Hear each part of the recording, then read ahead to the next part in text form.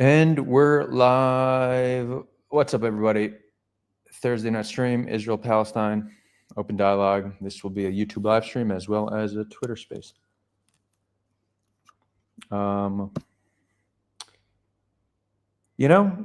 It's tough for me to stream in the evenings. That's, I'd say, one of the greatest downsides of streaming from Israel. That a lot of my viewers are in North America, so morning Israel time doesn't work. But in the evening, I'm just tired and not at my best. So I'm sorry if I'm a little bit slow today, but the show must go on. So here we are. But if anyone has strong disagreements with me today, right now is definitely the time to challenge me. When I'm at 50%. Ahmed, good to see you here in the comments, in the chat. So what's going on in the land? Let's see where things stand. Some interesting news today with Netanyahu. The Knesset passed a bill to annex the West Bank, and J.D. Vance made some remarks that he was troubled by it, that he took it personally, that the West Bank will not be annexed, kind of showing that the U.S. decides for Israel or has at least major influence over Israel. Oh, why did my light go out? Hold on. And then Netanyahu went on the record saying it wasn't him, it wasn't the coalition, it was the opposition, and they did it to embarrass him. But it's just a flat-out lie. It was a bill that was presented by members of the coalition and voted primarily by the coalition, not the opposition. So he hasn't been an honest actor for his whole life, but his lies are just getting more blatant and obvious, and he just doesn't care. So yeah, he got community noted. At least that community notes only works a pretty small portion of the time, but it seems like it worked here. Yeah, what does this actually mean in practical terms? Nothing really. I don't think it means anything. It's good that the U.S. is kind of putting their foot down and saying, not on our watch. Trump the peacemaker, huh? Who would have thunk? Trump the peacemaker. Smotrich came out today with some pretty racist comments about Saudi Arabia, saying we want normalization with them, but not at the expense of giving up sovereignty of the West Bank. And if they don't want it, they could just continue to ride camels, something along those lines, which he did actually apologize for. So there's a lot of backlash. It seems like he got backlash and apologized. That's kind of cool to see. And yeah, so it's not a good day for the coalition. They're having a lot of embarrassing moments. What else? The ceasefire is holding up to some extent. Look, here's the thing. Since the ceasefire, people have been killed in Gaza every single day. So Israel just is big on violating the ceasefire. And then 2 soldiers were killed. Israel claims it was Hamas. Hamas claims they were just demolishing buildings in Rafah, and then one of them was booby-trapped, and it killed two soldiers. Now, is it possible this was done by Hamas and not just a booby-trapped building from prior to the ceasefire? It's possible, but Hamas has every incentive to keep the ceasefire intact. The fact that they gave up all the living hostages without Israel needing to fully withdraw from Gaza, which has been their demand for well over a year now, shows that they were desperate for a ceasefire. So this idea that they were so desperate for a ceasefire, yet they're then going to break it and give Israel reason to start fighting again, highly implausible. But, people want to believe that, people blindly believe the pro-Israel narrative and think that Hamas is somehow playing games.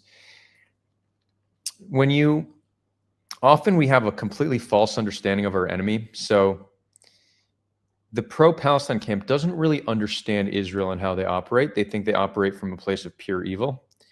And the pro-Israel camp thinks Hamas operates from a place of pure evil, but really neither do. Both engage in acts that are evil, but they have, they're in many regards rational actors who have considerations and are care about their own self-preservation. But when you think the other side is just purely evil, you're constantly going to attribute their actions to that, and you're constantly going to reach wrong conclusions about what they're doing and how they're operating. Now, let's say Hamas did kill these 2 soldiers. That is a violation of the ceasefire, but Israel's already killed 80 people in Gaza, and if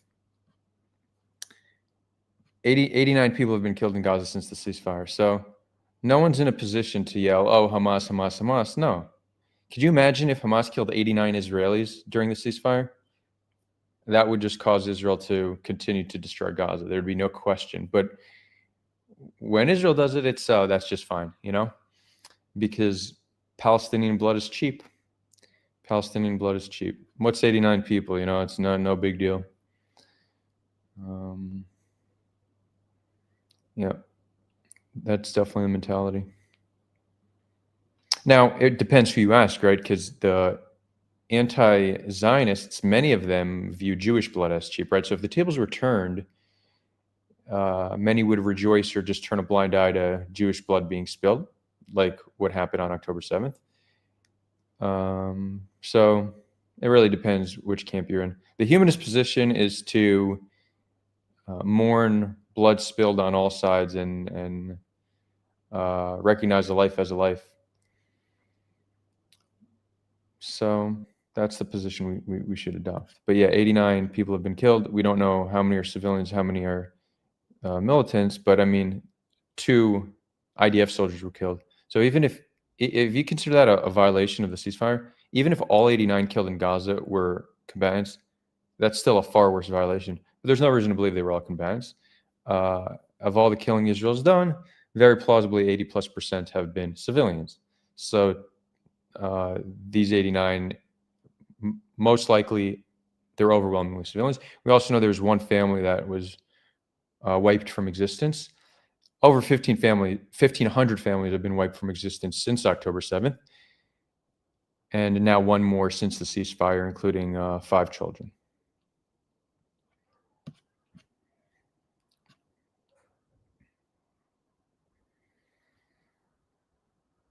Being anti-Zionism does not mean anti-Jew or anti-Semitic. No, that is true, but there are many in the anti-Zionist camp that are anti-Semitic and wouldn't care if Jews were killed. I mean, that's just what it is. A lot of anti-Zionists are operating from a humanist perspective. They're saying, why should I support something that seems akin to Jewish supremacy in an unjust system on the land? That would be the humanist anti-Zionist position, but many of them are like, no, I'm just not a fan of the Jews. I like Palestinians more, so I'm going to support them. What the hell happened to my light? That's weird. Hold on. Technical difficulties. I mean, the lighting's still pretty good. Whatever. Okay, that's fine. That's fine. Lighting still works. Interesting that the Twitter space isn't picking up. Normally when I go live on do Twitter space, people join.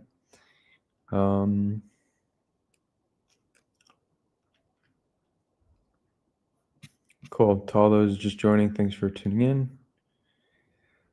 I started doing some OMTV. You know how like some content creators, they'll do OMTV or Omegle and then upload clips. So I started doing a few hours of OMTV a week. I haven't uploaded any of it yet, but I've been having some fascinating conversations on there. So sometime in the next few weeks or months, you should start seeing it. I've also been driving around. I started a new content project where I just drive to a random town or village in Israel. I'll do it in Palestine as well, but where I go there talking to people until someone invites me in for coffee. And I did 2 towns already. One Bedouin town in the north and then another Druze town here in the north as well. And amazing people all around. And sometimes I say Israel, sometimes I say Palestine. People ask me how I define it. I actually don't really care all too much for the name. Uh, all the land from the river to the sea is Israel and Palestine, as far as I'm concerned. It doesn't matter to me. For me, what matters is that the rights of the people living between the river and the sea are protected. So that's more important. What we call it, I don't really care. I don't care for the symbolism. I care that our rights are protected.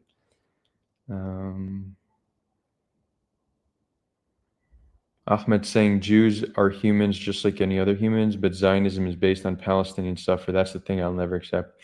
Well, yeah, that's interesting because in practice, Zionism has certainly been Palestinian suffering. And that is why most Palestinians are anti-Zionist. It's not hard to understand why. The way Jews see it, it's like Zionism is just our right to self-determination, our right to a Jewish state on our ancestral homeland. But that has required displacement, occupation, oppression, right? Now, Israelis would argue saying, oh, yeah, but that's just because you reject Zionism, so we have to fight you. But why should Palestinians accept a Jewish state on land that they have historically been living on? Right? Why? You could say for pragmatic reasons they should accept it, that it's just going to be, it's better to solve the conflict. They should accept it so we could find a solution. There's certainly a very strong pragmatic case to be made. But it makes perfect sense to reject Jewish homeland on land that you're historically living on. In fact, 20% of Israel's population are not Jewish. They're Arab Israelis or Druze. These Arab Israelis are primarily Muslim. Some are Christian. Many of them support Israel, but very few of them identify as Zionist. They say, "Yeah, I don't want to move. I want to live here. I'm happy to live in the state." But I'm not a Zionist because I don't want it to be a Jewish state. I want it to be a state for all people. Why would I want to live in a Jewish state?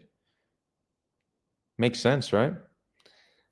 So there's very obvious and coherent anti-Zionist position, especially if you're Palestinian. Now, it's interesting, the whole thing, the claim anti-Zionism is anti-Semitism, because it makes sense for Palestinians to be anti-Zionist. So they're essentially being set up to be, the way it's framed in the pro-Israel circles is, to deny the Jewish state on your land, it means you're anti-Semitic. I mean, that's a deeply problematic way to look at it.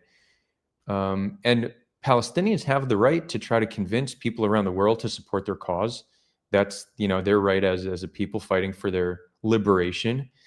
And they've successfully convinced a lot of people to not support Israel. But now, are they also anti-Semitic? I don't think so. Now, there are a lot of anti-Zionists that are anti-Semitic, but it's not inherent. And I think we're doing a great disservice to confuse the two. In fact, there's a growing number of Jews who are anti-Zionist. Are they anti-Semitic? No. So anti-Zionism is not anti-Semitism. It's just not.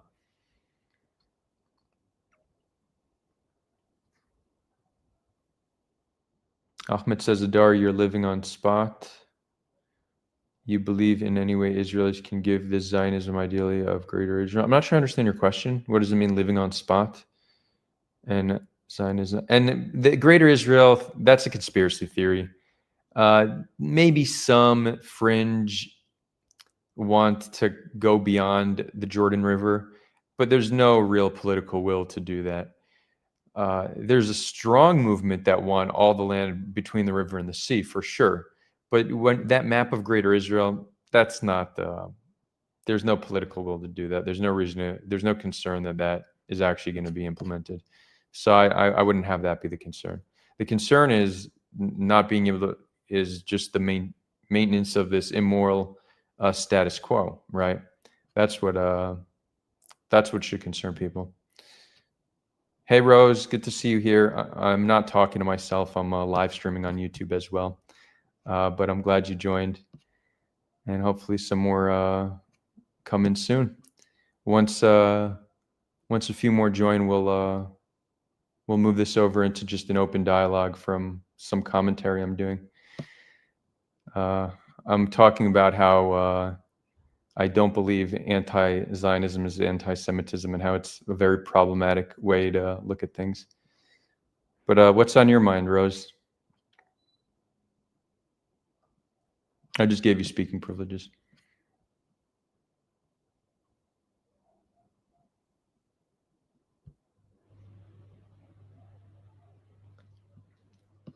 You don't need to. You could hop in whenever you want.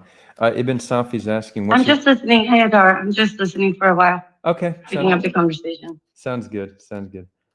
And we also have Levi Spector. Welcome, welcome, Levi. Welcome, Owen.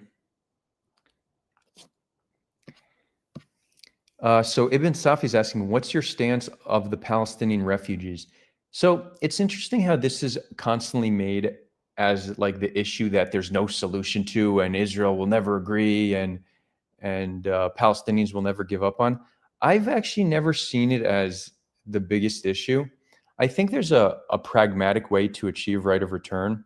So first of all, if we're talking in a two-state paradigm, the Palestinian state, they can decide whatever immigration policy makes sense for them. But I do understand many people, refugees of 1948, don't want to move to the West Bank. They want to move to their historic homeland. And certainly there's a very strong objection to that amongst Jewish Israelis. But I think there's a way to do it that doesn't uh, create this anxiety amongst Jewish Israelis and that is actually politically feasible. And it's just to have some uh, yearly immigration cap that's actually equal. So, for example, there's around 30,000 Jews that make Aliyah every year. And there's also a limit to how many people a country could reasonably absorb without creating economic challenges and logistical challenges. So I think it's like you have a policy in place where 30,000 Jews, 30,000 Palestinians are allowed to move to the land every single year. And then you know, that's a reasonable amount you could absorb. And I think that is something that you could convince enough Jewish Israelis to be on board with. So I think that's probably how it should be approached. I see we have a lot of You people. know, Adar, I've recently learned something interesting from a Palestinian friend of mine. Do you know that during the talks of Abbas and Olmert, Abbas was willing, in my view, to compromise outrageously on a symbolic right of return for 48 for 100,000 people? I never knew that, but theoretically, that was supposed to answer the problem that Zionists fear the more, right?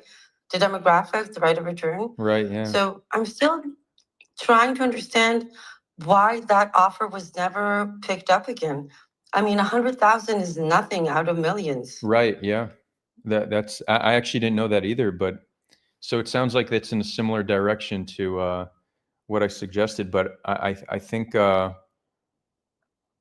think I that's think it yeah. made me even more firm in my stance that the statement of there's no partner applies a lot more to our side than to their side. I mean, it's been what, almost 20 years or at least 15?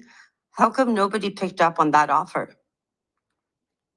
Right, yeah. I mean, certainly since Netanyahu's been in power, there's been absolutely zero will to try to progress a solution. It's just been the maintenance of a immoral and unsustainable status quo, and we see what that leads to. You know, when you don't give people peaceful means to achieve their rights, violence generally ensues. So yeah, and we always say, yeah, but Arafat this, Arafat that. He's been dead for decades now, and you know we've had security cooperations with the PA for Yeah, but decades think now. about it, 100,000. That this whole occupation could have, even though I think it's outrageous, even though I am against the two-state solution as a principle, but theoretically, Zionists or lefty Zionists should have jumped on that offer. Yeah, yeah, I agree. I agree. It's that's a massive compromise, and it's very much counter to what I think most Zionists don't even know about that. You know, I didn't even know about that, and I consider myself a bit better informed than the average Israeli, just because I don't rely on watching Israeli news to know what's true and not. Um, but I wonder how Israelis would respond. That would I started going out doing more street interviews, so maybe I'll start asking them about that just to kind of gauge the interest. But my sense is most I don't think even know about it. an important question is how come this was never picked up by people who came after Olmert, whether it's Livni or even Bibi. I mean, 100,000 could have ended this for good from their perspective, right? Right. I mean, but does Bibi If the really PLO want was to? willing to sign off on that, Does Bibi really want two states? You know, I think that's probably what it comes not down only to. Bibi, all of them. Yeah. The narrative was always that there are two major problems, right? Jerusalem and the right of return. Jerusalem was already kind of negotiated through during Oslo and the Y Accords, but the right of return remained the big issue. If Abbas was willing to sign off on an outrageous 100,000 right of return, including an acknowledgement from Israel of everything that's been happening and compensations, theoretically that should have been something they would jump on. Yeah, if there was actual political will for a two-state solution, I agree. Yeah. Which is what we learned, that there is no partner on our side. There isn't. And when you look at the rhetoric of those to the left of Netanyahu, like Gantz and Lapid, it's not like their rhetoric is different from Netanyahu's. Now, what I'm trying to be optimistic about is maybe they're all taking more hawkish stance to be politically relevant in a quite radicalized society, and that if they ever do get elected, then they will moderate their position a little bit. It's possible, right? Because this is politics at the end of the day. They need to, even Yair Golan is hawkish, right? Even the Israeli left is speaking like a right winger. Is that how he really feels, or is he just trying to be relevant? I want to be optimistic and say they're just playing politics and they actually don't fully believe that, but I don't know. And if you look at polling, it's not like we're going to find out, because it doesn't seem like any of them will be prime minister soon. Yeah, Rose, feel free to hop in. And if anybody else wants to speak, just raise your hand. So let's see. Levy and I have an ongoing fight, so this might be a bit inappropriate. Who do you have an ongoing fight with? With Levy, me and Levy. Oh. Well, Levy, maybe you want to hop on and let's talk through it, no? And Oren, I'm also interested in hearing your perspective. Your bio says former Israeli anti-Zionist. That's interesting perspective. I think I've met. Have I met the only other person I think I know who's renounced the fact that they're Israeli is Alon Mizrahi.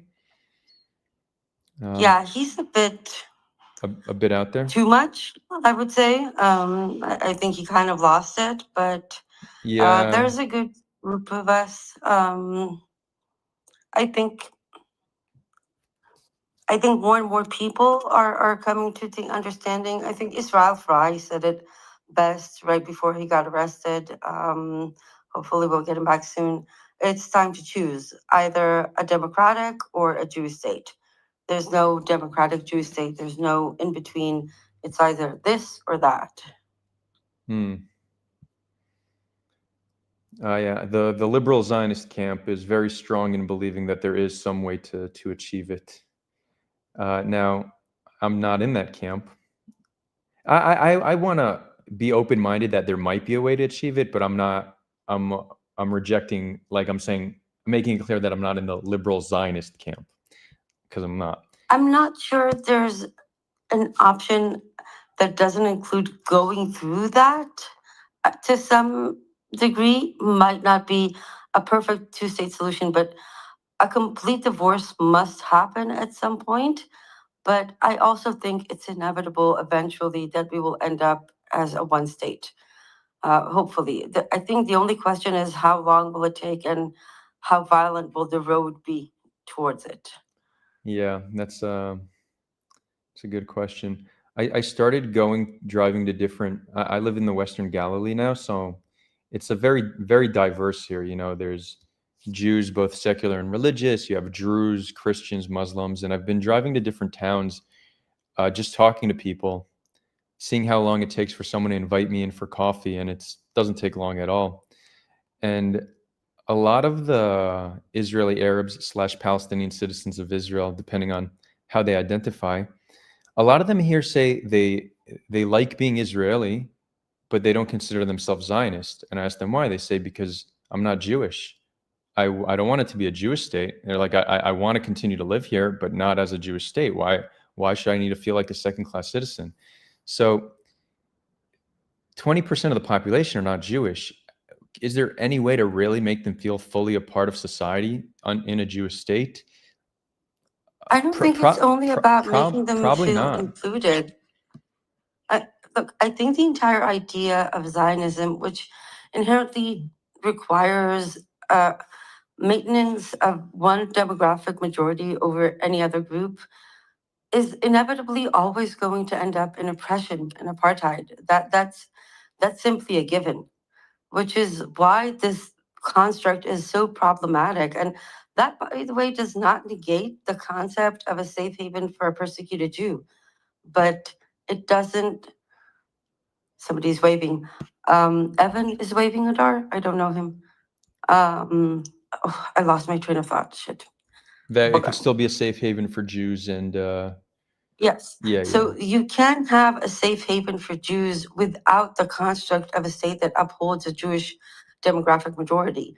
That those options do exist and have been talked about, whether it's a constitutional clause or safe haven for persecuted Jew or Palestinian in an equal way. But the idea of having to maintain a Jewish majority is going to always end up in some sort of oppression. You can't have a state that's built on that fundamental principle and not have it end up badly.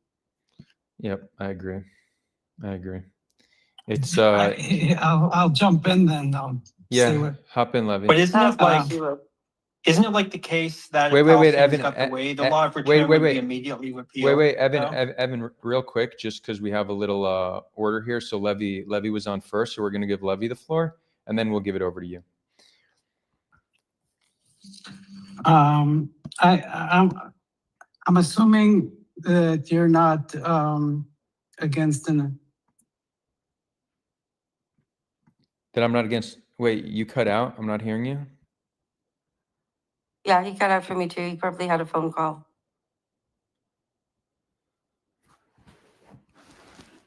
Levi, אתה פה?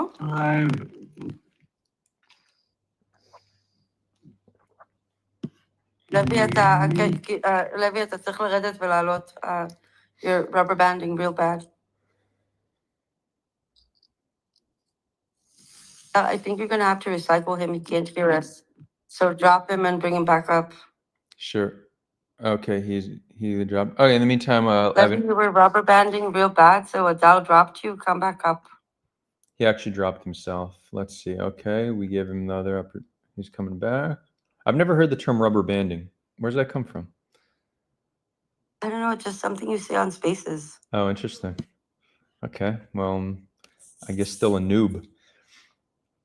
Do you hear me now? Yeah, loud and clear. Yeah, much better. Okay, I'll try not to move. So I'm assuming no one here is against national democracies like Palestine, Sweden, France. I mean, we're not against. Well, I'll tell you. Are you against that idea in general, or is it? No. I actually believe that people who live on a land can collectivize and determine their own destiny. But I think that we're in a very unique situation because we established a Jewish state on land that has other inhabitants.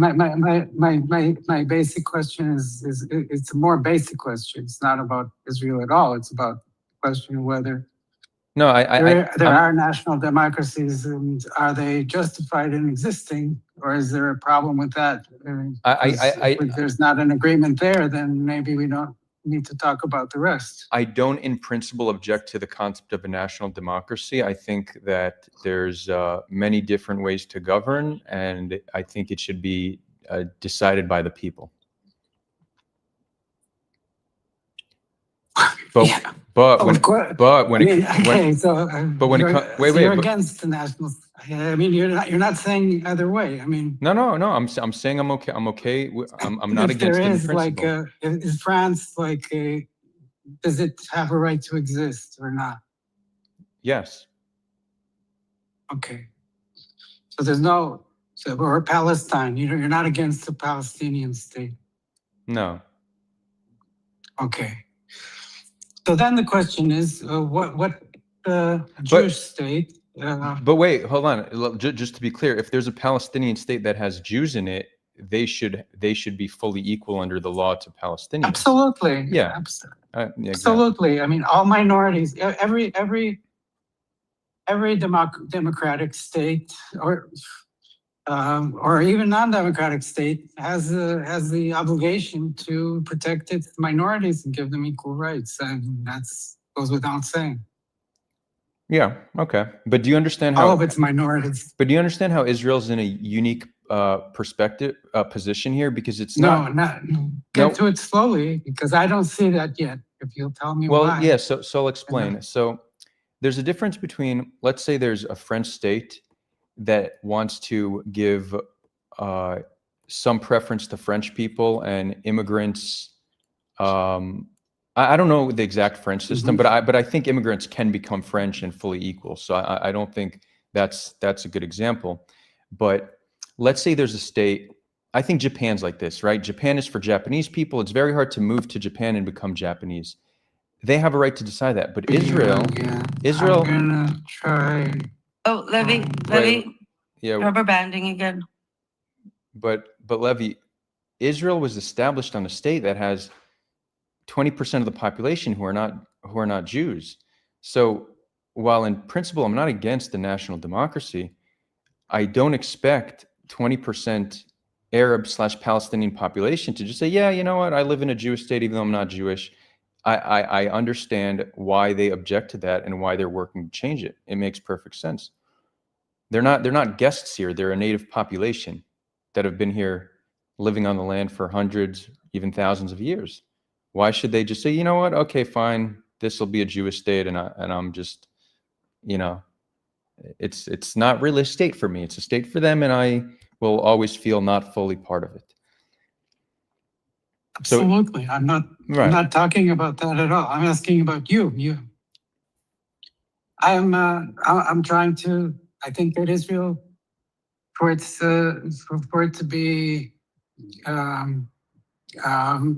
for its justification, for its decency, for its right to continue to pay the, to have a homeland for Jewish people, which are people, not a religion. Then it must protect its minorities just like every other, say, give them equal rights. And I think that in the case of Palestinians, they also need to have a homeland of their own. And I think that is something that Israel must strive for in order for just because it's right, but also because of the historic evils that have happened by the hands of those who founded the state, and fought the wars, and that's completely obvious. I don't see a problem there either. So, question for you, Levy: would you support changing the symbolism of the state to be more inclusive towards the Palestinian population? Because right now it's Jewish symbolism. The national anthem is as Jewish. You have the nation-state law. But why are we focusing on symbolism? That's like, would you? It's the same thing I would say if you were to object to all the Scandinavian states having a cross on their flag. Maybe it's right. I don't know. I'm not but I would definitely want it to be, if it can help and be more inclusive. I do think that a state needs to have its holidays. It has traditions. It has curriculum at school and all that, and that has to reflect, first of all, the identity of the nation, all these symbolically, but also its minorities, of course. Right. The new. Thanks, Levy. Erev Tov. Erev Tov. Erev Tov.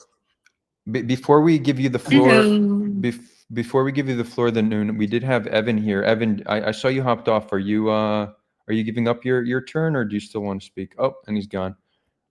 Okay, well, the noon, all you. Floor is yours if you want to chime in. I don't know. I just came back home from work and I'm tired, but I saw the space and it was an open dialogue. Hold on. I will say something. I don't understand why we're focusing on the symbolism. I think it's the least significant thing. At the end of the day, where you have a state construct that is dedicated to maintaining a majority, a demographic majority of one group over any other. It doesn't matter if it's Palestinians or Italians or Malaysians or Eritreans, as long as this is what the construct of the state is aimed at doing, this is going to end up with oppression of somebody who is not from that sacred demographic majority. And that is the main problem. Like, we can talk about two-state solution, but I think at the end of the day, if we really want to address what brought Israeli society to a place where it's capable of committing a genocide, I think it. We're not going to start that again, okay? Do you want to get into that argument? I didn't. Hold on. Seriously. Hold on. I think that if we're looking at what Leibovich said and we're taking a step forward, it's not only the occupation that corrupts, it's the Jewish supremacy concept that ends up with occupation. Where did he say that? Occupation corrupts? Yeah, he said that occupation corrupts. He didn't say the state of Israel is Then I said, corrupt. then if we were to take it a step forward. Well, it's not a step forward. It's a step against his Zionism. I don't think so. I think it's the understanding.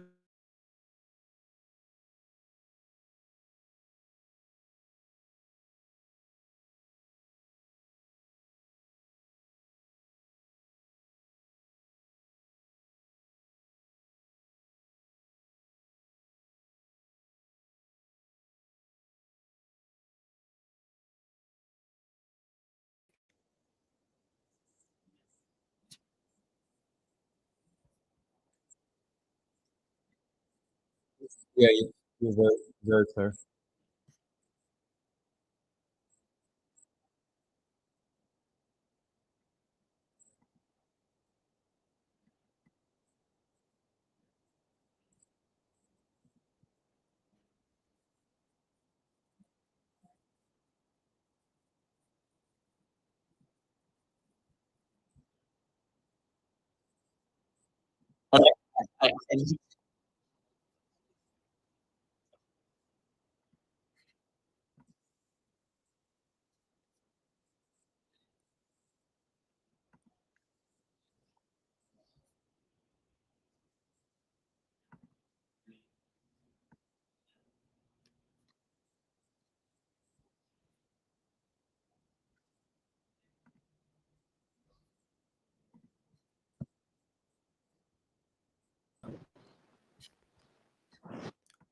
Yeah, I mean that's wait, hold on. I'm hearing no sound. Can you guys this is streaming to YouTube as well. I just want to make sure that we're good on the audio.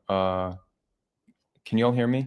You're coming off good. Your audio is good. Okay, no, but someone on YouTube said no sound, but that's because I switched some stuff up. It should be working. You know, I think that first of all, we need leadership that can inspire hope in the people. So you have a situation where the overwhelming majority of Israelis and Palestinians believe that there's no possible solution. Oh, wait, hold on. The majority of the Palestinian population believes in a two-state solution. That's the absolute majority of the Palestinians. And if the Palestinians were shout, kick the Jews, I don't think they do. But I think they're not the one with power on the ground, right? In order to achieve a solution, you need someone who can implement the solution. And my question for you, do you think Palestinians are able to implement the solution? Well, so I'm not talking about just what solution they prefer, because I'm talking about a lack of hope, and it's different. This was even a poll from 2014, I think, and I think we've lost even more hope since then. It was something like over 90% of Palestinians and 70-something% of Israelis think there won't be a solution in like the next few decades. So that's different than saying, what's your preferred solution? It's saying, do you think there will be a solution? And it's very hard to get people to act act and try to implement a solution when they don't believe there is one. Now, do I think Palestinians can unilaterally achieve two states? No, definitely not. We tried two-state solution, and now we're being sanctioned because we wanted to a state with Israel and Palestine state with each other based on international law. We got sanctioned, and the one who advocates for this most is in prison, and he was accused by Israeli courts of participating in the second Intifada. Yeah. I mean, I'm well. We're trying the one-state solution too, but then after October 7th, we hear that they want us to take us to Somaliland, then sometimes to Ethiopia. Correct. So it's been hard to advocate for what kind of solution. If we're going to be the other part wants. If we're going to be hyper pragmatic, then a two-state solution is more feasible than a one-state solution. Why? In the short to medium term. Why? Well, because why? Well, because Israel has no interest in giving 4 to 5 million Palestinian citizenship. I mean, maybe what's more likely is that it'll be a Wait, but beyond that, do you really think that you can mix the populations right now? Isn't that a bit cruel? Well, ask the Palestinians to now live side by side with Israelis? And what is a two-state solution? So you want the settlers all armed, not you. No one cares about you in the state of Israel, right? If they go now to Western Galilee and kick you out of your home, you're not going to resist, right? You're just going to kick you out. But people and you have been to the West Bank, so you know what I'm speaking about. Everyone over 18 from settlers, especially in the outposts, are armed. So even if they're an army coming and want to evacuate them, they're going to shoot them straight in the head, and no one's going to be able to say anything against them. So how do you want to do that? Well, I don't think, because you gave them weapons. Yeah. Well, I actually don't think that you need to uproot all the settlers from their homes in order to achieve two states. I think there's a way to leave them there in two states. So you want to convince the settlers of leaving there with Palestinian residency or citizenship? Oh yeah. I think they could legit be citizens of Israel and residents of Palestine, and if they don't like that, then they're welcome to move into. Do you live in the West Bank? You believe that the settlers in Yitzhar and settlers in Eli and settlers in Harmish and all of these settlements? No, just fuck this. Do you think the settlers in Hebron are gonna be accepting a Palestinian residency or being under Palestinian control? No, I mean, but it's not like they might not have a say in it. So they gotta have a say in it. They rule it, because what are you gonna do? You're gonna implement them. You're gonna evacuate them. Well, you're gonna deny them. They're gonna. No, well, again, they have weapons. They have militias. So imagine a situation like this. There's an establishment of a Palestinian state. Settlers are given the option to move back into Israel proper, or they can stay and be residents, or even citizens of Palestine. If they don't like that, they can move. And if they object and go against the law of the state, then they should be dealt with as criminals. The idea that it's definitely going to lead to some civil war, or that they're going to become armed militias and start killing people, I don't think the majority will. I think you have maybe the fringe hilltop youth, but it's not. Of the 500,000 settlers living in the West Bank, a significant amount are going to be like, no, we don't want to live in Palestine. We're going to move back to Israel proper, or some will stay. And you really think that? Yeah. I think it's. You think that those people who went outside of the state of Israel, crossed outside of their country's border, and bought homes, not bought homes, they don't buy homes, steal homes and reside in them, really want to think, and most of them are there for the religious purposes, want to go back? No, a huge majority of them were.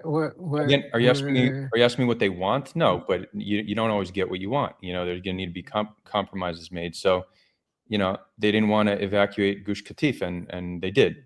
So they're not. Yeah, but it's different.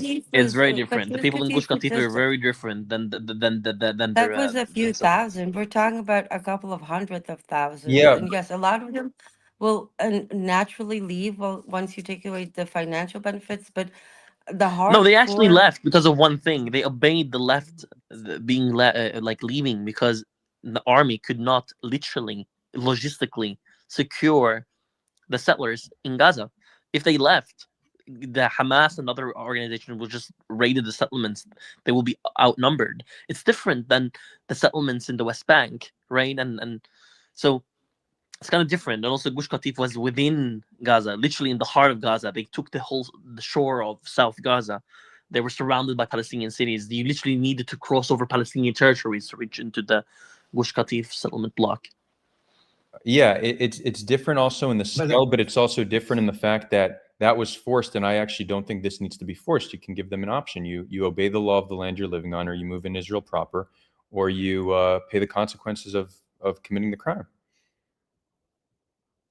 If you cut the financial governmental subsidies, the settlement project, by the way, which is shrinking, is not viable.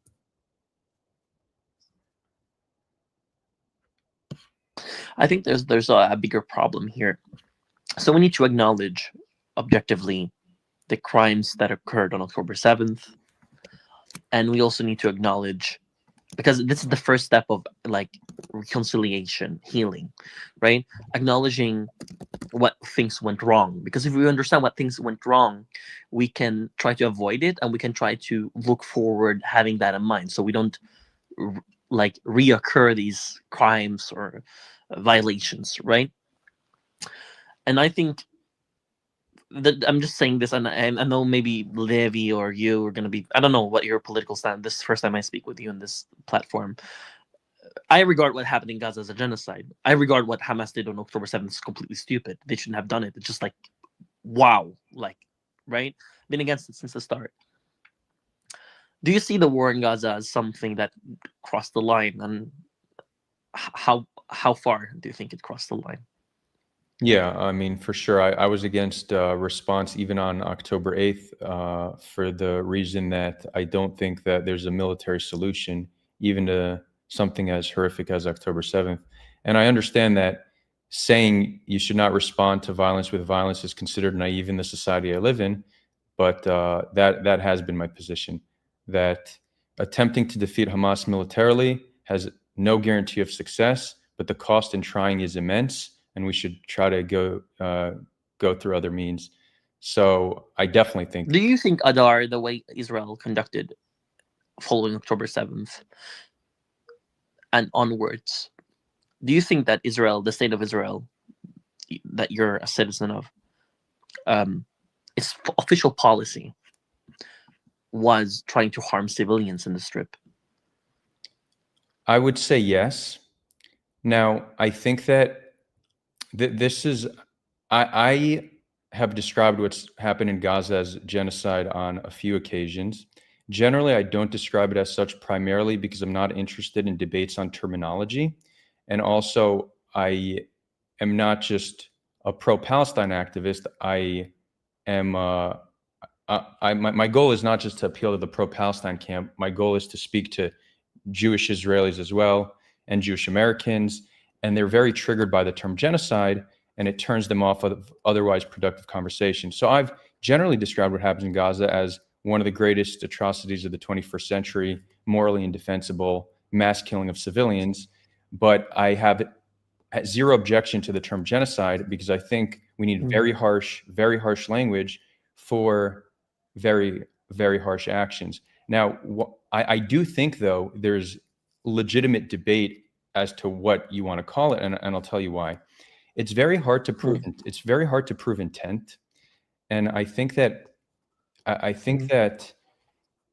it's possible. Israel, there's no top-down policy kill civilians. I think there's actually a good chance there's no top-down policy to kill civilians. I think the way the top-down policy looked. Have you heard the head of the Israeli military intelligence saying that 50,000 Palestinians need to be killed? It doesn't matter if they're children. Yeah, I know. That was the price. I'm well aware of all the quotes, but that doesn't mean it becomes top-down policy, and I'll explain why. The second it's explicit top-down policy, you risk there being a whistleblower. Who's the top? Like, I really want to discuss that. Who's the top? I'm not gonna comment. I'm just gonna ask you questions. Netanyahu, the generals. Now, you don't think Netanyahu wants to kill civilians in Gaza? No. It's not about if he wants to. Yeah. It's about is it a matter of policy? So I'll explain. Yeah, don't you think Netanyahu had a matter of policy of killing civilians in Gaza? Well, so again, you keep cutting me off. I'll explain my hypothesis here. And it's not, this isn't definitive. I just think there's two ways of looking at this. So the second you give a top-down policy to kill civilians, you risk there being a whistleblower, and then it's easy to prove genocidal intent in court, and then you're fucked. So I think the way... Who's going to be the whistleblower? Well, we've gotten no shortage of IDF whistleblowers about war crimes that have been committed, and the way they describe it is actually what I'm about to explain. I think the way it's looking top down is what they've done is they've just lowered protections for civilians to such an extent that we're seeing this mass killing. So let me give you examples how you could mass kill civilians and still have plausible deniability on your intent. So this is a no-go zone. We told them to leave. Whoever's still here, we should just assume they're a combatant, just shoot everyone on site, man, woman, and children. We know that some units were operating like that. Or let's say you see some suspicious movement in a building. You don't know that it's Hamas, but you're suspicious, so you blow up the building. We didn't mean to kill civilians. We were just scared that it might be Hamas. So that's your opinion. Can I borrow you in a second? The ground was like that. Well, Well, hold on. Can I borrow you in a second? Yeah. Let me just finish this thought. So I think this is how the policy looks coming top down. But in terms of the motive, I think that one of the goals of October 7th, Netanyahu, who has run on the premise of, I will keep you safe, I'm that guy, October 7th was his failure. So he's looking for whatever victory he could get. One would be to defeat Hamas and replace them with someone else. The other would actually be to ethnically cleanse Gaza. If Netanyahu successfully ethnically cleansed Gaza, that would have been a major win for him, the Israeli public. Don't you think that Netanyahu ethnically cleansed Gaza? You're coming. I know that you're coming with statements, but I just want you to think a bit about. Don't you think? I think. Wait. Hold on. Do you think Israel? Do you think Israel destroyed Gaza? Just let me finish, and then you can ask me whatever question you want. Okay. All right. I promise. I'll give you time to ask any follow-up. So, if your goal is to ethnically cleanse Gaza, but the world is watching you, what you're doing, you're not gonna. It's much harder to do it by going home to home and saying you now need to go to Egypt and like forcefully doing it. The best way to ethnically cleanse Gaza is to make Gaza unlivable and life for Gaza unbearable. And the way to do that is to systematically destroy Gaza and harm civilians. Now, so that very well could have been Netanyahu's intention. He could have said, I actually want to ethnically cleanse Gaza. We need to destroy Gaza. We need to harm civilians, but I'm going to do it in a way that won't allow for any whistleblower. So I'm not going to tell the generals to kill civilians. We're just going to allow them to lower protections to such a way that there's going to be the mass killing of civilians. So I think that is actually very plausibly how it played out. So we're not going to get a whistleblower saying, I was told to kill. So you're saying Netanyahu is the problem, but our generals and the senior officers, no, they didn't have an intention to kill civilians. They didn't have an intention to commit war crimes. It was Netanyahu. Or no, I think I think the generals also may be operating in the same way, but they're likely going to give the command not as kill civilians, but frame it as a lowering of protection that allows a lot of civilians to be killed. Where you can I say something? I just think it's an insult when you say lowering the protection. I'm sorry. I respect what you said, and I know that you're very well-hearted. I just think the Semitic here is what you say lower the protection. I don't think it's about lower the protection. It's about them. They want them to be killed. I don't know if you have read. I think you did. I think you're very well informed. You're misunderstanding me though. It's all about what the command looks like from the top. So I'm telling you.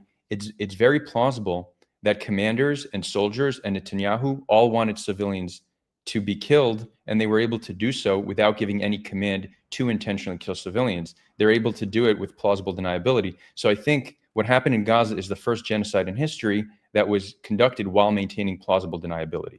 That's what I'm saying. Yeah, I can. Yeah, maybe that's a valid point. So yeah, I respect that. And that's why we're going to get more whistleblowers, like we've gotten to say, yeah, we had these no-go zones. We were told to shoot everyone on site.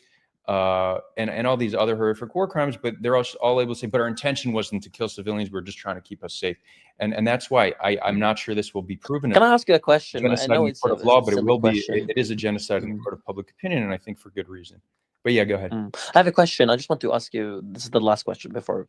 Do you think who uses, like Israelis or Palestinians, who uses the other, who's the side who uses human shields the most? Is it Israelis or Hamas? I think it depends how you define human shield. So if it's active human shielding, as using them as active human shielding, like taking an individual and standing behind them. Yeah, is it Israel or Hamas? It's Israel. If that's how you describe human shields. Thank you very much. I love you. That's good for sure. I mean that's just what we have just more proof of them doing it. If you're talking about human shields of using protections of civilians, like not wanting them to evacuate, so it's harder to operate against them. Well, we do know that Hamas did that. So they So there's usage of human shields in different ways, but the longer I live, the more I understand that every accusation is a confession when it comes to Israel and their conduct. And feel free to stay on. We're going to let people. We're going to do a little. We're going to let more people speak, but I'd love to have you stick around. Ido, we're going to give it to you, and then Radler, and then Rose, back to you. I think, thank you, but I think... let's just jump in and say goodbye thank you for... Thanks for joining, Levy. Okay, see you. Oh, Ido, go ahead. I'll wait. Okay. I want to say you've probably been discussing things longer than I've listened to. So I don't know what other points you covered, but I have to say, Adar, I don't have to say, but I want to say, Adar, the way that you talk sounds like it belongs to a different country than the one I know, and to a different cosmos than the one I know. It sounds like you're devising a plan that everybody all my acquaintances in Israel would probably say, what are you talking about? It's all ours and we want to kill everybody. That's the atmosphere that I get in Israel. I don't know a single person that really wants equality and peace. Peace is not a word you hear in Israel for years. There is no party that runs with that platform. Oh, Ido, I think you might not understand my position, because I actually have no disagreement with what you just said. And in fact, polling data supports what you just said. The majority of the Jewish Israeli population believe there's no civilians in Gaza, and they would like to ethnically cleanse Gazans. Can't even be debated at this point. So the solution, how do we fix that? Because no, it's because not at the end of the day, there should be a form of coexistence, right? Because and I will tell you how I have not a solution, but a thing, and it's not that harmful and it's not violent, but it needs to be done. And I'll tell you, I think Israel needs to be sanctioned. The state of Israel needs to be sanctioned. When Israel is removed from this atmosphere of impunity, people around them is like, why are they sanctioning us, right? Not the people, but the state, the embassies. There needs to be pressure, because, as the one who said, like, the corruption corrupts, occupation corrupts. There needs to be consequences. Because even let's say, like, hypothetically, and Israel was a very good guy, right? 1967, 1973, they made peace with Egypt. Everything was going good, right? And occupation continues, right? Oppression. No one tells them they're wrong. No one tells them that they need to pay for the prices of violations of international law that they're committing, and they just commit them, and until a degree where, like, disagreeing with them and saying, okay, this is wrong, is anti-Semitic, right? And this is what I think the MK, like the members of the government, but I think if there is sanctions on the state of Israel, right, to comply with international law, I think this matter of that people we'll start looking. And number two, and this is something that I really, I think I saw a bit with it. Like I saw Nir Hasson, he shifted stance when the genocide started. There is Megomi, there is Haaretz. Like Haaretz have always been leftists, like very far left, right? Like this voices, like okay, this is going too far. But I think the second problem is the journalists in Israel. I think many journalists in Israel, especially the military journalists or security correspondents that you have, but like journalists, I'm sorry to say that, were the main drivers of not only the genocide happening, but after now there we have a ceasefire, everything is good, we're trying to go through healing. These journalists are still on steroids. The blood of children is just like a steroids in their blood. You just need it, and you feel that it's like, oh, crush, like when the ceasefire was allegedly violated 2 days ago.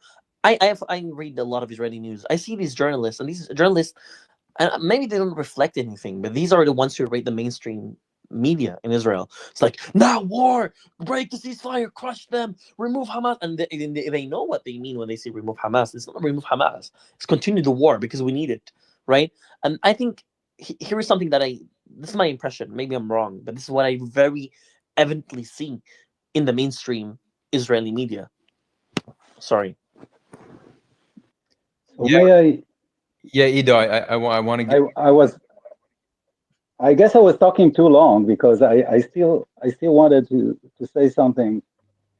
Sure, you're very right about the journalists and journalists in Israel, and I could go on and on about it. But the other thing is, I want to speak to the point. Everything that I said earlier was just an intro to say why I'm not interested so much in talking about what would convince Israelis, because I think nothing would convince Israelis. But I want to speak to the point that you said about intent. I followed this closely from the very first day, and I think intent, with all due respect, and I'm not an attorney, but I think with all due respect, intent is not necessarily what you implied. Intent can be deduced or inferred in other ways. And I think those other ways are the evidence for those other ways is very, very solid. I think perhaps the only thing that saves Israel right now is the delays of the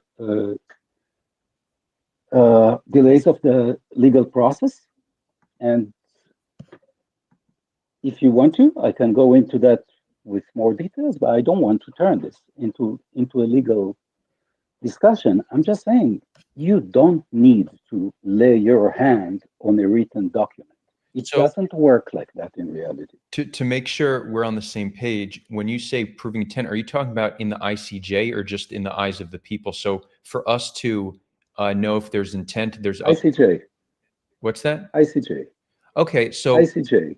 I think that if you look at the goal of the Genocide Convention was to be able to stop genocide from happening, which it's never successfully done. There's been very few instances of mass killing that they've ruled a genocide, and it's always taken years after the genocide ended for them to conclude it was a genocide. So I would like, and this is what, there's a split between international law and how narrow and how hard it is to define genocide, and then what academics and scholars of genocide, how they define it. And that's why there's a growing consensus amongst academics that Israel is committing genocide. But that doesn't mean it's going to be easy to prove it in the court. But there's a legitimate battle to change how the courts rule. So if the courts stick to how they've been ruling, I don't have a high degree of confidence that they're going to rule this as a genocide.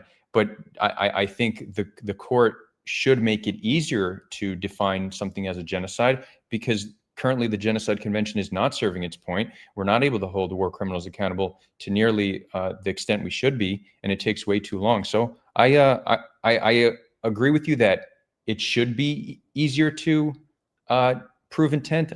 I can't tell you I'm confident that's actually what's going to happen. Okay, I'll go then into the example. The example is if I drop something on your head, that's intent. Again? If I drop something heavy on your head, that's intent. Not according to the ICJ, though. But in October 2020, So, let me tell you something. wait, I will tell you when I said wait, it's a wait, genocide. please. Okay. Is the ICJ bound to its past approach? No. I think they're Thank you. So I rest my case. no. The ICJ is irrelevant. No one adheres by their rules anyway. Ido, but you're speculating on how they're going to rule in the future and that they're going to change their way. No, it is you. It is you who's speculating. It is you. No, You speculate that because it hasn't ruled in a certain way, it is because it's somehow limited. That is not true. I can't even. I don't really understand what our disagreement is about. I'm simply saying I don't have a high degree of confidence that the ICJ is going to change how they rule based on history. If you have reason to believe that they are going to drastically change how they rule, feel free to make the case. But so far, all I've heard you say is that they are going to change. So it sounds speculative. No. Is that No. By the way, the South African You've team heard me You're say holding the that there ICJ are. very highly. Please, They're irrelevant. please.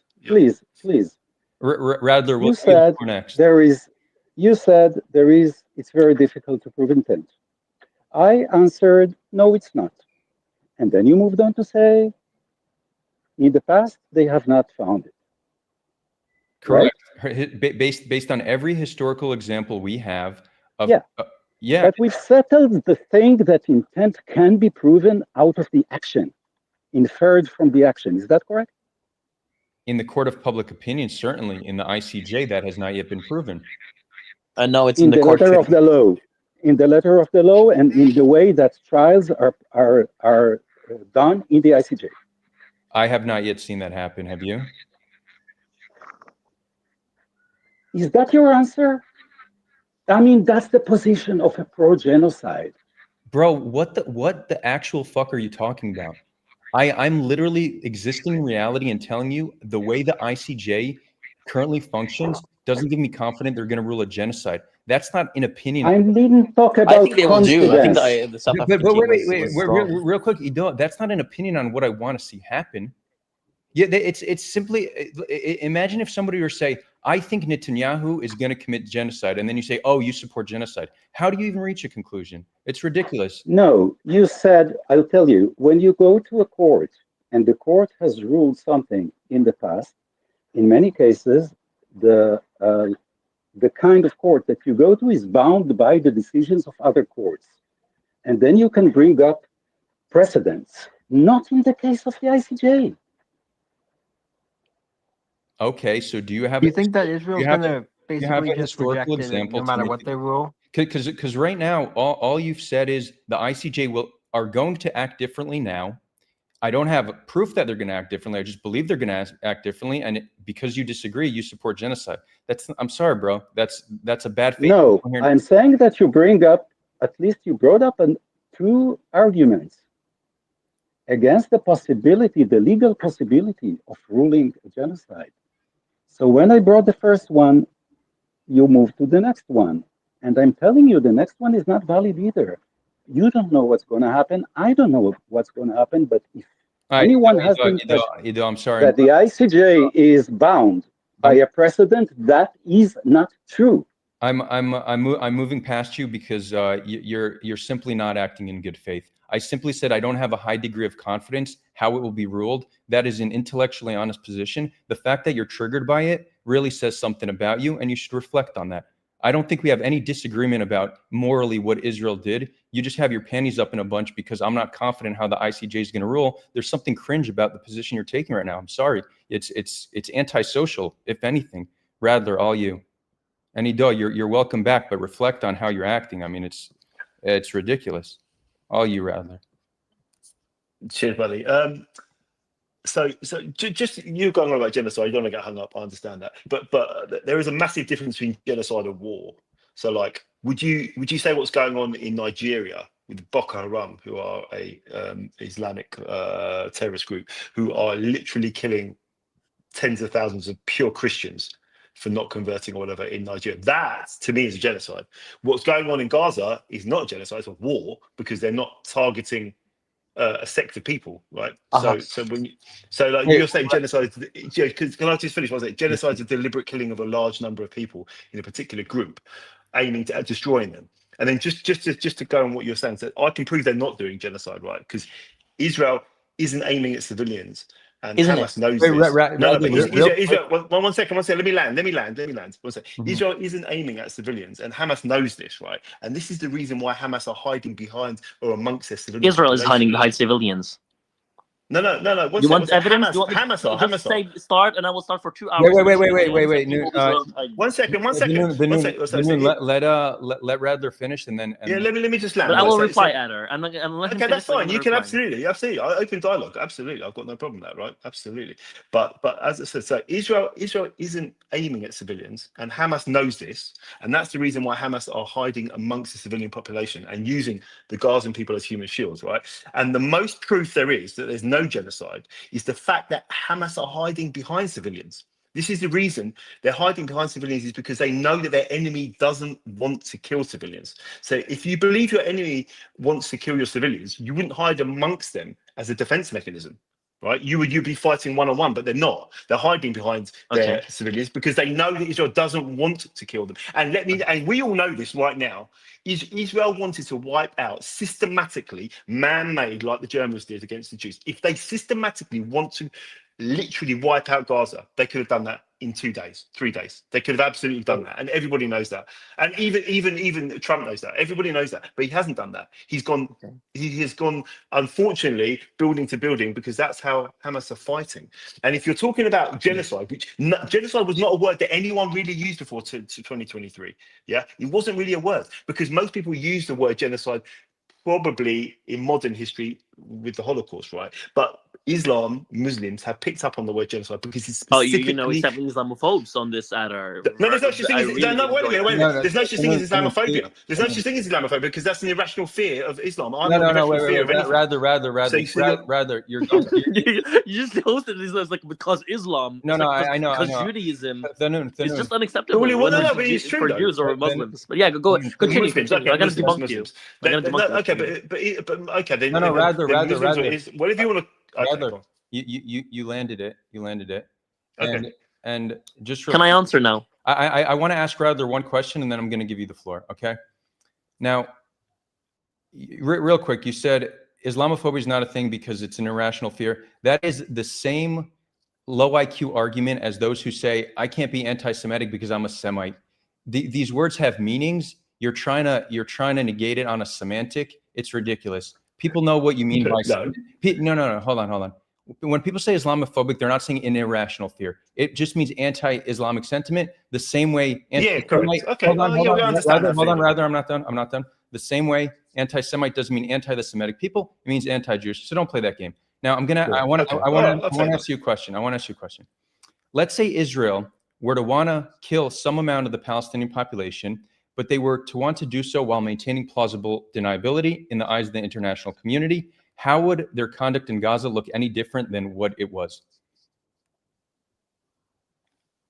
Okay, you're saying that they specifically are targeting Palestinian people. That's what you're saying, correct? Am I understanding that?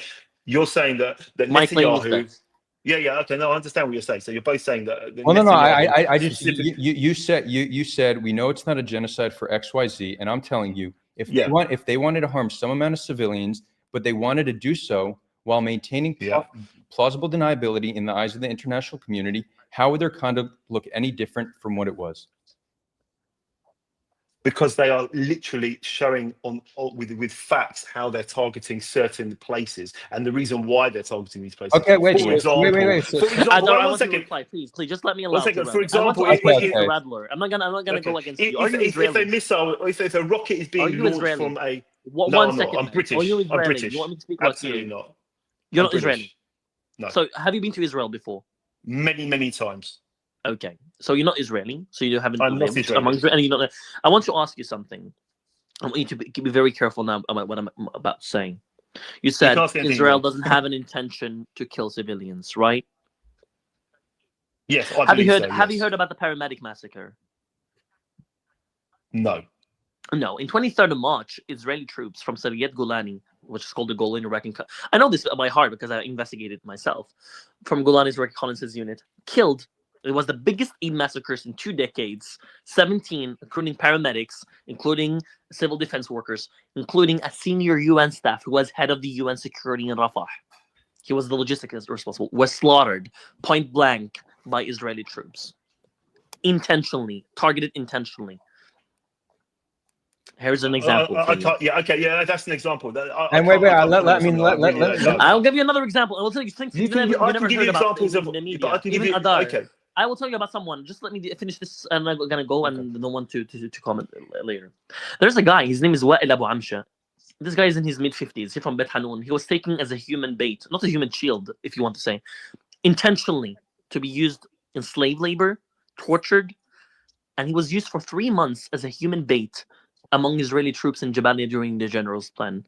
This guy every day was forced to wake up being beaten. He had like a lot of medical issues, dumped into tunnels, dumped into homes to search for explosives. And after they were done with him, they bombed him and killed him along with his family. What is your response to this? Do you think that this incident was intentional? What do you think about this incident? I can't comment because I haven't heard about that, right? And exactly, because you don't hear about these things. You're just spewing pro-Israel propaganda. You're not it's not because you have to understand. You have to understand that Israel are defending themselves and defending their nation. From whom? Can't compare from babies? From no, Hamas? we're not. From Hamas? Hold on. From Hamas. Hold on, Danoun. Hold on. On Brother, 17th of October, Ghassan Ali, head of the if you believe, said, we're dealing with human animals. You want held residents of Gaza? Hold on, Danoun, my love, hold on. You believe that? Brother, be quiet. I don't know who you are, but as an Israeli, I can tell you, we're not defending ourselves from shit. We're literally out to destroy and exile and kick out every Palestinian between the river and the sea, and then some. I don't know where you get this perception. You probably don't understand Israeli society or the way it works here, but you're flat out wrong. And I'm pretty sure every Israeli in this room will tell you the exact same thing to one extent or the other. So if you want to advocate for something, please don't send our people to kill other people on behalf of your idiotic ideologies. Thank you. Now shut up. Also, wait. Let me just. An Israeli told that in your face, and it's not me. I'm a jihadist, Islamist. I want an Israeli Jew. I want to add. One person makes no difference. Rather, the whole thing, Israel's defending themselves. That is not actually a defense against whether they're committing genocide or not, because Israel could very well make the decision that the best way for us to defend ourselves is to commit genocide in Gaza. Like, they're not mutually exclusive concepts. So saying that they're defending themselves does not speak to the atrocities they're committing. I'm not taking away the atrocities that has been. I'm not taking away the civilians that have died. I'm not disputing that. In addition to what in any shape or form. In addition to what Thanoun said, I mean, why did Israel systematically destroy the water systems in Gaza, from desalination plants to water pipelines to water wells? Why do they systematically inhibit the healthcare system's ability to function? Systematically destroying neighborhood after neighborhood, destroying cropland, stopping aid from entering for months at a time. These are. Why did they bring settlers from Yitzhahar to demolish the only dialysis hospital in North Gaza? I think people get confused here. People are getting very confused. Can you answer this question? It's like, I don't want to be confused. You keep on going about genocide. Why did Israel bring settlers from Yitzhahar, a civil company? His name is Harad Lebi. He's sanctioned. You're British, right? This company was sanctioned by United Kingdom for violation of international law. They brought them, not anyone else. It's called the Harad Lebi Company, to demolish the only dialysis hospital in North Gaza with bulldozers. Why? So you're confusing war and genocide. No war. Why did they destroy the one second. Give me I'm talking to Adar for a second. Wait, guys. Let's. Why are you even part of this? He's not answering the questions because it's like I'm giving you case examples. I'm not giving you someone was killed in an airstrike. I'm literally giving you something. Just give me an excuse. Tell me they were Hamas under the hospital. Why did Israel send settlers from Yitzhahar, from Harad Lebi's company, who's sanctioned by your country, the United Kingdom, to demolish the only dialysis hospital in North Gaza? If you give me an answer, let it be fake or right, just give me an answer. And I'm gonna shut up and address this question. Okay, because what happens in war is not is disgusting. Everything that happens in war is disgusting. Any person shooting each other is disgusting. So you can see every that single Israel war, destroyed one second, the only dialogue every single war ends with a pen, not a gun. But that's not a military objective. Every single war ends with a. Destroying a So you're hospital is not a conceding military that objective. guys. If people are hiding in hospitals, are you supposed to say stand? Is Israel supposed to stand back and There say, was no "Do you one know in the what? hospital. One There was second. no one in the hospital. Is Israel supposed to stand back and say, as we can't get a clear shot, right? As we can't get a clear shot, we just have to just take a step back and let this happen. Yeah, let the bombs come over into Israel. But you didn't answer my question. Why? One second. Tell me you don't know. Tell me they were wrong. They made And by doing mistake. that, you give Hamas the single best weapon. Why did Palestine? Why did Israel? Israel? Why did the state of So Israel? what do you do? What does Israel do? Rattler, Israel has to make a I'm just decision. asking a One question. second. I'm not Israel gonna has to make a comment. decision at this point. Why Israel has did to the make a state of decision. Why are Israel? you part of this conversation? Why does the state of Israel? This is one question. Just one discussion. Why does the Israel state has of to make a Israel point. Do use they take that Palestinians as shot? human shields? Do they take that shot, or Please do they tell me. Just answer give this question. Hamas the Please. ultimate weapon? That's Hamas. what I'm asking. Guys, What do they do? guys, Do they give you the ultimate wait, weapon? rather, stop for a minute. Okay, Thanoon, I removed you from the stage just for now. I will let you back. There's when we talk over each other and when we interrupt, the conversation becomes unbearable. So we're not going to interrupt. We're not going to interrupt one another. And if you don't, and we're going to let people, even with views we disagree with, speak here, and then we're going to challenge them. But we're going to listen, and then we're going to challenge them. We're not going to keep interrupting. Okay. So rather, finish your point, and then we're going to keep moving it on to other people who have been waiting patiently. So as I said, it's either you take the shot, yeah, and unfortunately people do get killed and harmed, which is wrong. I totally agree. I'm not saying it's not wrong. It's absolutely wrong. Or do you give Hamas or whoever the enemy is the ultimate weapon and say, do you know what? We have to take a step back. But Israel has taken the decision to unfortunately to take that shot at the people, and that's what Israel's done. So that is war. That isn't genocide. Radler, why did we destroy their water system? Because Hamas drinks water? For the same reason why the British and the American and the Russians did the same thing in Germany. Yeah, unfortunately, okay. It's outright war. So now you go back nearly 100 years where we've made immense moral progress, where we've passed international law. You're going back to a time before international law when slavery was still legal in much of the West, where we still had segregation, where marital abuse and rape was legal, and that's the moral standard you're trying to apply to today? No. Okay, Russia's doing the same thing in Ukraine. Russia's doing the same thing. Is Russia going to be put through the International Court of Justice? Yeah. Are they going to do the same thing? Wait, I'll guarantee they won't be. Syria, the same thing's happening in Syria. Rather, there's an arrest warrant from the ICC against Putin. You have no idea what you're talking about. There's no, I know. Rather, there's global sanctions against Putin.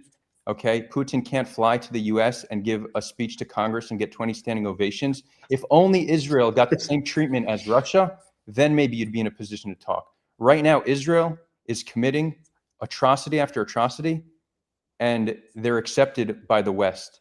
That's unacceptable. So to bring up World War II is irrelevant, and to bring up Russia makes absolutely no sense because Russia is paying consequences for their actions. Okay, and with that, we're going to move on. Benny, all you. Okay, I'd like to make 2 points. One quickly about whether there is or isn't a genocide. I think that things are getting a little mixed up here. I think the definition of genocide in the convention is to destroy. It doesn't say to kill all the people. It says to destroy. And I think what makes a lot of mix up here is that Israel isn't out there trying to kill every single Palestinian or the vast majority. They're trying to destroy the Palestinian existence in Gaza. That's the water treatment, that's the hospitals, that's the neighborhoods that are wiped out.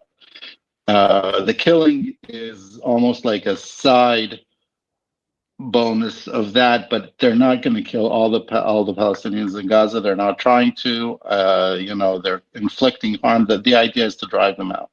So this isn't a killing genocide like the Nazi extermination of the Jews, trying to kill every Jew that they can find. This is trying to stop them from being in Gaza, existing in Gaza as a people. That's point number one. Point number two, assuming that the war.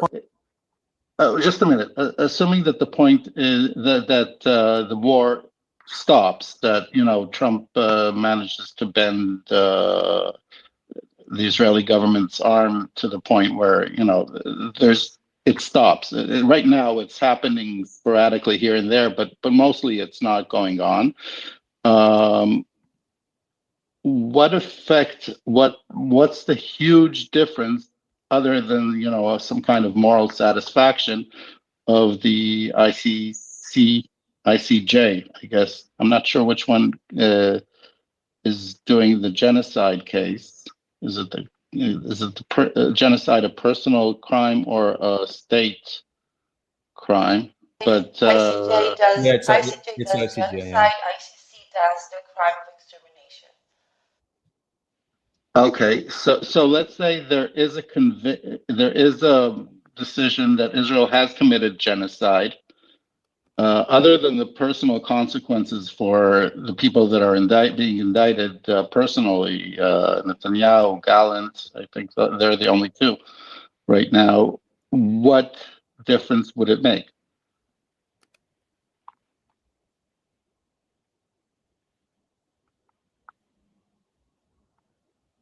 You're saying what difference will it make? I'm sorry, I missed the last. If there's a finding of genocide, the war's over. It's done. It's not going to stop. It stopped. Now there's 2 years later, there's a finding of genocide. Okay, so Netanyahu and Gallant will never leave Israel again. And other than that, what's the huge difference? Yeah, I mean, it's an interesting question. Maybe setting a global precedent of what's okay and what's not. And I'll go on to say, even if the ICJ rules it a genocide, the U.S. isn't going to accept that ruling. So they'll still be able to travel to the U.S. unless there's new leadership that will enforce it. But I think it might also give people a sense of justice, that at least there was a confirmation, that it's some level of accountability, But I think you ask a good question. It's unclear what the actual practical implications of such a ruling is. Yeah, no, it just came up to me because of this whole.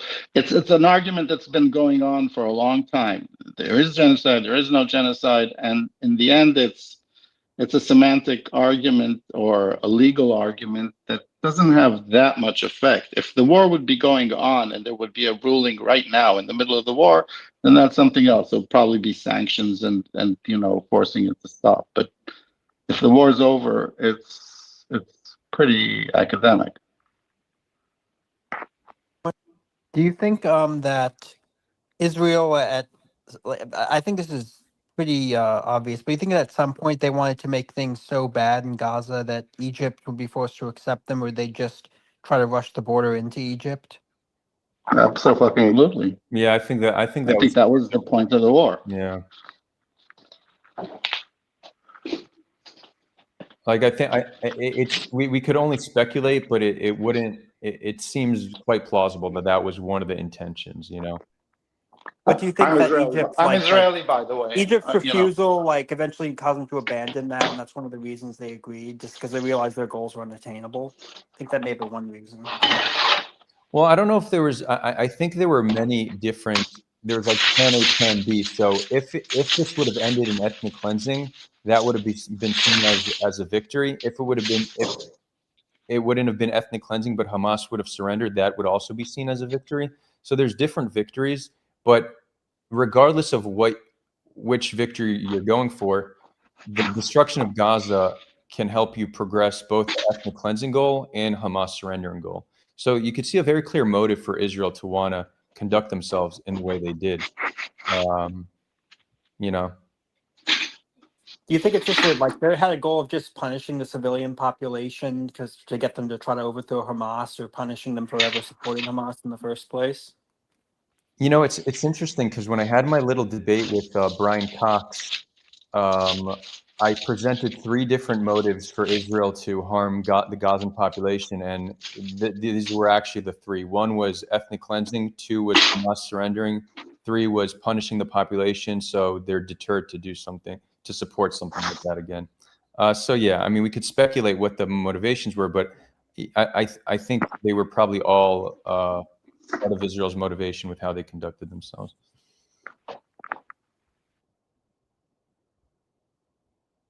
And if we want to be, I think if the most charitable interpretation for Israel would be they simply wanted to harm Hamas as much as possible without taking any precaution whatsoever towards civilians, because every precaution they take puts them at a disadvantage. So they just went berserk. I think that's probably what the pro-Israel camp would probably describe it as. The good faith pro-Israel camp would describe it that way. The less informed, less good faith would say we did everything in our power to reduce civilian harm, lowest civilian to command ratio in history, yada yada yada, all that bullshit. So I think that's probably the spectrum of belief on this. It's like the John Spencer stuff. Yeah, exactly. The propagandists. By the way, I discovered another lie John Spencer told. I see Shadow Disc, you're here in Discord, so thanks for bringing this to my attention. But John Spencer used to always push the 9-to-1 civilian to combatant ratio being average in other urban warfare, which it's just not true. And he used to say that. So he used to say 9-to-1 is the average and Gaza's 1-to-1. If you reverse those numbers, it's more accurate. So average is 1.5 to 2-to-1, and Israel is closer to 9-to-1. We don't know exactly, but closer to 9-to-1 than it is 1-to-1. He used to push that, and then once it became abundantly clear that there's no basis for 9-to-1, he stopped saying it. And then in a recent interview, he said, I never said it was 9-to-1. I was just saying the UN says it's 9-to-1. And he deleted all of the tweets where he said that, but I found an article that he wrote where he says 9-to-1 is the average. So he thought he cleared the history of him saying it, but there's very clear history of him saying it and then pretending like he never said it. I actually think I'm going to tweet it out because people need to know that he's most misinformation is unintentionally spread. People like him, Andrew Fox, and Eisenberg are intentional propagators of misinformation, without a doubt. And I'm not quick to call somebody a liar, but they lie. Eunice, like, is this kind of stuff like about like really like you live in Israel? Do Israelis talk about like this stuff like that they have a good ratio or they're trying to protect civilians, or is that mostly like Western? No, Israelis don't care. It's more the diaspora defenders of Israel. The maybe some Israelis are saying that, and the media might be portraying it that way. But most Israelis, the position is, whoever we need to kill, we need to kill. It's us or them. We don't care, you know. But like, what do Israelis say when like they're accused of committing genocide? If you like talk to them, would they say that like, yeah, they deserve it, or would they say no, we're not committing genocide, we protect civilians, we're just trying to kill Hamas? Like, yeah, no, that's what most would say. That's what most would say, that we're just trying to kill Hamas and we do everything in our power. But then if you push them on it and say, yeah, but 20,000 children have been killed, then they'll say, well, that's Hamas's fault, or well, that's not our problem. Generally, but some will say it's unfortunate, but what can we do about it? like if you talk to, like the polling shows support for ethnic cleansing. If you talk to like people day to day, will they say that they favor that? Like, just from your experience? Well, I think the polling has confirmed that the majority of Jewish Israelis support ethnic cleansing. No, but just like if you have like casual conversations with someone, would they like say that? Would that like be the mainstream position? I'm not sure. I think most would want it, but they understand that it's not so feasible. I think there's a few weeks of hope when Trump proposed it, where people thought it might happen, but I think most don't see it as a feasible solution. So yeah, they want it. And look, I actually like, we should acknowledge how radicalized we've become, but wanting your enemy to leave is a pretty normal thing. You know, if Palestinians could press a button that would get rid of the Israelis, they wouldn't think twice. Israelis would press that same button. I'm not justifying that thought, but that is how people respond generally to being in conflict. So we need to find a way to de-radicalize, you know. And somebody did, and Yusuf, we're going to give it over to you. But somebody brought it up earlier. It was actually Thanun. I'm bummed he left, but I think hopefully he comes back. But he said, "How do you de-radicalize the population?" And interestingly, this is a debate I have with Israelis that say Palestinians will always want to kill us, and similar narrative. All you need to look at public opinion polling. It changes. Sorry, if you have a hot mic, if Somebody, you can mute him. yeah, Benny, you were getting some static on. Yeah, cool. Every year, if you look at polling, every year it changes.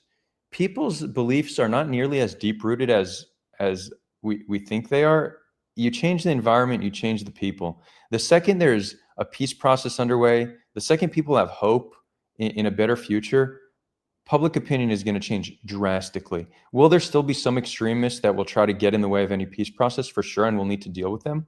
But the majority can be changed through some change in environmental conditions. I feel very confidently about that, and I think this should give us hope that it's not like we need to put massive amounts of our population in re-education camps. I really don't think that's needed. And it's interesting that both sides suggest that's what's needed to do to the other side, but I really don't think it's needed to come to that. Yusuf, we'll give you the floor with that. Yeah, hi. So I was just listening to the part about, the genocide and intent. Now, before I get into the exact intent and the overwhelming statements that already show intent, there's the first thing I want to say is in Geneva Convention 1948, ethnic cleansing is partially part of destroying a population or a people, hence part of a genocide. So let's put that into mind as a starting point. The second is there is no lack of evidence by a far stretch of statements of intent that goes from the Israeli government, from the president all the way down, as far as you want to go to a mayor or an ex-mayor as well, like Daniela Weiss. So you have a lot of statements, and whether it's, and then again, they're part of government. Whether it's, people like to brush off Ben Gvir and Smotrich as being radical, but they're part of the government.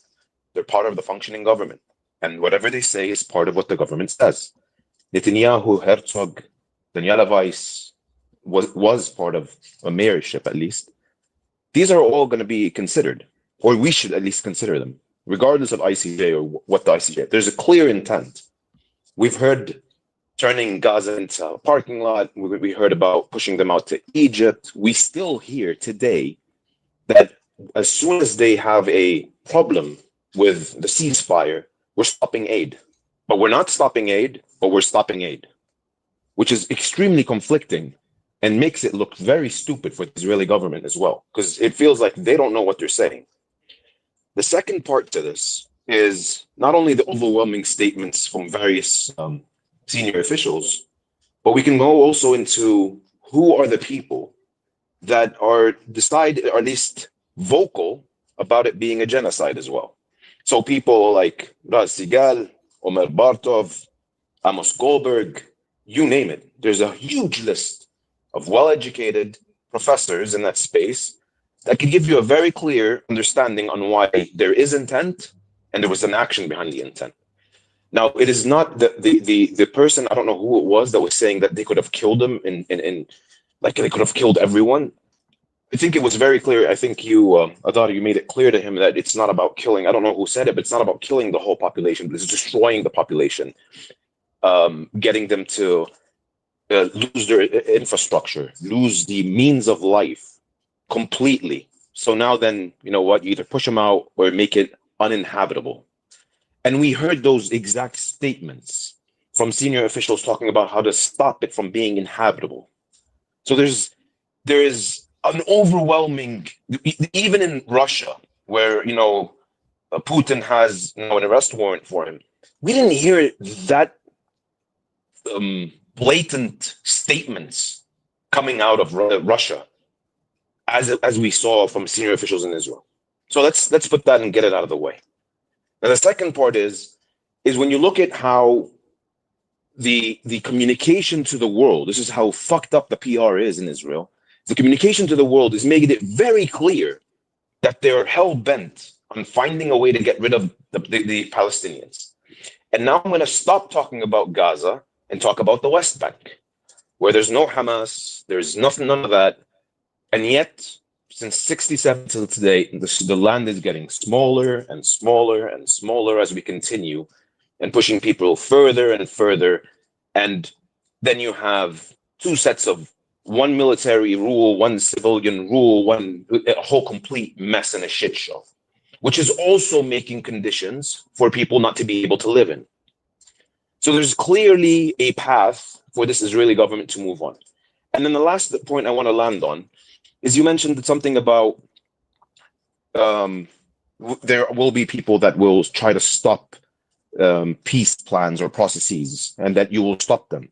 The unfortunate reality is Ben Gvir himself was the person in front of the cameras in Israel that picked up the medallion from inside Yitzhak Rabin's car and said, just like we got to this, we're going to get to you, the guy that was working on the peace plan, and he got assassinated. So today, the government in Israel is the extension of that person and everyone that supported him and also got him into power. So the reality is no one's stopping them. They are in control. And I don't see how they're going to stop being in control, especially after the vote that we saw yesterday.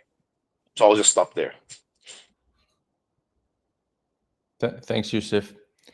Yeah, I mean, it's that's the $1 million question. How will enough pressure be put on Israel to get them to change their course? I think the best hope is the U.S. because they have the most leverage. Interestingly, we are seeing Trump rein in Netanyahu a little bit by saying there won't be any annexation, which was pretty surprising. A lot of the Israeli right are upset about that because they love Trump, but now he's reining Netanyahu and the far right in. But what will rein Israel in if not the U.S.? I don't think anybody can. So I think and that's why one of the reasons why a lot of almost all the commentary I do is in English. There's multiple reasons, but one of the main ones is because I think the best use of activism is to convince Americans to understand what's happening here is unacceptable, and that politicians who blindly support Israel should not be elected, because I think that's one of the surest ways to implement real change. There's some grassroots work happening here, but that's seems to be much more of an uphill battle than changing the U.S.'s approach to Israel-Palestine.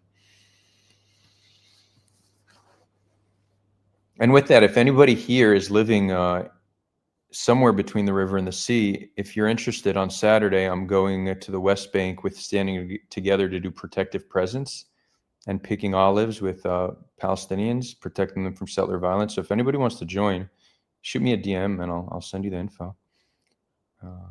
That is something there's certainly actions we could take from within to make a difference, but changing the entire system from within, I'd love to have a clear vision for how to do that. I don't know what it is. But Adad, I have a question for you. Sure.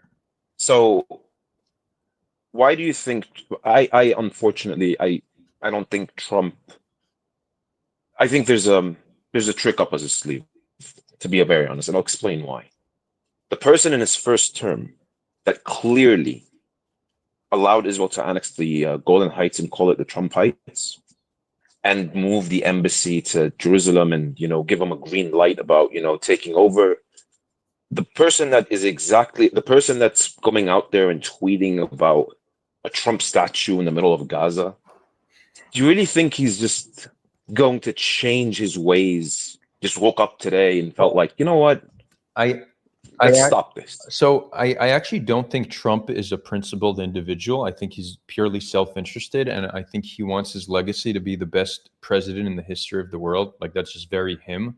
So he would like to be the person to solve the conflict.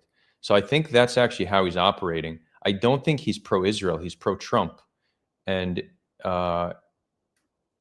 so, yeah, I think it is possible he will put pressure on Israel to do more. Will it be enough? I can't say that with any confidence, but I don't think he operates from a deep ideological place of, I support Israel. I'm going to do what's best for myself.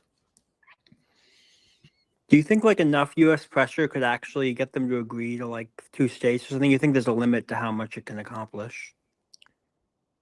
I mean, the U.S. has so much leverage over Israel. To threaten pulling the funding, threat of sanctions. I think the U.S. could put immense pressure on Israel. Enough? Yeah, I think it's possible. Now, look, is there a chance that whoever the prime minister is when that happens just rejects it, and then Israel becomes further isolated and we just become like a pariah state like North Korea? That's possible too, right? It's not for certain that it would work, but it seems like that's the best attempt we could have to actually move things along. Well, is it like possible that like obviously not with like, the hardcore, really, really far right parties, but just like a center right government, if enough pressure was put on them, they could make real concessions, like they aren't like ideologically, theocratic and, greater Israel ideology, but they just want to like security hawks who want to maintain the West Bank for that reason. But if the U.S. put enough pressure on them, they could actually get them to withdraw and make concessions. Yeah. I definitely think so. And if anybody else wants to hop on, I see we have a S-Beater who didn't chime in yet. But yeah, to answer your question, Evan, I think that's the direction we should be focusing on primarily.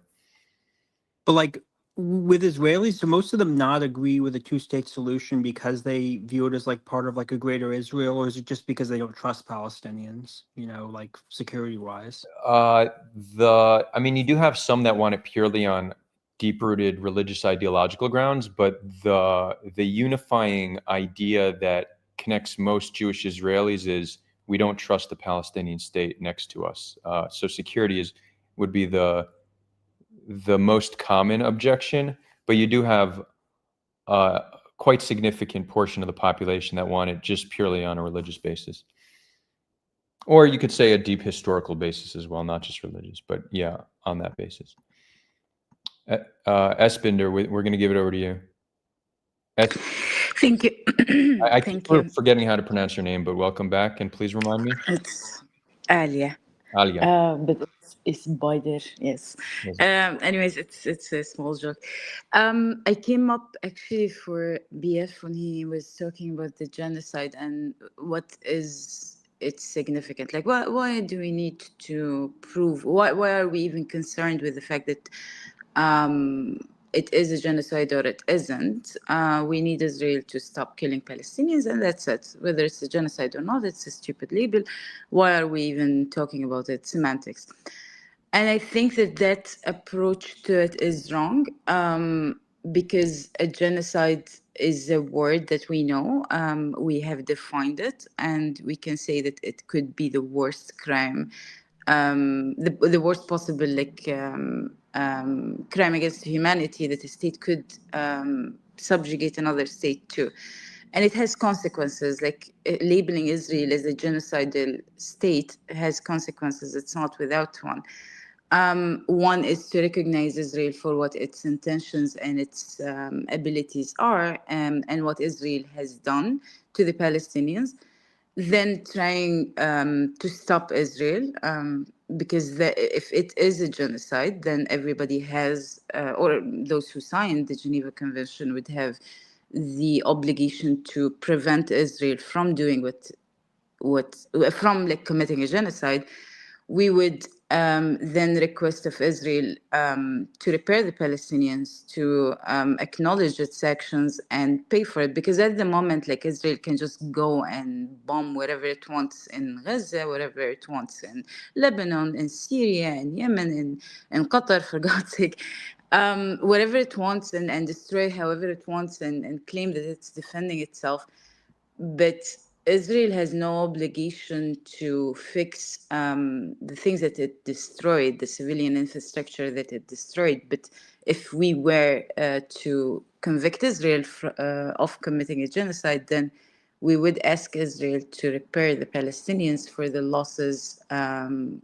One of the losses would be the financial losses that it subjugated them to.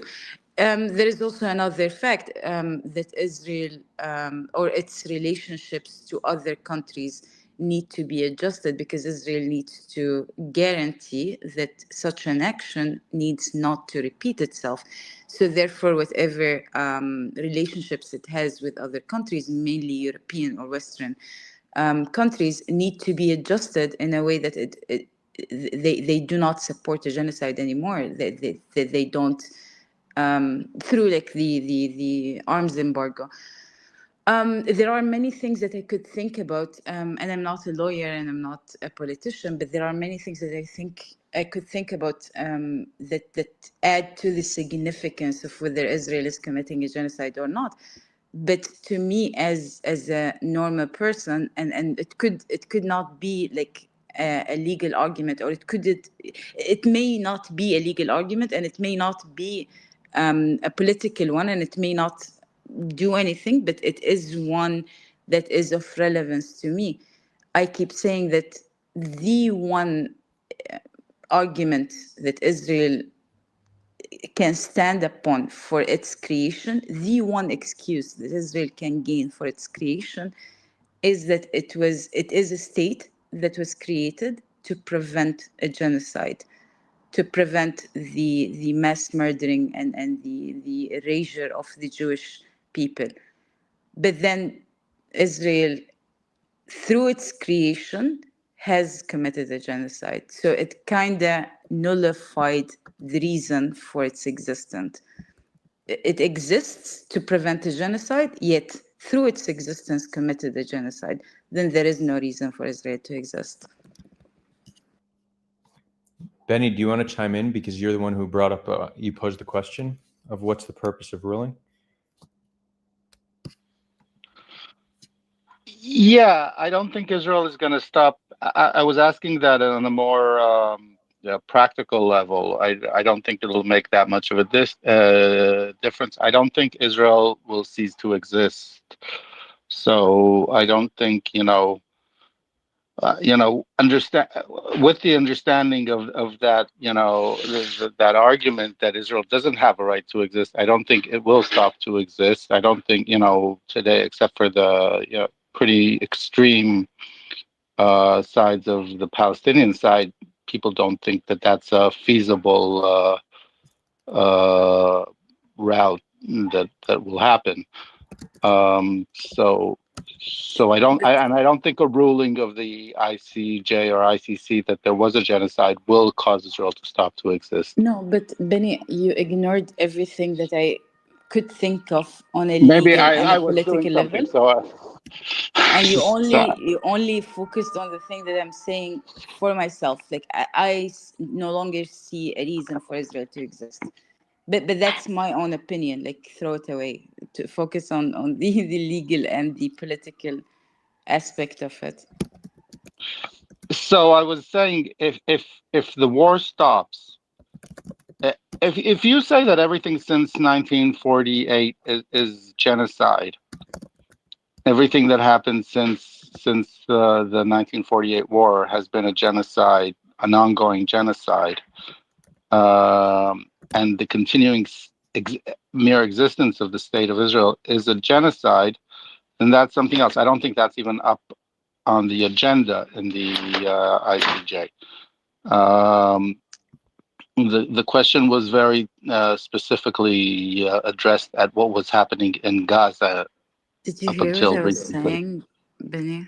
No, okay. So could you reiterate the question? Maybe I missed what you're saying. I thought Okay, I'm that's what gonna you were try saying. to repeat what I was saying. So you try to point out that there is there will be no consequences whether Israel commits a genocide or it doesn't commit a genocide. We want Israel to stop the war and that's it, right? And I'm telling you that there are consequences whether Israel is committing a genocide or not. We have the obligation to stop Israel from committing a genocide. We have But an it has stopped. obligation to The assumption punish. was that it Wait, stopped. wait, I didn't finish. Okay. We have an obligation to punish Israel for the crime of a genocide.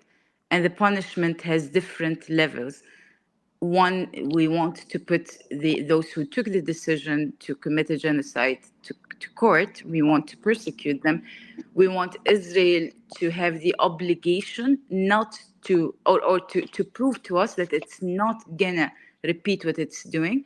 We want Israel to repair the Palestinians, to pay them back what it took from them, whether it's the lives for the lives that they've lost or for the monetary losses through the infrastructure that. So Israel destroyed 60% of Gaza. In places that it destroyed 100% of the entire civilian infrastructure, 100% of it. Who's to make Israel repay for this? Israel has no obligation, but if it did commit a genocide, then Israel has the obligation to rebuild Gaza, to rebuild what it destroyed. Then we will adjust also, or we would request that the relationship that Israel has with other international states or actors to be adjusted in a way that they will also prevent Israel from committing a genocide. So there will be more repercussions and arms embargo or sanctions on Israel so that it doesn't do what it did. So there are multi-level, and I'm not an expert. I'm just like thinking of what the significance of such a label could be, and there could be more. Yeah, so a comment from our Discord, because this is being streamed to Discord as well. Shadow Disc brings up the point that if it's ruled a genocide, it very well may cause Israel to conduct themselves very differently in some kind of future operation. So I think that's a practical implication. I don't think that it's going to really increase the chance of Israel being dismantled or destroyed, because the never again, like Israel existing is not to protect Palestinians, it's to protect Jews. So Israel committing genocide against Palestinians does not take away the purpose of Israel, which is to prevent Jews from being genocided. So I don't think it would play out like that, but I the think more I think there, about it, the if more I you do see practical implications of ruling it a no, I understand that what you're saying is correct, but I hope that Israelis do not argue, and by Israelis I mean officials, that they don't argue this internationally, that we only have an obligation to prevent a genocide of the Jews, but we don't care if we commit a genocide of other people, because that is an ethnic superiority argument, and somewhat is not acceptable. Yeah, I mean, whether it's I'll just clarify. I do think that there is a genocide happening. As I explained, I don't know if maybe that went a little bit unclear. I do think there's a genocide. I think the genocide is more of seeking to destroy the existence of Gazans in Gaza, not so much a genocide of killing the vast majority of them, more like displacing them, ethnic cleansing them. And I think that is a genocide, a different kind of genocide than killing each and every one of them.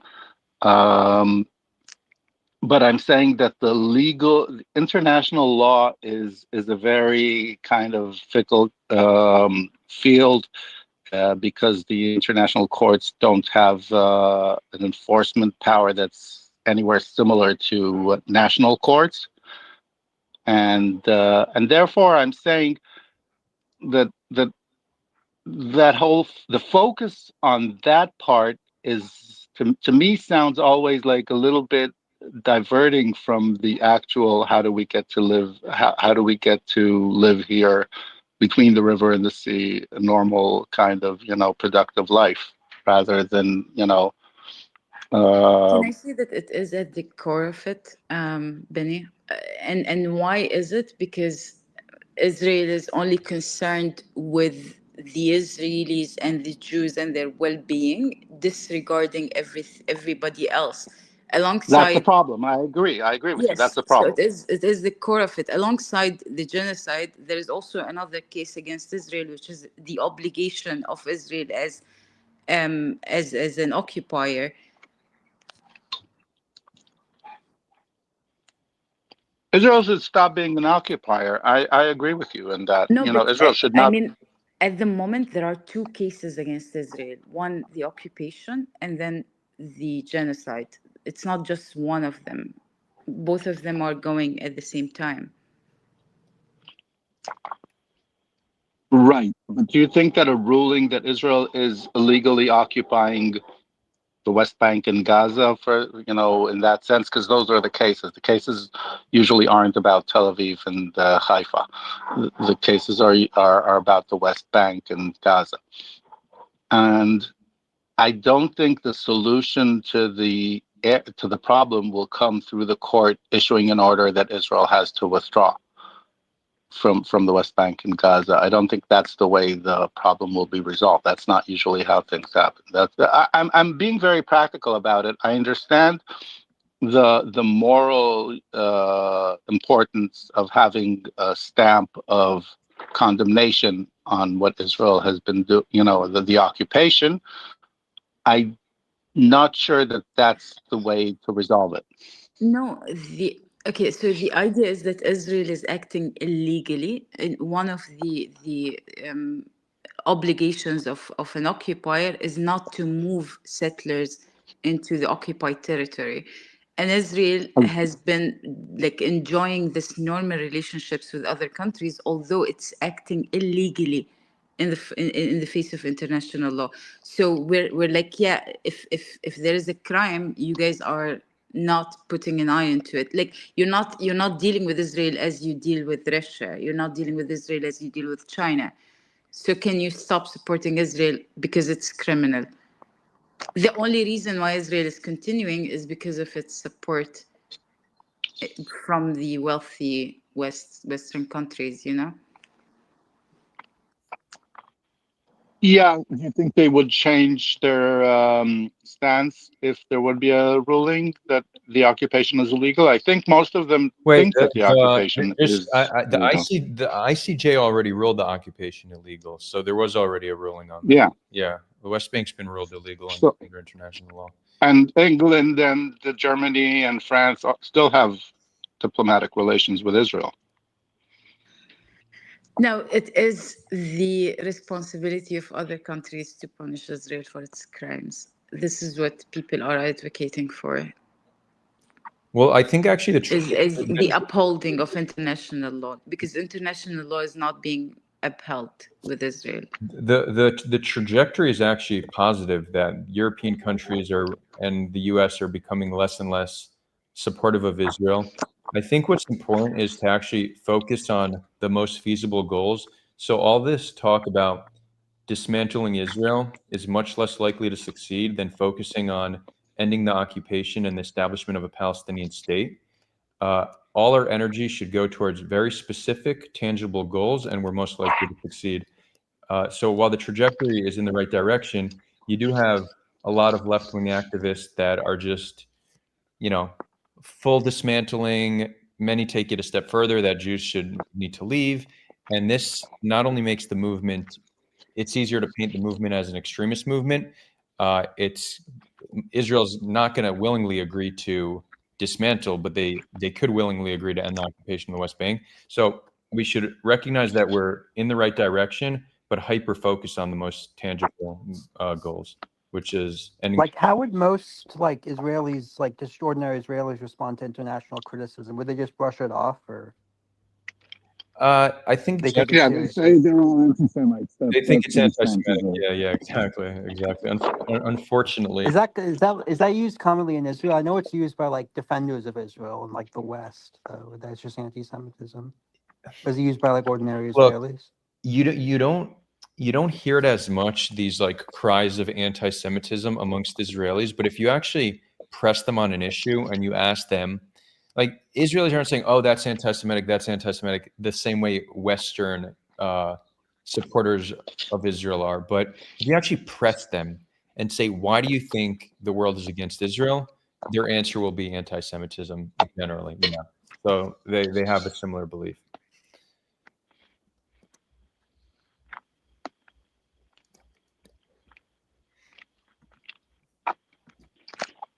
Anyone else want to hop on or chime in? There is one point that somebody made throughout the 2 Done. years. We'll speak. Wait, Yes, you have Annie, another hot mic. yeah. Just a minute. Yeah. And Ido, you're welcome to hop on back on stage if you want. So there is one point that somebody made throughout these 2 years of like spaces, and I think it's a really important point.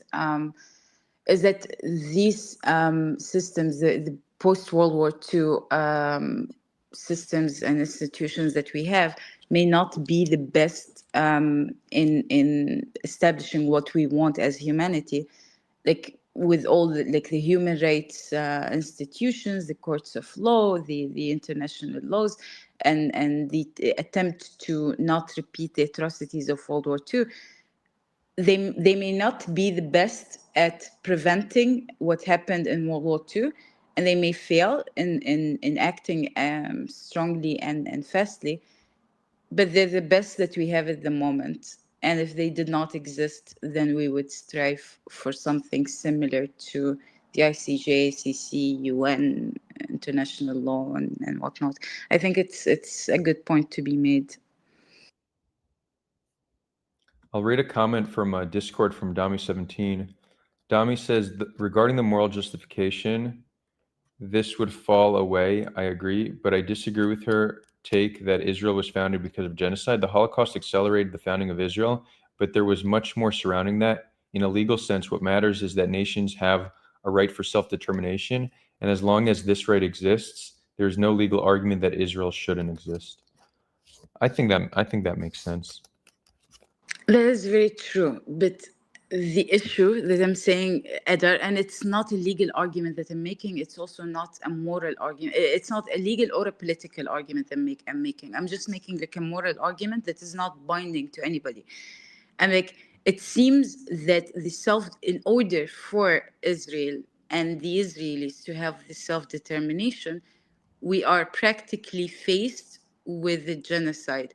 So it's like a paradoxical situation where self-determination for Israel led to a genocide. So should we take that from Israel? Do you get what I'm saying? You're saying as a punishment for genocide that you no longer have a state? I'm saying that Israel nullified the reason for its existence.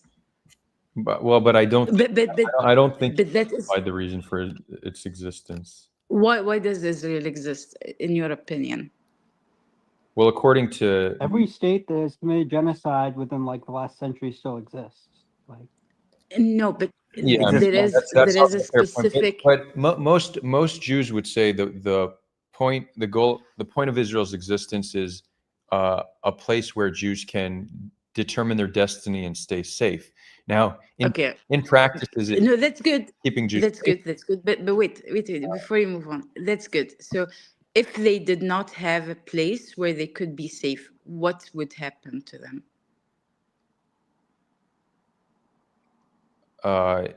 What do you mean? Like, if Israel's dismantled, what would happen to Jews living on the land? Well, if Israel did not exist altogether, like, because they say that we want a safe place. If that safe place was not granted to begin with, what would happen to the Jews?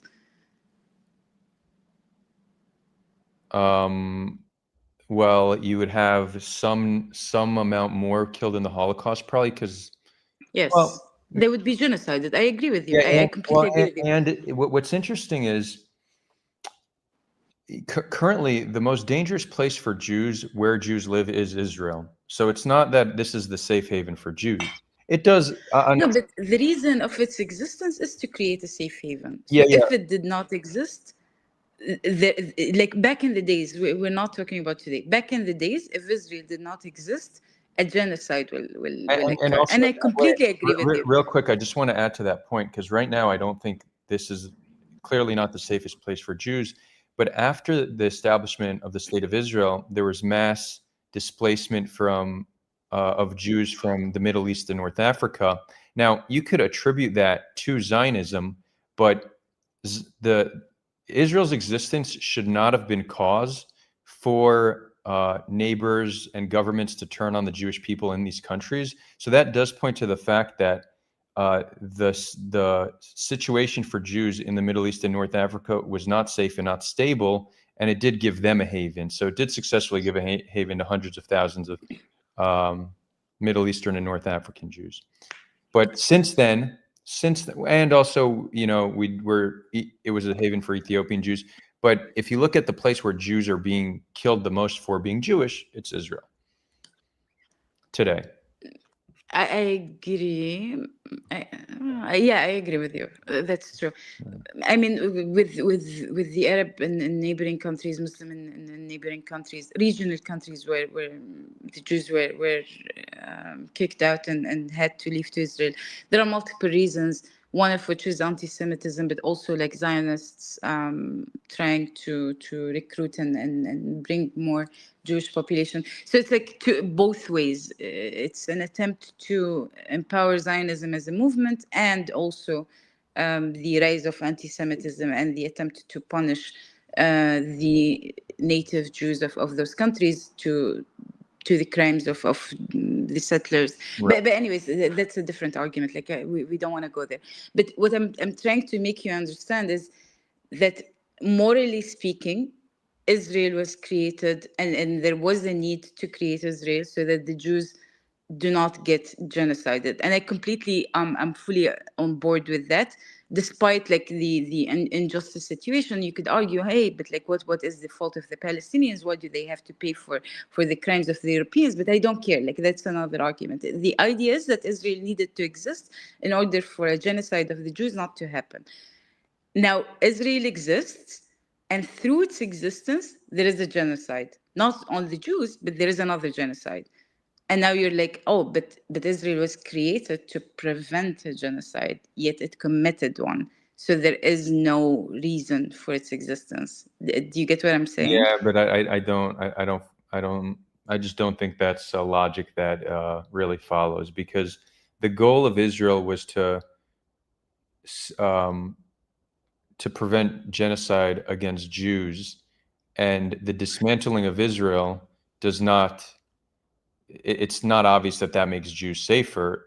It might lead to more killing of Jews. So I don't think that negates the purpose of Israel. And furthermore, I'll go back to what I think is a more important point, is that in order, like, part of successful activism is focusing on tangible goals.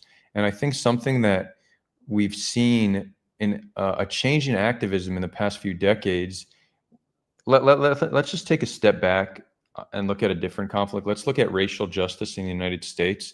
It went from MLK's movement of very clear, policy shift of like ending Jim Crow, equality in the United States. There was a very clear focus of what they wanted to achieve, and it was achieved. If you look at then Black Lives Matter, it was this very vague and abstract, systemic, institutionalized, but not really able to point to what you want to change or what policy you want to implement. It was kind of more of like a cultural change, and it was by and large counterproductive.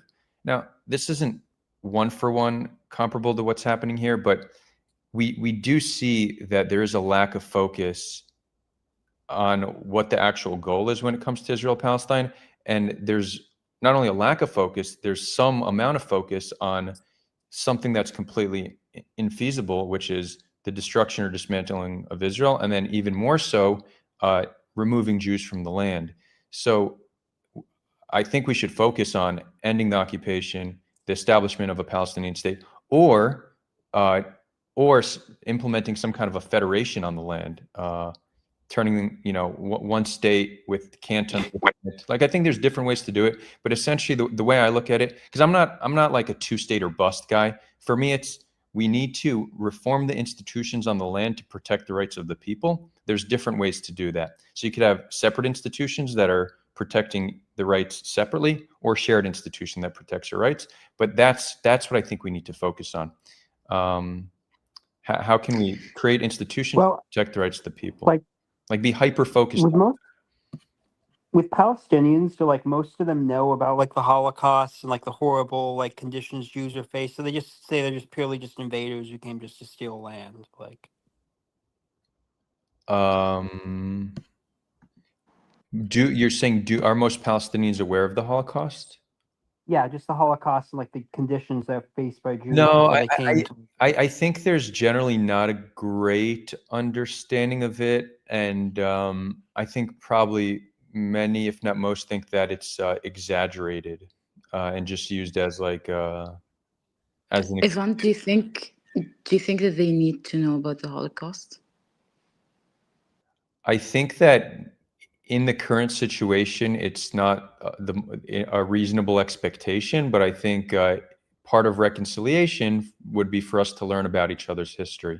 But it's interesting how we many in the pro-Israel camp point to Palestinian society, to anti-Semitism there, as if it's some like gotcha. It's like, oh, they're so anti-Semitic. It's like, okay, you've literally been oppressed by the Jewish state and by Jewish people for 100 years.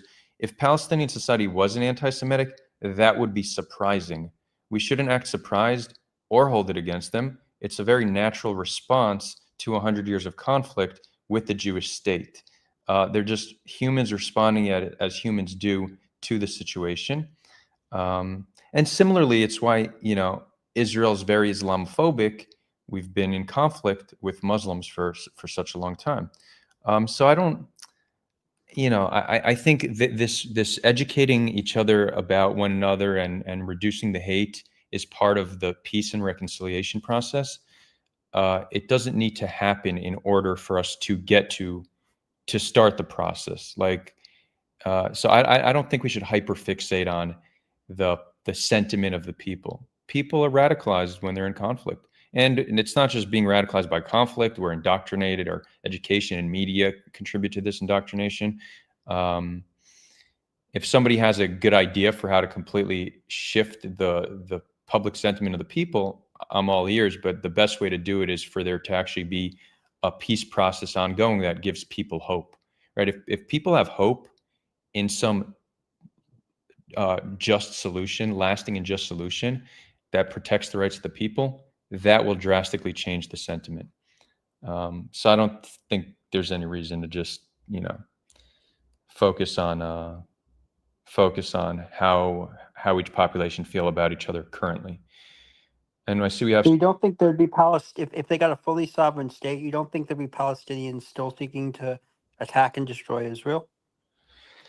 Some again, look, this is one of the challenges us peacemakers have to work out, is that no matter what path we take, there will be some amount of violence. There's no path with no violence.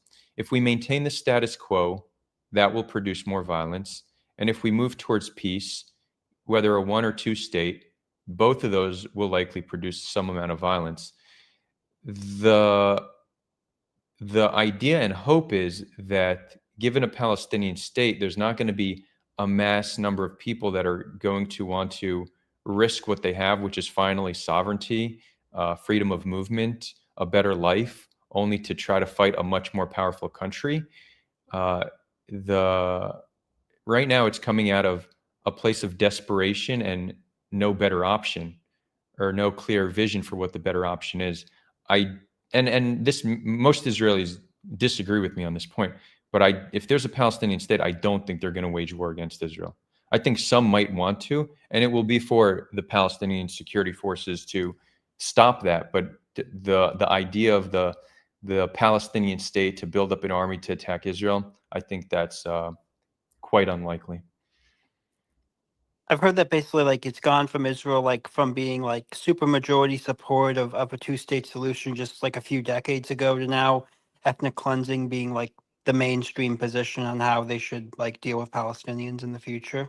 Yeah, we've lost hope and become radicalized. Yeah, the left has been destroyed, but it doesn't mean it can't be recreated. Like again, all we need to and again, this is really a debate I'm constantly having with both sides. When there's a focus on the sentiment of the people, people are not really as principled as we think they are. Their views are not that deep rooted. It's more emotional. It's more like emotion and tribal. They change. They can change. Let me just give you a very clear example. Again, I'm going to look at U.S. politics because sometimes it's good to take a step back. But the right was so against cancel culture. They spoke out against it. They said it's this left-wing thing. And then when Charlie Kirk was murdered and people celebrated it, they went on this campaign to cancel anybody who celebrated it. They, within an instant, just switched their tone on cancel culture and started justifying it. And then just this week, there's the Democratic senator that has a Nazi tattoo, and suddenly Democrats are, oh, it's not the end of the world, making all these excuses. Whereas just a few years ago, they're saying violence against Nazis is justified, and the way they interpreted who a Nazi is just anybody who supports Trump, for example. People aren't that principled, for good and for bad, right? Sometimes it's bad, sometimes it's good. In the case of Israel and Palestine, it's great because it means whatever our seemingly radical principles today can change if you change the environment. And let me even acknowledge, perhaps I'm naive on this point. I don't think I am, but it's possible. But based on just looking at history, looking at polling data, the only constant is change. There's never been an organization that has remained static in their views. There's never been populations that have remained static in their views. In fact, if you think that our populations won't change or the government won't change, then you're saying they're the first people or government in history that are unchangeable. It doesn't seem like a very convincing or coherent position. And with that, I want to give it over to, I think Love was first. We'll give it over to Love and then Graybush. Hi, thank you for having me. So a little bit of confusion, but I have a few things to say. So I'm an Iranian Jew. So my family had to flee Iran because my dad worked for the Shah, and my dad was a socialist and a registered socialist, and they were killing all the mullahs, were killing all the socialists, and it was not really a safe place for Jews to be. So about 1 million Jews left Iran, came to America and Europe, and I never considered that to be a genocide, even though we had to leave all of our money there, start from absolutely nothing. And I really suffered as a child because like I was raised in complete poverty, from my parents being very well off to complete poverty. Huge shift. But I was just a baby, so I didn't know the well off part. So I never considered that to be a genocide. In my mind's eye, it was just things happen and governments shift and things change. And so, thank God we had a new place to go, where I, even though it was very difficult, where I wouldn't get, hung for not wearing a hijab. So, can you clarify that for me? How you relate, a population shift or population transfer as a genocide?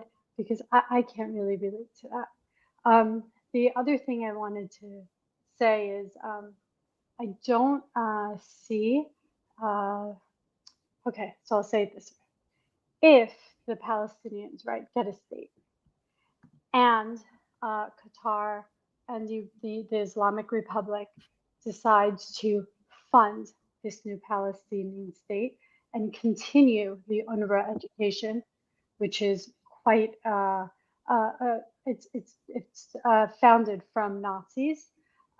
If they continue to do that and supply them weapons and everything, and this Palestinian state decides to attack Israel, then and there's a big war, and of course Israel wins.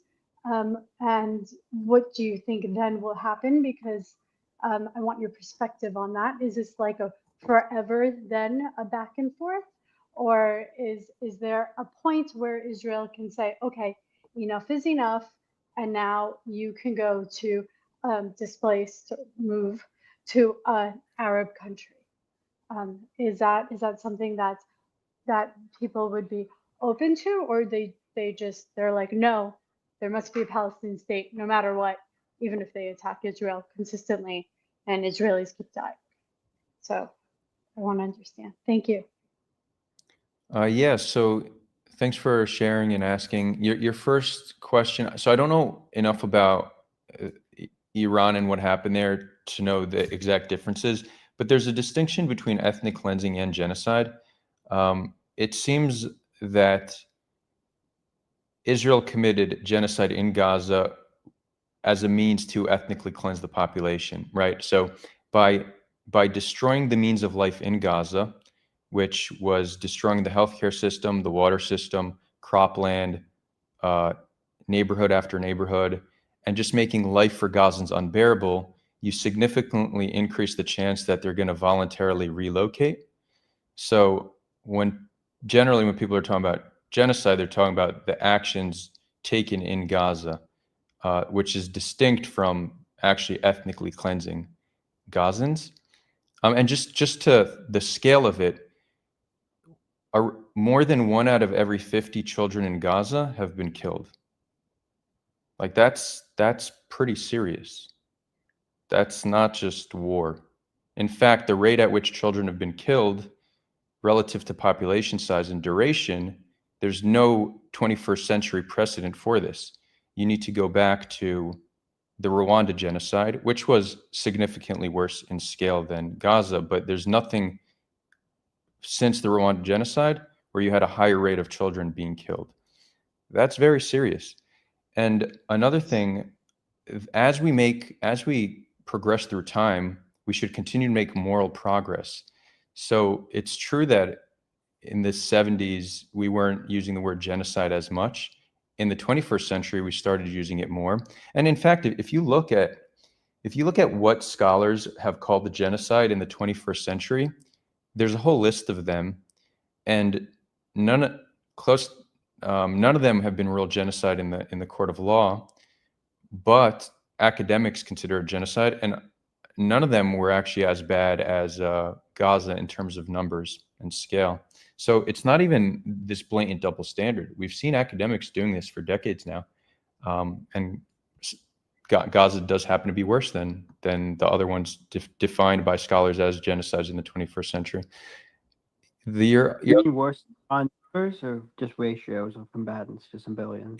Well, so not all of them have been worse in some of them have been worse in total numbers, but many of them have been less in total numbers. But in terms of proportion and violent deaths, Gaza is the highest.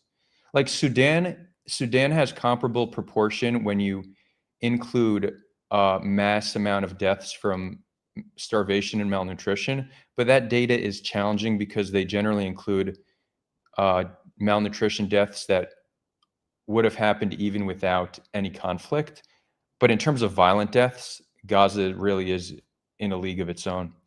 And it just shows how deep the misinformation runs, that there's actually this narrative in the pro-Israel camp that the lowest civilian to combatant ratio in history.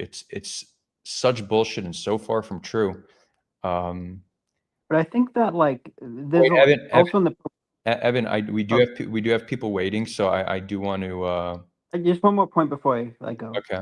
I've heard in the pro-Palestine movement saying that there's going to be a huge, hundreds of thousands of indirect deaths, and that's actually been proving not to be true. It's actually a relatively small amount. Yeah, we don't know the number of indirect deaths in Gaza, but it's true that it's not hundreds of thousands. That's true, as far as we know. Love, it's funny calling you Love. It sounds like you're like a dear. Sorry. Hey, Love. Yeah, my handle's a little odd. All good. All good, Love. Happy to. Look, the I idea that I just yeah. I just wanted to say, so do you know who John Spencer is? Yeah, he's one of the greatest propagators of misinformation. We can get into it. I've been calling him out for 2 years now. He's not honest. Because I just recently went and watched him speak. And I had asked him all of these questions and then some. I didn't stop asking questions.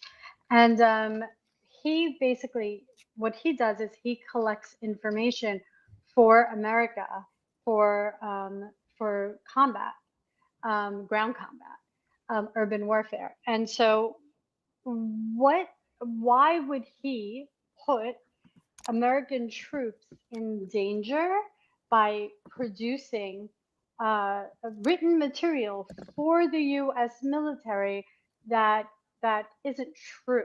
Like, why would he do that? I don't think that's what he's doing. I think that the propaganda he's spreading in favor of Israel's image does not put U.S. troops in danger.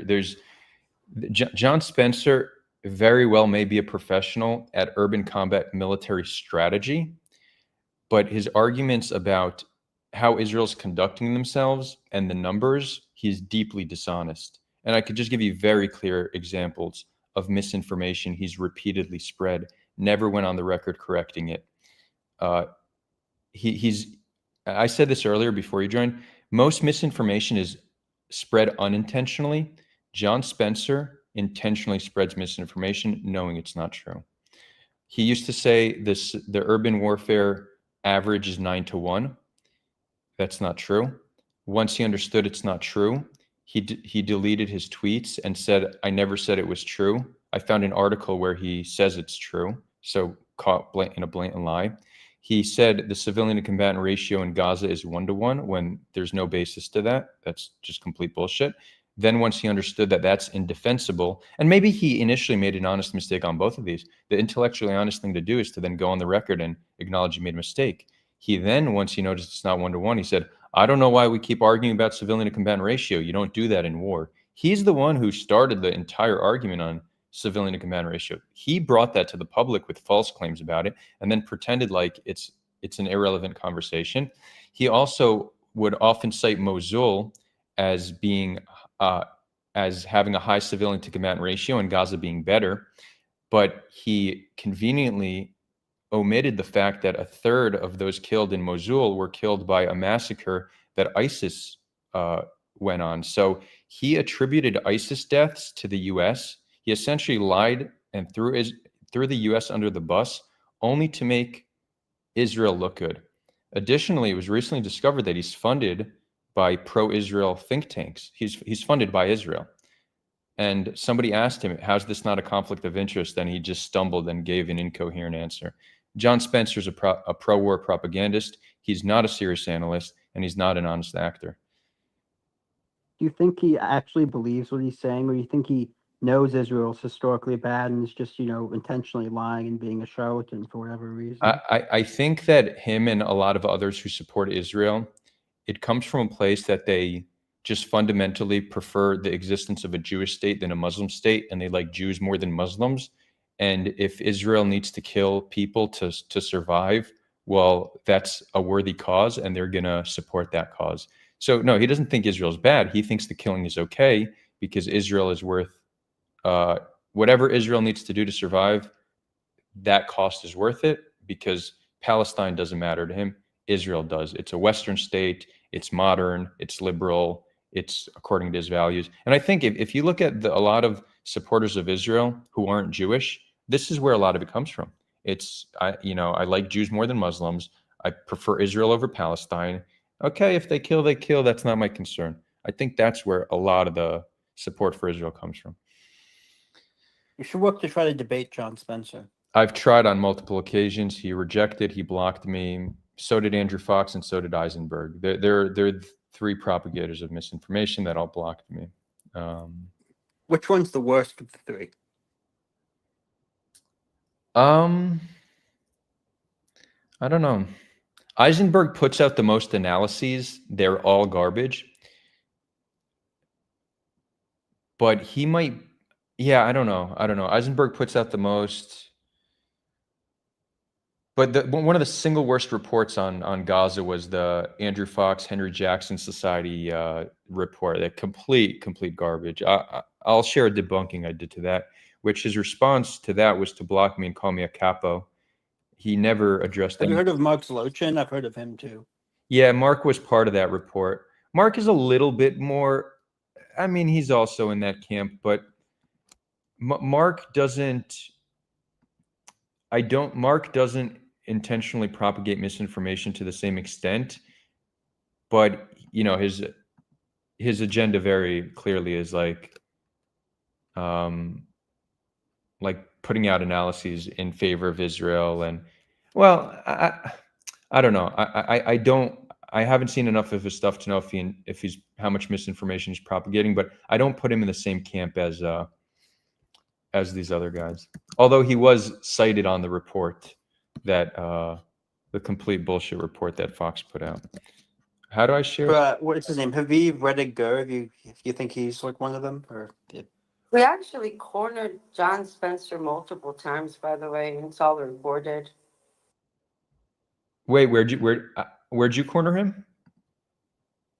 On Spaces multiple times. The last one was about a month and a half ago, where he pretty much admitted to having a severe conflict of interest regarding the venture capital he's advising.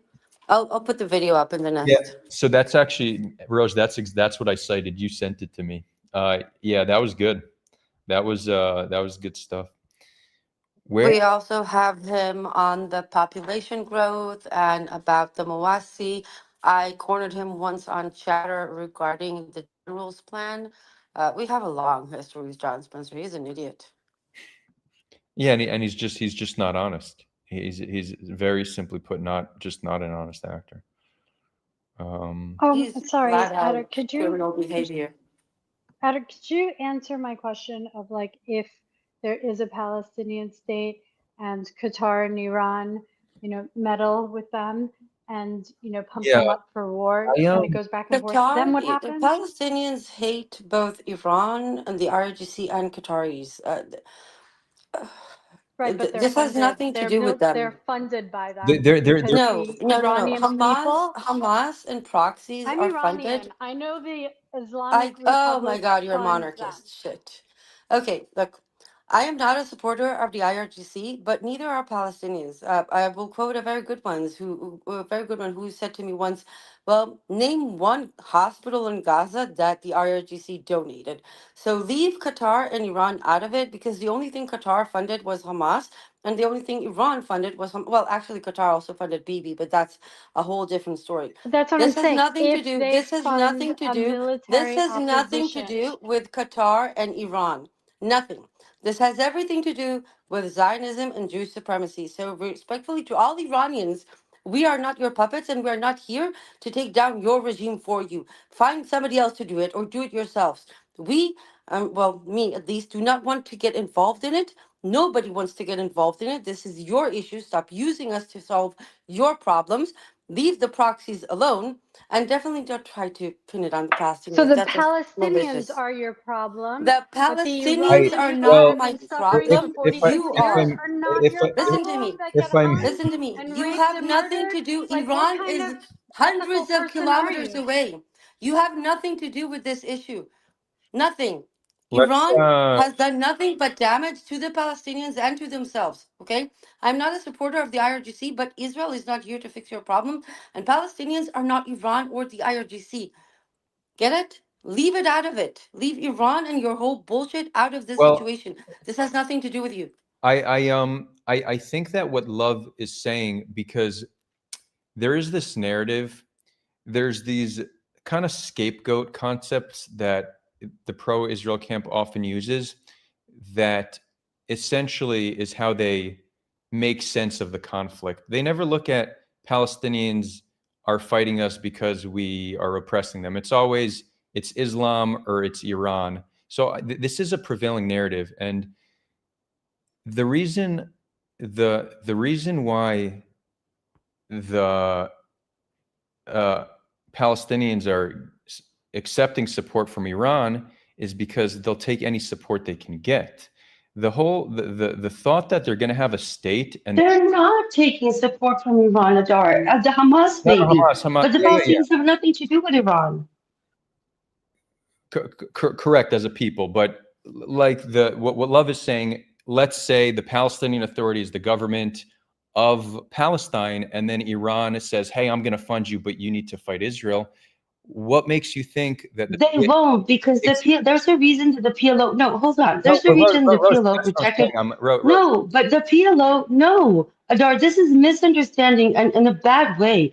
The PLO has certain standards that it has to live up on in order to be recognized as the sole representative of the Palestinian people and to get international support. Once you don't hold up to those standards, that support goes away. Working with Iran takes that support away, which is why the PLO rejected Hamas from being under their umbrella. So it's not even an option. Yeah, I mean, I'll cut it out. If you want, come up. Stop sending me emojis. Rose, you cut me off to make a very similar point to what I was going to make. So please just, let us hear each other, because we don't have a disagreement here.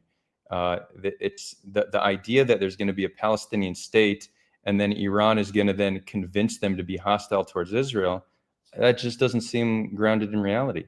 Palestinians are going to determine their future, and Palestinians are not going to wage war against a much more powerful entity and potentially ruin their sovereignty, lose their sovereignty, and lose their good lives only because Iran said so. And also, the motivation for Iran to fight Israel will be diminished quite significantly once there's a solution to the Israel-Palestine conflict.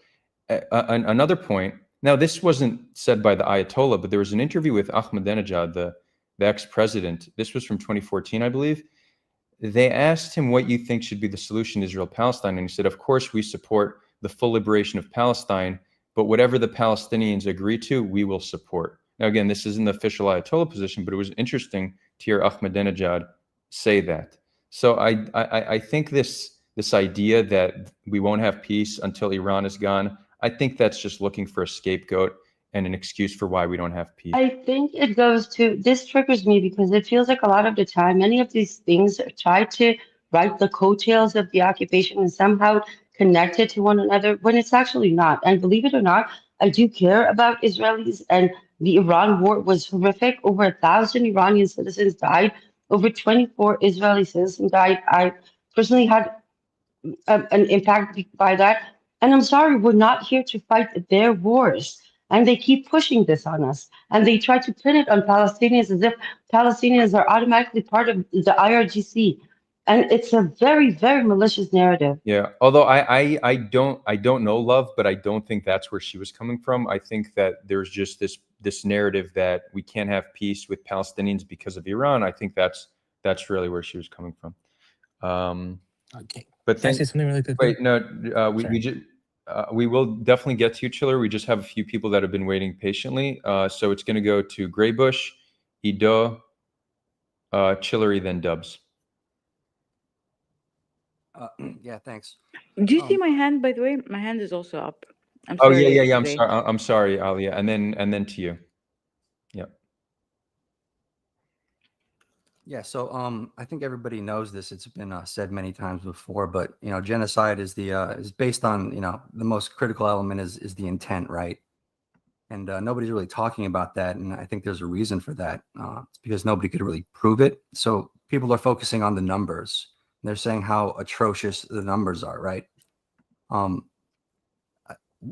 First of all, I want to understand what people agree on are the numbers, because the numbers that I see are approximately 50,000 civilian deaths. Is that accurate?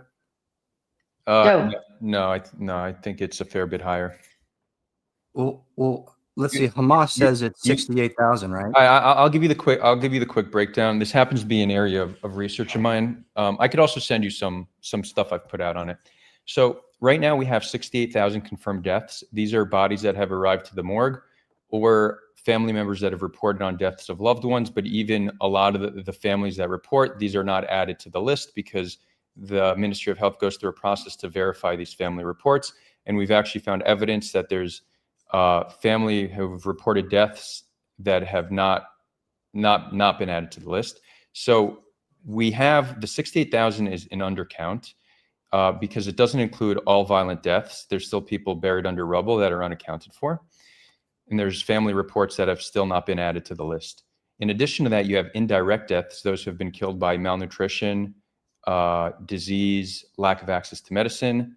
Those have not been added. It's possible some amount have been added to the list, but we know that most haven't because indirect deaths are primarily very, very young children, like 0 and 1 year olds, and elderly. And when you look at the demographic data of those killed, there's no spike in the data of those ages. So we have good reason to believe that indirect deaths have not been added, in addition to the fact that that's just not the stated methodology of what this list actually is. So the 68,000 is confirmed deaths, but there's still a fair bit missing. Based on my estimates, I think the actual death toll is 15 to 50% higher than what we currently have confirmation of. Now, combatant deaths is something we still don't know. Israel says 25,000, but I mean, they just, that's just their word. When you look at the demographics of the deaths that have been confirmed, that's overwhelmingly civilians, very, very plausibly 90%. And the way we can know this is just you look at the women, children, and elderly, you look at excess male deaths, and you could start to get some prediction for combatant deaths. Now, does that mean that 90% of those killed in Gaza have been civilians? No, because it's plausible that combatants haven't been added to the list to the same rate as civilians. But of the 68,000, very plausibly 90% are civilians, and there's still many civilians missing from the list. So civilian death toll, very plausibly 70 to 100,000. That's not even, none of this is a stretch. None of this is me being hyperbolic. It's really a good faith estimate based on available data. So you could be wrong. I mean, for sure. I mean, anyone can be wrong, but Got it. That's good to know. That's good to know. But what about like so Hamas? They gave a number back in March, and they said that 72% of all deaths were military aged males. No, they didn't. No, they yes, they did. No. I debunked that. I'll break that down for you. That was more misinformation spread by Fox and Eisenberg that they never went on the record to correct. So the Jerusalem Post originally published that claim, but then they changed the headline. They changed it from 72% of deaths are combat-aged men to 72% of combat-aged fatalities are men. Very, very different claims. So one is saying 72% of all deaths are men of these ages. And then the other is saying of the ages that we determined to be combat age, which they determined it's 13 to 55, where there's no evidence of any significant usage of combatants 13, 14, and 15-year-olds. So that's just a bullshit age bracket they determined. But of the age bracket 13 to 55, 72% of that age bracket is men. That is not something to take pride in. That's very bad. If that number was 50, if it was 50% men, then that's just pure indiscriminate killing without any focus on combatants. Admitting that 72% of that age bracket is men is acknowledging that overwhelmingly civilians have been killed. So this was one of the worst pieces of misinformation that was never publicly corrected. And what people didn't know is that they actually acknowledged that overwhelmingly civilians have been killed. And I could send you the analysis I did on this, but I mean, you could look at the J-Post article. It doesn't say that. They changed it. They just didn't. None of the propagandists that pushed this publicly made a correction. Very shameful. So I'm sure Al Jazeera must have corrected it. Does Al Jazeera have an article breaking it down? You could look into that. I'm not sure, but I'm happy to send you. Are you aware of any major news outlet that has broken it down? That has broken down the that has supported your claims that 72% is just bogus. I'm not sure, but you could literally go to the articles that published it. They changed the headline, and you could look at the data that they're relying on. This is publicly available data. I could send you a spreadsheet right now to every single death that's been in Gaza that's been reported. You could look at the percentage. No, I know there's a lot of deaths. No, but it's there's also no question. just the percentages. It's not up for debate because we have the data, the same exact data that Okay. Fox and Eisenberg made this analysis. When you look at the data, it doesn't say what they're saying. So it's Okay, just, but that's fine. I'll accept your data based on what you say. Can't argue, over the that's X spaces. That's the data they're using. So if you look at the data they're using, it says exactly what I'm saying and not what they said. Okay, well, whatever. I'll accept the data. Does the data consider two factors? Does it consider A, that Hamas systematically uses children combatants, and B, does it take into consideration? This is such Excuse a me. I'm going to finish my sentence. conversation. I'd like to finish my sentence. And B, Rose, does it take into consideration? Does it take into consideration the fact that Hamas's entire war strategy is based on the objective of maximizing their own civilian casualties? Does it take that into consideration? So we started with the discussion about the actual numbers, and now the conversation has moved to who's responsible. But you're saying, do the numbers, how could raw data take into consideration moral implications? These are completely two separate arguments. Now, I'll address these arguments. Child combatants, there's not a systematic use of child soldiers, or at least we don't have proof of it. And we could look at, when you look at the data of those killed, you look at if you look at, let's take ages 15 to 17, boys and girls, there's only like 1,500 more boys killed than girls. So it's not that we're seeing significant number of excess boy deaths, but even that 1,500 should not be assumed to be combatants, because males of all ages are being killed at a higher rate and this is true in all violent conflict, because they take more risks, like get food, water, and aid. They're more likely to be confused for being combatants, and they often work in more dangerous positions. So 10-year-old boys are dying at a higher rate than 10-year-old girls. 9-year-old boys are dying at a higher rate than 9-year-old girls. So the fact that there's only 1,500 excess confirmed deaths ages 15 to 17 really just dispel this systematic use of child soldiers. That's one. Two, if there is a systematic use of child soldiers, where's the proof? It's non-existent. It's simply a claim that people like John Spencer are making with no evidence whatsoever. And if you look also historically, and we have found, I think we found, there's this account, Middle East Buka, he's a pro-Israel researcher. I think he found like 3 or 4 examples of under 18 combatants, 3 or 4. We're not talking about anything meaningful or significant. And if you look historically, child combatants are generally used as a last resort when you run out of able-bodied men. Men just generally make better soldiers. That's not the situation in Gaza. So that's not true. Secondly, the idea that Hamas's war goal is to maximize civilian harm is also just a claim people make. That's not based on evidence we have.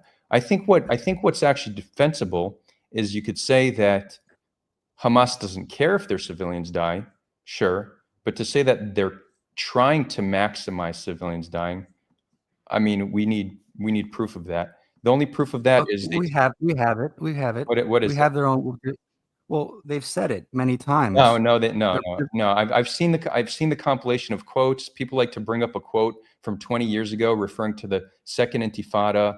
That's the same as taking a quote by Ben-Gvir or Smotrich and determining what all of Israeli policy is. That's not a way to reach. Oh, so you don't then believe that there's genocidal intent based on any of the statements by Ben-Gvir or Smotrich? No, right? I believe that there's genocidal intent based on the actions of Israel and looking at the incentives in place. So you're on the record of saying that all those things they said, you agree that has nothing to do with proving genocidal intent. Yes. I wouldn't say it has nothing to do. I just wouldn't base my entire argument on a single quote or 2 quotes, especially when especially when these quotes are like 20 years old. I am You being. should be But consistent. if you want to talk about consistency, Gray Bush, we have multiple statements, not only by Ben-Gvir and Smotrich, by military high-ranking general, by officers on the ground, by other members of the government in Israel, other members of parliament. So according to one of the Israeli genocide researchers, there has never been a case where it has been easier to prove intent, even in regards of the legal questions. So move on. And there are multiple I'm hands. very glad you just said that, Em, because you just proved my point perfectly. We have numerous Hamas terrorists. We have countless Palestinian parents bragging about putting their children in harm's No, no, way. no, no, no, no, no, I no, thank you no, for that. I no, thank no, you for that. no, not the same thing. If you were in Israel, you would know that Israelis refer No, to the but just again, IDF. the idea that you just said that, okay, let's assume all Palestinians want their kids to that. How is that related to the intent of genocide? Like, that's not related. You're literally bringing something not related. So can Oh, you no, just... it's relevant. We're talking about numbers, sir. And No, if you're we're not talking talking about about numbers. numbers, you have to understand the Yeah, but context. genocide is not connected to numbers. Yes, we're talking about number. We're just talking about two things, No, right? We're talking about genocide, intent. the definition of genocide has nothing to do with numbers. Srebrenica, which is one of the latest genocide cases, was a little under 8,000 people. Genocide is about the intent to destroy or create a life or conditions of life aimed at the destruction of a population in whole or Very in good. part. It That's has nothing to do with the well, amount of I people said that. that That's have the died. first thing I So, said. having said that, the complete destruction of the health system, the complete destruction of civil infrastructure, the prevention of water, food, aid, medical attention, equipment, all of those aim at the creation of conditions that are aimed at the destruction of population in whole or in part. Now, there is the issue of intent. A rational adult is well aware of the natural result of its actions. So if you're going to bomb every hospital, you are well aware of the fact that those 2 million people will be left without a single hospital. That is more than enough to prove intent, not to mention the multiple statements, the latest one by the Minister of Intelligence, Gila Gamliel, that literally said, we will do to the West Bank what we did to Gaza, which is make it inhabitable. So shut up. You have no place in this conversation. Seriously. With all due respect, if you have a problem with people blowing up hospitals, your problem should be with Hamas, ma'am. Hamas uses Oh, for fuck's hospitals sake. for military saying, purposes. yeah, sure. Okay. Wait. Yeah, sure. Gray Bush, because so far you've come on the record with just a lot of just the pro-Israel narrative that is just a lot of it's based on misinformation, has no basis in reality. Based on what you know, what militarization of hospitals has Hamas done? There's countless records of it. So There's videos. What is it? Like Give us what? one. Like Sifa, like Nasser, like Indonesia. Like None of you those name the reported. hospital. You None name of the those. hospital, and there's None of evidence Hamas those were works in it. militarized, not officially. All you could find there were a few automatic weapons and Let maybe me a let me black put it pepper this way. too. Let me put it Yeah. this way. I'm just gonna make it easier for you. I'm gonna make it easier. So let's assume Hamas leadership, right, being treated, or they are in a room in a hospital. And let's right now go into each hospital in south of Israel, and we're gonna Yeah, have tell them about about just a Bellingson and second, Rambam. just a second, just a second. Are we gonna count in each hospital in south of Israel how many reserves, how many soldiers are, whether they're being treated or they're visiting or they're staying there? Do you think which one will have more militarization than the other? That's not milk. That's apples Right. and oranges. That's a So terrible analogy. Exactly. That's the worst analogy I've ever heard in my entire This life. is the first time. Great, This is the first Olive. analogy, the closest to yours. Olive, so I think that some people do actually say Hamas was in hospitals, they're being treated, therefore it's justified. But that's very obviously not militarization because No, not treated. no, Not exactly. treated. So No, Gray no, Bush, no, no, no. I want to know. You started naming off hospitals. I want to know what actions have been taken from these hospitals that constitute militarization. There are 36 hospitals in Gaza. Up until the ceasefire, less than a third of them were operational and not even fully operational. What militarization have we seen that justifies inhibiting the healthcare system to such a great extent? We've seen people shooting RPGs out of hospitals. No, we haven't. Yes, we Bullshit. have. We've seen them stored. That's not true, bro. That Gray Bush, that's been debunked. What we saw. Everything's been debunked. Wait, Gray Bush. What we saw there was a guy with an RPG on a street outside of the hospital shooting an Israeli tank. What's happening is you have Israel, an invading army, encroaching on a hospital, and you have someone standing outside the hospital shooting it. Imagine if Hamas was encroaching on an Israeli hospital. Would there not be soldiers outside the hospital defending it? Is that militarization of the hospital, or is that defending it from the outside? That does not. Militarization is putting their officers and their leaders in planning from inside. I mean, I'm curious, why was there Okay, no great. Show problem? me one. Why was Show there me no one case. Yeah, problem? Why show was me, there Show no me one problem? case. Why was there no problem when a clan had a full-fledged battle with Hamas terrorists in a hospital? Why Where did that was it? happen? No, that was not a battle. That was not a battle. No, it was not a battle. Can you tell me exactly what happened? Yeah, the anti-Hamas clan Yeah. wanted to get rid of Hamas in the hospital, so they had a battle. Wait. So let's stop there. They tried to get rid of Hamas in the hospital? Yes, because that's where Hamas is operating from. Correct. So what did they do? We have videos of it. No, sure. We Can have you explain to reports me? from I know Palestine. I know the incident you're talking about. So can you please tell me what happened in that so-called battle? What did they do? They were shooting guns at each other.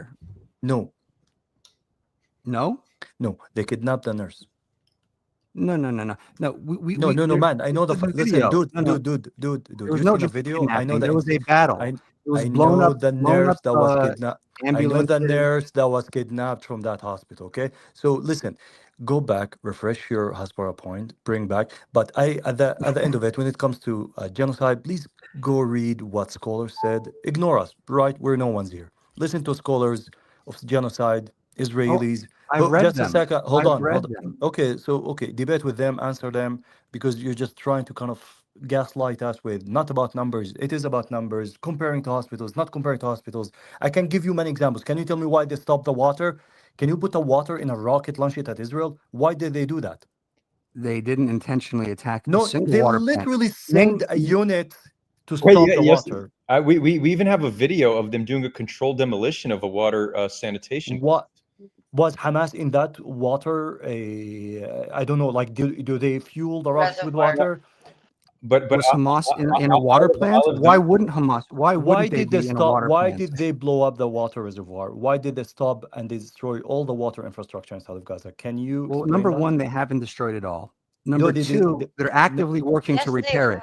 They're actively working to repair it. Yeah, actually, they're If not. they wanted to because- destroy it, just a wait. second. If they wanted to destroy it, why are they working to repair it?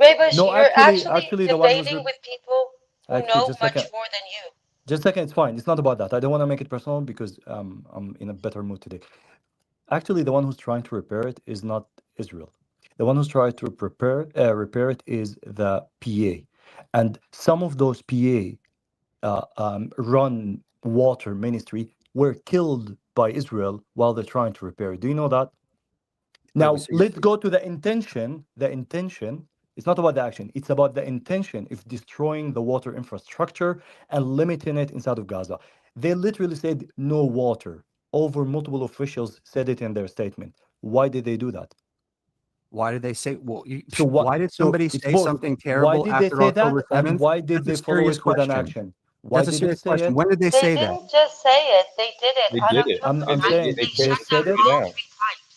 So there is an intention by them verbally saying it, and there's an action by the Israeli army executing these actions. No, we just said verbal statements aren't evidence of intent. We just No, agreed on that. I'm giving you both. They're They followed by an literally action, said it, guy. and they followed it up with an action where it destroyed the water. Now Gazans have been drinking underground water that is not viable for human consumption. This whole water thing, I've been hearing there's no water for the past 2 years, right? No clean water for anybody. Yeah. Where's the massive deaths from I'm Okay, asking so- you. so- so It's not. No, let's just a be second. fair. Imrose, I'm not gonna fall into it, right? Just a second. I'm not gonna discuss that because I'm asking you a clear question and you reply with a question. I asked you. There was an intention, and they said it, and then they followed it up. Are you saying that Israel did not blow up that reservoir?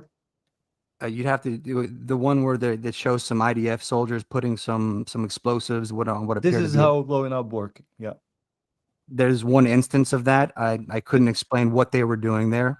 Okay, I don't so think we have maybe, enough maybe, information. maybe I think, be a little bit humble. I think we could explain what they were doing. They were blowing up a water sanitation plant, and that was just a controlled demolition. Through airstrikes, they No, but destroyed wells. Adar, what I'm trying to say, I'm trying to kind of to very show systematically. we can, Adar, we can literally explain each one of those. But what I'm trying to show is he has no idea. He just literally said, "I don't know." Yet One you're event is trying to not defend systematic. it. You're One trying event to, is not systematic. dude. You just said, "I don't know what happened in Yeah. that incident," and No, yet of you course. followed it up based with, "I know because I'm trying to say X, Y, and Z." So What? you said, "I don't know." You said, "I don't know." Go That's- read about it. Do not explain something you don't know, because you one sound like an incident idiot. doesn't create a policy. You understand that? Okay, can I say that about one thing that Hamas did on October 7th? No, you will be outraged. So right now you need to go Go read ahead, about it. outrage me. No, No, go I'm ahead. not. I'm not gonna fall Go into the ahead. trap. No, Try it.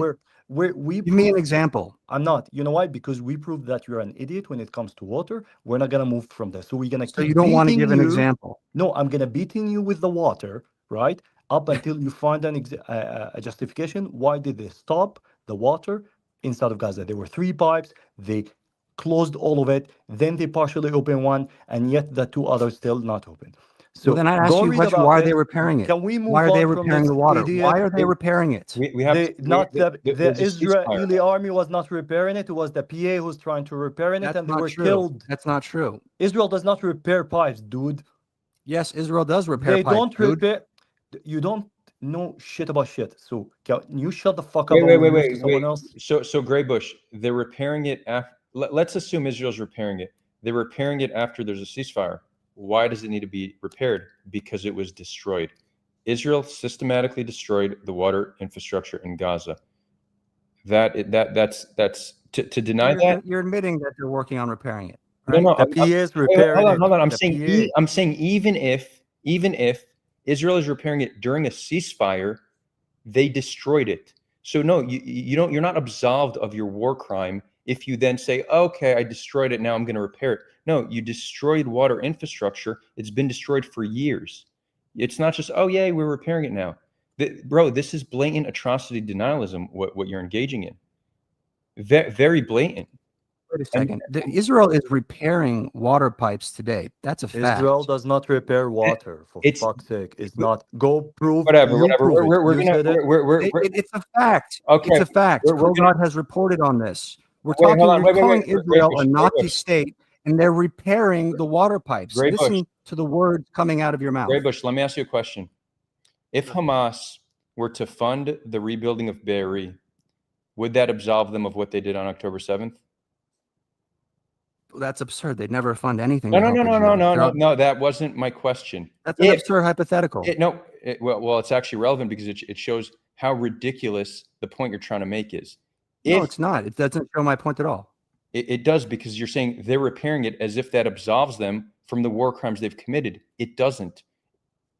You're assuming there's a systematic attack on the water, and you refer to a single controlled demolition. No. Again, water salination plants, water sanitation plants, pipelines, and wells have all been destroyed. Okay. Correct. In a war, which they are now repairing. Okay, so you admitted that you conceded the point. Things get blown up in wars, man. No. Wars all hell. You conceded the point. The fact that they may just or may left not. it in the nest. I'm just gonna save you time. I left it in the nest. Photos of the Gaza man. No, I mean it makes me sad when fellow Jews, we face so much atrocity denial throughout history, and now we just go commit an atrocity against another people and sit here and deny it and say, oh, but we're repairing it. It's disgusting. Yeah, we're repairing it. That it's means something. It's not you're repairing it. It does. Israel is repairing the water. Israel is not repairing it. And also, this person's so deeply stupid. Can we move on to somebody else who's like significantly more interesting? He's like so dumb, it's embarrassing.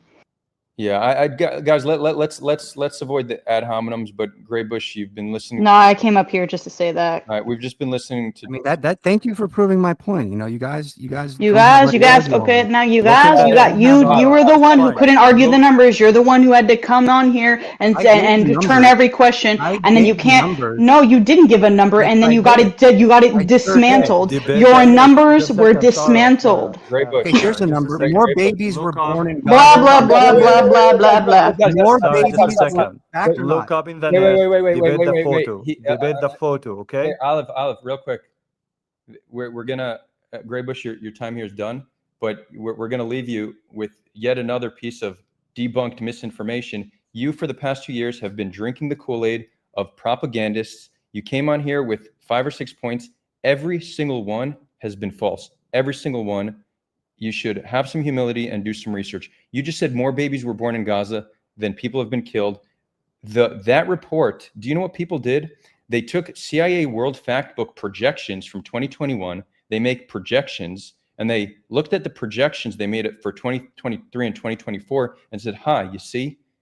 That's what they did. And then when it was pointed out that Actually put a post with the breakdown of those numbers it in was the net, so you should go over complete it. bullshit. So Graybush, everything you've said today is bullshit. I'm sorry. That's the same thing you did with estimating numbers, man. No, you're guessing. No, there's no hard data behind it. You're using theory. Wait. There's no hard data. Names and ID numbers of dead people that exist in the Palestinian Population Registry, which Israel has full access to. That's not data. That's verifiable data by Israel. You said no. Israel That's doesn't data. deny the Data is numbers. data. Israel doesn't. You deny said you're estimating that there's 100% more deaths. That's not data. No, I didn't. Theory. No, you're doing the same thing. Oh, but do you know who, Graybush, do you know who made those estimates? The Lancet, the most respectable, let's say, I think it's a 150-year-old medical publication in the planet. That's who made the Lancet? prediction. You're not, talking about the not Lancet? an idiot on wait. You're talking about No. Graybush, real quick. I did not say 100%. I said 15 to 50%, which shows there's a range because clearly when in the fog of war, you don't have all the information. And if you're intellectually honest, you present a good faith range based on available data. That's not just guessing. That's not making stuff up. And it's not nearly the same as every piece of bullshit misinformation you've spread in order to justify an atrocity. We're not the same. I'm sorry, my guy. And with that, we're moving on. Sentence. No, I think you're done. I think you're done. Have a great day. Hasta luego. Bye. Have a great night. Thank you so much. Goodbye, Graybush. Goodbye. Have a great night. Thank you. Sarah, please, Graybush, last sentence, and then we're moving on. You can't force peace on a people who don't want it. Thanks. Okay, cool. By the way, I have no idea how to fix Israel society. It's okay. You can't force peace. We don't want peace. We need justice. Justice means all these crimes that they were committed, someone will pay for it. That's it. Thank you. Okay, with that, we're going to give it over to Ido. You've been waiting patiently, Ido, and then we're going to give it over to Dubs, and then to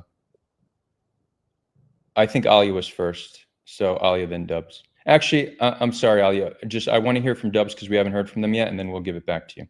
Okay. Thanks for your patience. Ido, all you, man. Oh, okay. Thanks. I guess I just wanted to express something.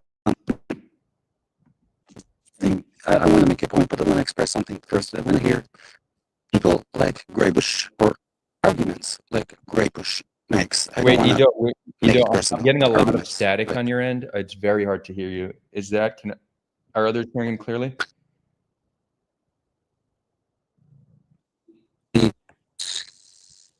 I don't know exactly what to do, but maybe I'll try connecting later. I actually hear him. Okay, hold on. I think my computer's having a little crash. Hold on. Don't crash now. Let me X out of some stuff. Graybush caused it. Enforce an update on this. The Mossad. Fucking Mossad. Coming after us again.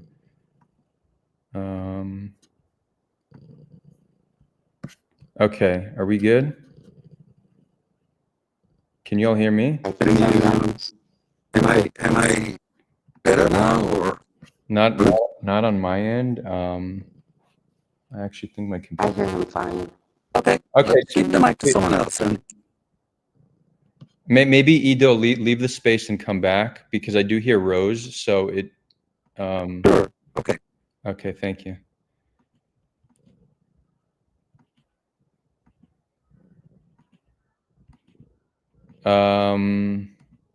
We're gonna give a minute to come back, and then we're gonna continue. Okay. Hopefully that fixes it. I think it might be time to get a new computer. How old is your current one?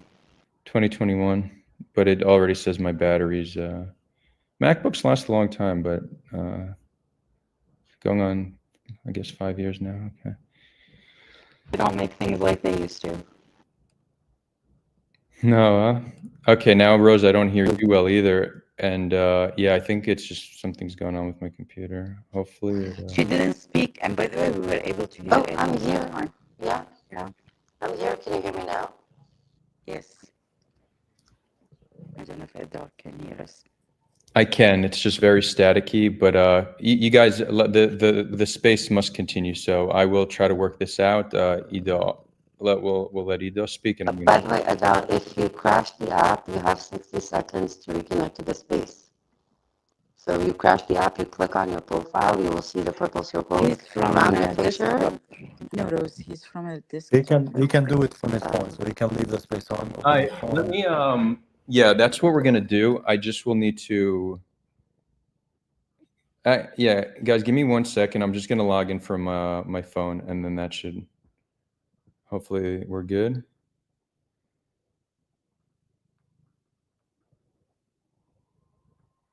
Oh, I don't even have Twitter on this phone anymore. All right, you guys can continue. I'm gonna work it out in the meantime.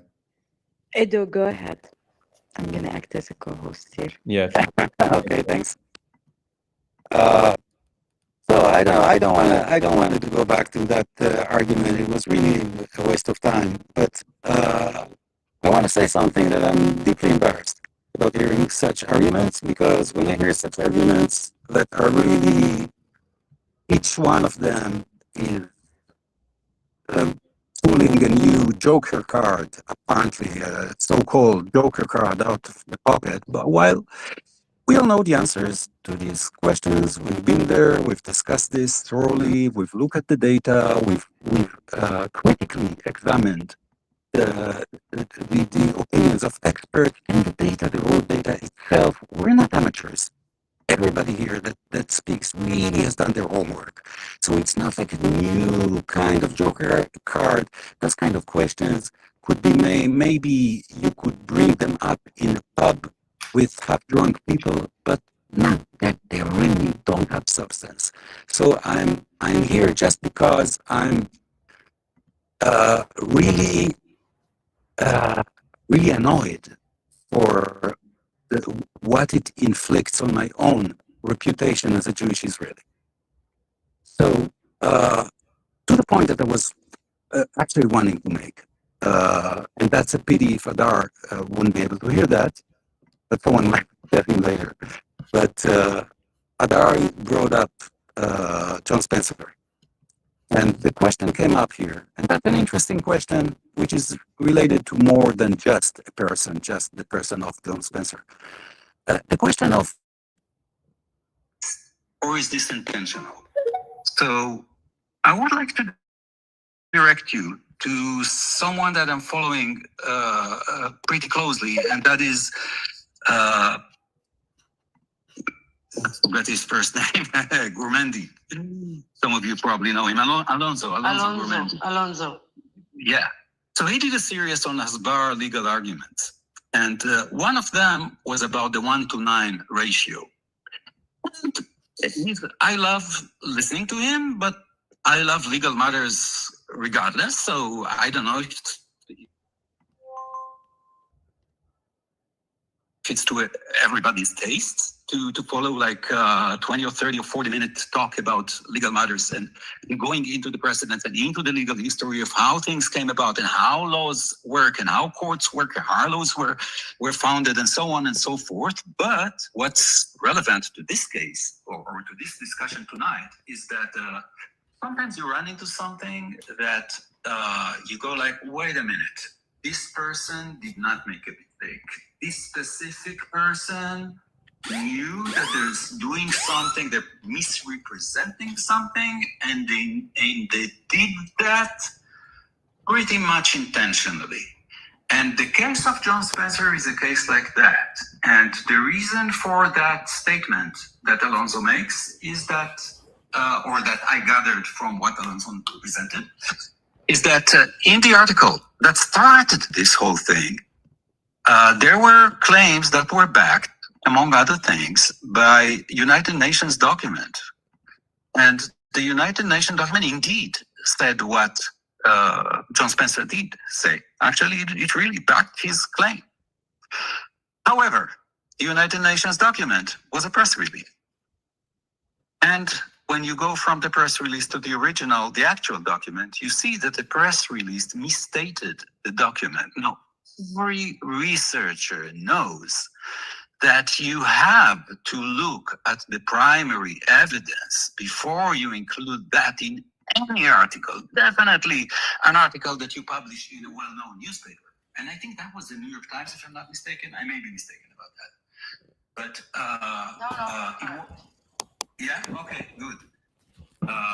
So, that kind of crosses the line between an innocent mistake, which is, that's also not a great thing on your resume, but to base an argument on a PR release without looking at the article, that's not a researcher. That is something else. I heard what Adar said. I heard how Adar defined John Spencer. I don't want to repeat that. It might be true, but I don't want to repeat that. Well, I want to say that is not a researcher. That is intentional. That is intentional. That is not something a researcher would do unintentionally. So that's the part I wanted to contribute. Thank you. I'm listening, and I kind of salute all of you for your energy to counter argue with those arguments. Most of them are just morally depressing. Most of them. Thank you. Thank you, Ido. And I did fix my. I moved to my phone, so I heard everything you said. And I do want to share with you all. I know that there's some that object when we platform people who spread such blatant misinformation, but when hold on, sorry, that was weird. But when that guy came up here, he didn't come here to intentionally spread misinformation. He genuinely believed that misinformation. Every single piece of it he thought was true. That's how most misinformation is spread. So there's great value to letting him make these claims so we could dismantle them, because I imagine there's some people here listening who are genuinely curious and want to learn more, and through this debunking are actually getting better informed. So there's not only is this open dialogue and we want to hear all perspectives, somebody coming on and spreading misinformation gives us an opportunity to set the record straight, which is just generally a good form of education. And with that, I think we have now Dubs, and then Aylin. I keep forgetting your name. I'm so sorry. I'll get it eventually. We'll keep doing this together. And then we're going to give it over to David Grossman. Yeah, so when I raised my hand, I was listening to Gray Bush, and he was talking about the numbers, and I think Rose hit it on the head. It's not about deaths. There's a lot of other criteria that can meet genocide. And I think really, so there's been no state found guilty of genocide in the ICJ, which is, interesting. But there is cases where, for instance, I think it was Serbia who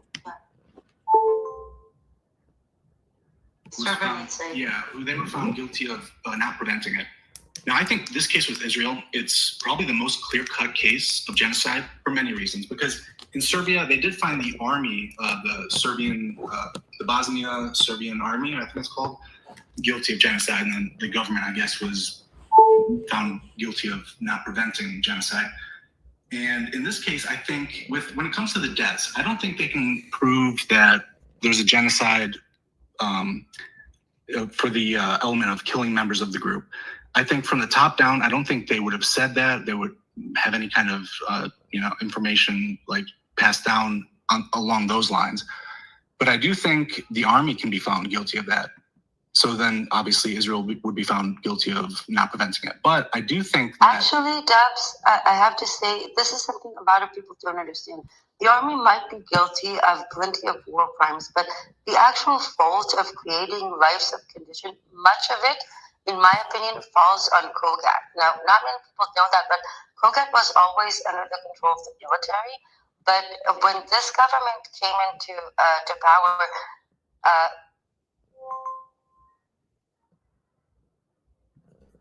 and among the things that he assumed responsibility for is full control over Kogat, which makes him the sole king of the Palestinians in the West Bank and also the person that controls everything that goes in and out of Gaza. So when it comes to preventing medical aid, food, water, that falls solely on the Kogat domain, which is solely controlled by Smotrich and the government. Yeah, that's actually the point I'm making, is that there's many other elements like the imposing measures intended to prevent births within the group, physical conditions calculated to create the physical destruction of the group. I think those elements absolutely, from the top down, they're going to be found guilty of. And I really think this is a very strong case. So, I just, when Adar, you say you're not sure whether they're going to find it or not, I think this is a very, very strong case because of how systemic it was, how overt it was, all the things the high level ranking officials say, and even down to the unit group. There's a lot of videos I saw about where they're telling them, you see anybody, any presence, shoot them like the kill zones, or even just when they're going in wherever they're operating. There's proof that the commanders are telling their people, don't take risks, just kill whoever's there because your life comes first. So I think this is all clear evidence of genocide, whether it's preventing the killing or just from the top down, basically every other element. But I did want to ask you, Adar, about the West Bank. This video that came out a few days ago, Nathaniel, I forget his last name. Jasper. I'm sure you saw it. Yeah, Nathaniel Jasper. Exactly, Nathaniel Jasper. I was going through some of the responses to that, and a lot of Israelis, a lot of what I was seeing was people saying, "Oh, you don't know they're Jewish. You don't know." How much do Israelis know about the violence in the West Bank, and is it as bad as I think it is, where it's daily? I don't even know if it's daily at like the same locations, every day, or if it's just daily. There's one across the West Bank. Like, I'm assuming it happens quite often every day. And do Israelis know about that, or are they just like, well, they're just fighting terrorists, or how do they justify? Do they even know about it? It's generally not spoken about in the Israeli media. Most Israelis are pretty oblivious to the fact that this is happening on a daily basis now. Yeah, I think that's crazy. Yeah. One other thing I also wanted to bring up is that the two-state solution, I think it would never work. And going back to, I think it was Love that was talking about, Iran funding the Palestinians and this and that. I do think that if there was a two-state solution, somehow that the Israelis agreed to give up what they call their ancestral homeland of Judea and Samaria, I do think that eventually, because Israel does want to have this dominant power, there's going to be conflict to where even if the PA is controlling the West Bank or the Palestinian state, let's call it, I think it would evolve the way that Lebanon did, where the state wasn't powerful enough to like defend their citizens or fight back against Israel. And then some group would form like Hezbollah, and they would end up, being the reason that Israel can go and invade again. And even within Israel, I think if they had a two-state solution, I think Israelis, because the population of what they call Arab Israelis, the Palestinians who live in the 48 borders, I think if that population grew to a certain level, that would become a threat. I don't see a two-state solution ever being viable. And that's why when there's another speaker talking about, should this be the destruction of Israel or should it be dismantled?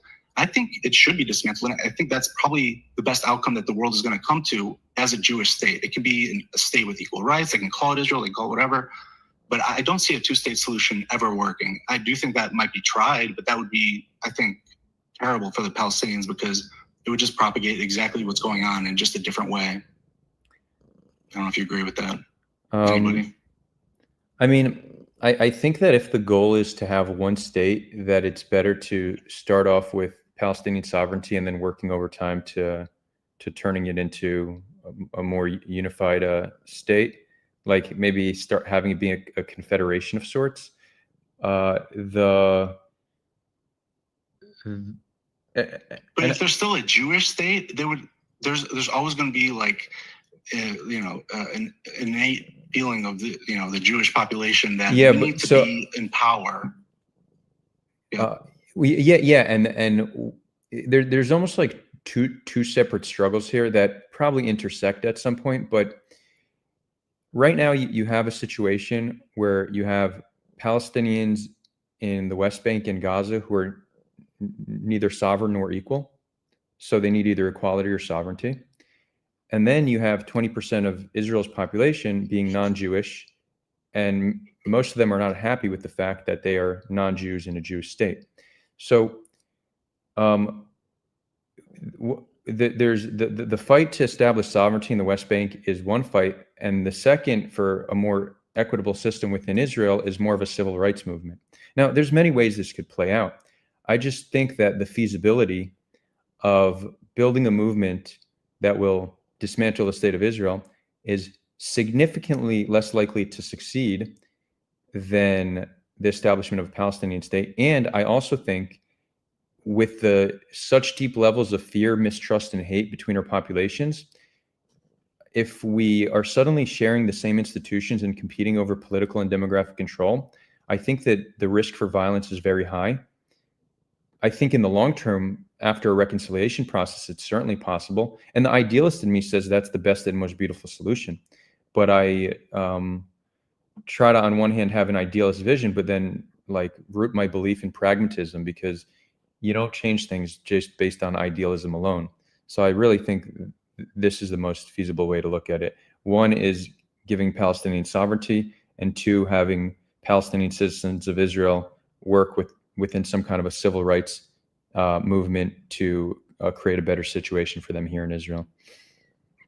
Yeah, I can see that. I know that if it was like overnight, there would be a lot of issues. I think over a longer period of time, it would be more feasible. And I think you're right that there's probably other ways to do it. Also, have you ever talked to Rudy Rochman? Yeah, he's I could call him a friend. I've had him on my channel a few times. I hosted the debate between him and Noam Chomsky a few years ago. I don't know if you ever saw that. But ever since that debate, he hasn't agreed to come back on my channel. I don't know if you know, I do YouTube live streams because he. How do you feel about him going to the military in Gaza, like him joining the IDF in Gaza? Yeah. Oh, how do I feel about him doing that? I mean, he participated in genocide. So obviously, I don't think that's good. Now, I will say I don't think Rudy as an individual committed any war crimes, but he very much has been supportive of what Israel's doing there, and he spoke out against the ceasefire agreement. He wants us to continue and take all of Gaza and turn it into Israel.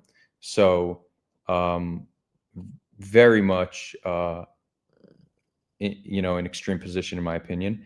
But I don't think he actually killed children, and I could actually say that with high confidence. But yeah, I mean, yeah. I mean, here's the thing. I'm sorry for speaking without but the issue with being Israeli soldier, especially when Israel is committing genocide, it's not whether what the individual himself have committed war crimes, but that the individual is reinforcing being complicit in the war crimes. I believe that if you are taking part of injustices, you are maybe not exactly as responsible as a person who committed a war crime, but you are very, very close to that person in the matter of matter of complicity. When you see an injustice, yeah. No, I agree. I agree with you. I think he's complicit. Yeah, I think he's the one who committed it. You don't need to hold the gun and kill a child. You need to be part of the system, and he was actively part of the system that committed the genocide. He made time for those to kill people. He felt in a smaller place. I think, guys, you're a bit downplaying it. No, I was just trying to be very honest in what I said. I said I think he participated in genocide, but I don't think he himself carried out any of these war crimes. I think that's just an honest assessment of the situation. And I would say even more so, to me, it's not obvious what's worse, the fact that he went to Gaza or that he is pretending he set up a booth in somewhere in New York saying, I served in Gaza, ask me anything. And he framed it as if pretty much the way John Spencer's describing it, right? That is just as bad as like propaganda in the service of such an atrocity. Yes. Yeah, exactly. And people are saying, okay, because I called him a friend, and people are like, oh, how could you be friends like that? So I just want to explain what I mean. So I happen to come from a family of far-right extremists. Most of my families are settlers. And I think it's helped me see otherwise radical people also just as people who, otherwise normal and good people are capable of supporting acts of evil. And it essentially gives me maybe a soft spot for them. So when I say Rudy's a friend, it doesn't mean he's a buddy that I hang out with and think he's, has a moral person and on the right path. No, but if I see him, it's not like we have bad blood. I will say hi. I'll give him a hug. We'll be friendly, because I don't think it serves any purpose for us to not be civil. But this is just my deep connected to like a deeper worldview I have, that I think we're all fundamentally products of our environment. And, I don't really think there's many bad people in this world. It's just, we're complicated. We have immense capacity for compassion and greatness for those in our in-group, and immense capacity for evil for those in our out-group. So I'm not super judgmental for against such things, but I understand that I am maybe an outlier in my perspective on this. Hope that clarifies. Yeah, the reason I brought him up was like just some of his arguments, and I actually did see that interview with Noam Chomsky. I remember they got like stuck on some semantic argument on for, Greater like, Israel. That was annoying. Yeah, exactly. Yeah. And then I watched his debate with Peter Beinart, and just his arguments are kind of fascinating, because he probably thinks he's a really good person, moral, and because that's just the way he carries himself. And he was talking about there's equality already in the West Bank, because Palestinians, he can't go into Area A and Palestinians can't go in Area C, so it's the same. His arguments are kind of silly, and I'd love to see you talk to him. I don't know if like that's something No, yeah, he hasn't. So one of the the consequences that I'm paying for my activism the past 2 years is that I've been blacklisted by a lot of people in the pro-Israel camp. Because I am definitely one that thinks there's a lot more to gain from speaking to people, even extremists. So I do invite extremists on my channel. And my rule is that I'll platform an extremist, but I'll always push back against extremist views. So I think it is irresponsible to platform extremist views if you don't push back. But if you push back, I think it's a good opportunity to change minds and educate viewers. But a lot of people refuse to speak to me now. Now, it's a relatively minor cost to pay for speaking the truth. So I don't regret I don't regret my actions the past 2 years, but it's unfortunate that I've been blacklisted by all these people. I mean, it was a bit interesting before. I think it was Dubs who mentioned that, I don't remember, like it's around 20% of Israel's population are Palestinians. And if I understood you correctly, this was the reason I chose to press on the microphone. That's like, you made that as an argument against a two-state solution. Did I get you right? Because like, if you would actually try to understand the average Israeli Zionist, you would see this like if you would have a 50% of Israel's population, or population of a unified one-state solution, that would basically mean that Israel's concept of as a Jewish state, which they basically fought for a very long time, would totally be dismantled. I can't see how you could argue against it. You can talk about pressure, but I mean, I can't see how you could implement it. Would you like to elaborate on this point you made before? That was the opposite of what he was saying. Or are you talking about the other person, Dubs? Okay. I said Edar, yeah. Dubs. Somebody else, yeah. Yeah, no, I was just saying with the 20%, I was saying if there's a two-state, I think the Jewish Israelis would still see that as a threat, and that would cause issues.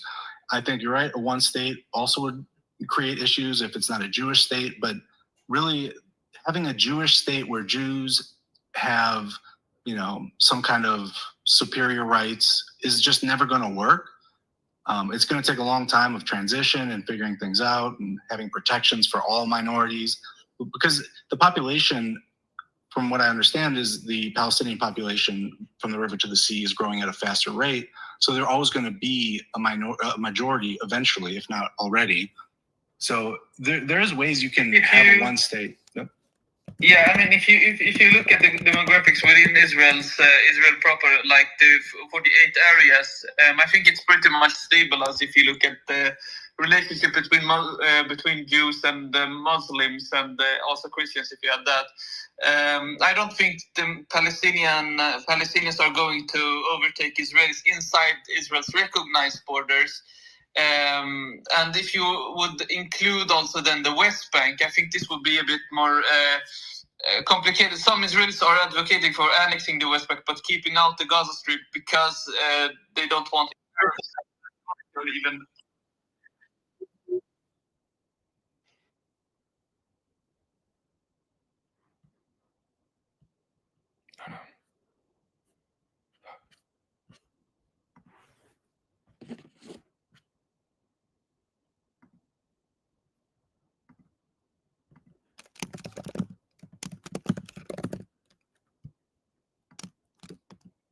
Sorry, guys. I literally just crashed the space. Fuck.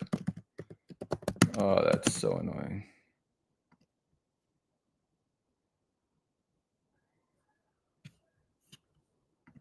Okay, well, that's a fuck up. For those still here on YouTube and Discord, hopefully more people join. Damn.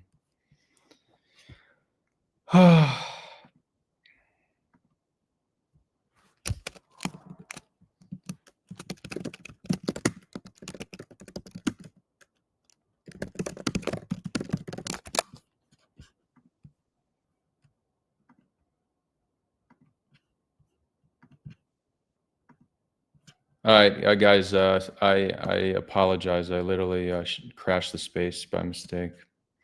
I pressed the wrong button, and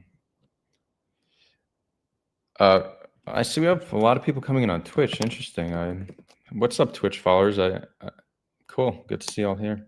I normally am a YouTube guy, but good to see a nice little crew on Twitch. The space will keep going. Omar, raise your hand. We'll bring you on. Sorry, guys. I fucked up. Approve. Omar, we'll get you back on. But I do want to get back to the order because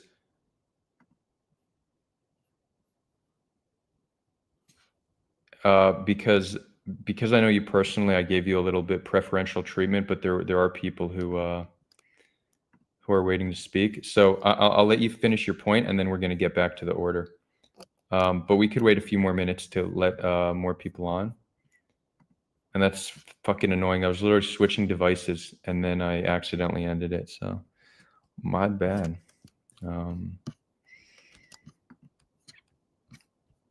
Sometimes when I do shit like that, I literally feel like I'm getting old. Like that's not me not able to figure out basic technology.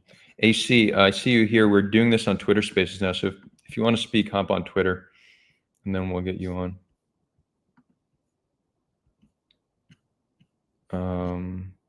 Wait, why did the space end again?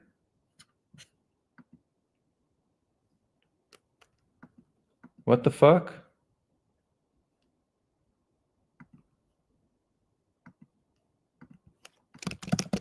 Space crashed again. We're gonna move this to Discord. So AC, we'll get you on in a moment. Space crashed again.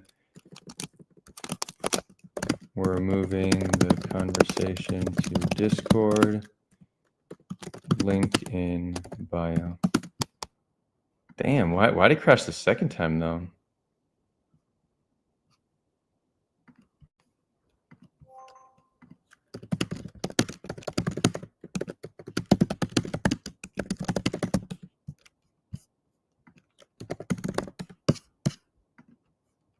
Okay, let's see. Discord AC, we're going to bring you on.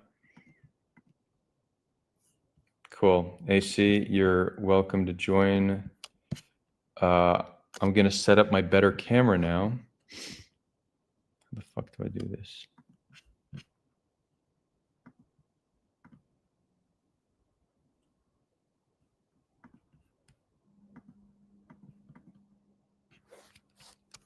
AC, you want to speak? You want to speak?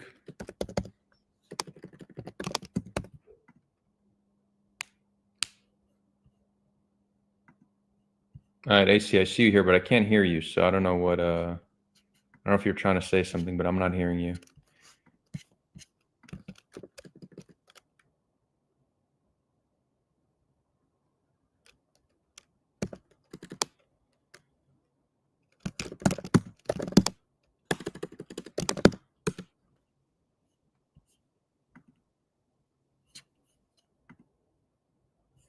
Honestly, debunking that that Husbarista was pretty fun. I mean, that shit's too easy when it's just all the blatant stuff. Yeah. All right, AC, we got you. You're on. Yeah, sounds good, man. Sounds good. So, just a couple questions. So, would you say you agree with what's happening in Gaza? No. I consider it. You wouldn't know. I consider it one of the worst atrocities of the 21st century, morally indefensible. Would you say it's a genocide? Yeah, I consider it a genocide. I mean, would you have? I don't know about that, man. I mean, I think there's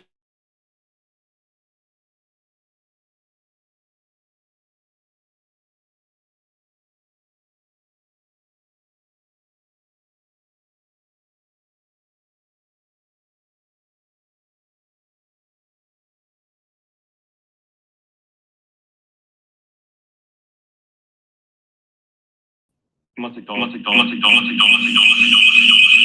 hold on. Okay. And then it's also the legal definition of genocide. So they will point out that under the UN Genocide Convention of 1948, genocide requires intent to destroy in whole or in part national, ethnic, racial, or religious group. It's argued that Israel's military actions, of course, they're disgusting, but there is no sufficient legal evidence of intent to destroy the Palestinian people as a group. So I think that there is evidence of intent, because when you look at how Israel conducted themselves in Gaza, and we're repeating a lot of the same stuff. So those who have been watching this for a while, you might be bored of this, but AC is a new guest, so we will address it. Israel systematically destroyed the water systems in Gaza, the healthcare system, cropland, systematically destroyed. Hamas itself, though. What's that? What was that? I couldn't hear. The elimination of a sub-race does not matter. I'm not talking about Hamas. I'm talking. You have anywhere from like 4 to 5% of the civilian population killed. That's significant. And when you look at what Israel's, and that is because Hamas have been reported to hide behind civilians. What do you mean by hide behind civilians? Meaning being in meaning being to not receive gunpoint, they hide behind civilians. No. That's not true. We literally do not have any evidence of them hiding behind civilians at gunpoint. What we do have evidence of is they have a tunnel network under Gaza, so they're underneath civilian infrastructure. And it's true. It's hard for Israel to get to them without destroying civilian infrastructure. But Israel decided not to do proper evacuations and to use massive levels of firepower on densely populated areas, killing an unprecedented number of women and children. We could have evacuated. We didn't need to destroy their water systems. We didn't need to destroy their healthcare system. We didn't need to stop aid from entering for months at a time. None of this was a necessity. All of this was a choice. And when you look at what one of Israel's publicly stated goals in Gaza was to ethnically cleanse Gaza, the best way to get Gazans to voluntarily leave is to make Gaza unlivable and make life for Gaza unbearable. So you could see a clear incentive for Israel to want to destroy Gaza and harm civilians. Now, I don't think that you're going to find clear evidence of a top-down command saying kill civilians. I think what Israel did was carried out a genocide while trying to maintain plausible deniability in the eyes of the international community. Okay. And wait, let me pose a question to you. Let's say Israel's goal was to commit genocide while maintaining plausible deniability. How would their actions look any different than what they do, what they look like? Could you repeat that again? Sorry. Let's say Israel's goal was to commit genocide, meaning harm the population in order. There could be a few motivations to harm the population. One, it increases the chance that the population leaves. Two, if you harm the population enough, it could put pressure on Hamas to surrender. Also, because their people are just being slaughtered, and two, because it could help get their people to turn on them. And three, if neither of those work, at the very least, you're just going to create a deterrent so they never want something like that to happen to them again. So there's very clear motivations for why Israel would want to cause harm to the civilian population. And then when you look at their actions, I think there's a very strong case to be made. But let's say Israel's goal was to harm the civilian population while maintaining plausible deniability. So essentially, we want to harm the population, but we still want to be able to claim that that wasn't our intention. Let's say that's Israel's goal. How would their actions look any different from what their actions were? Miracle. That's what?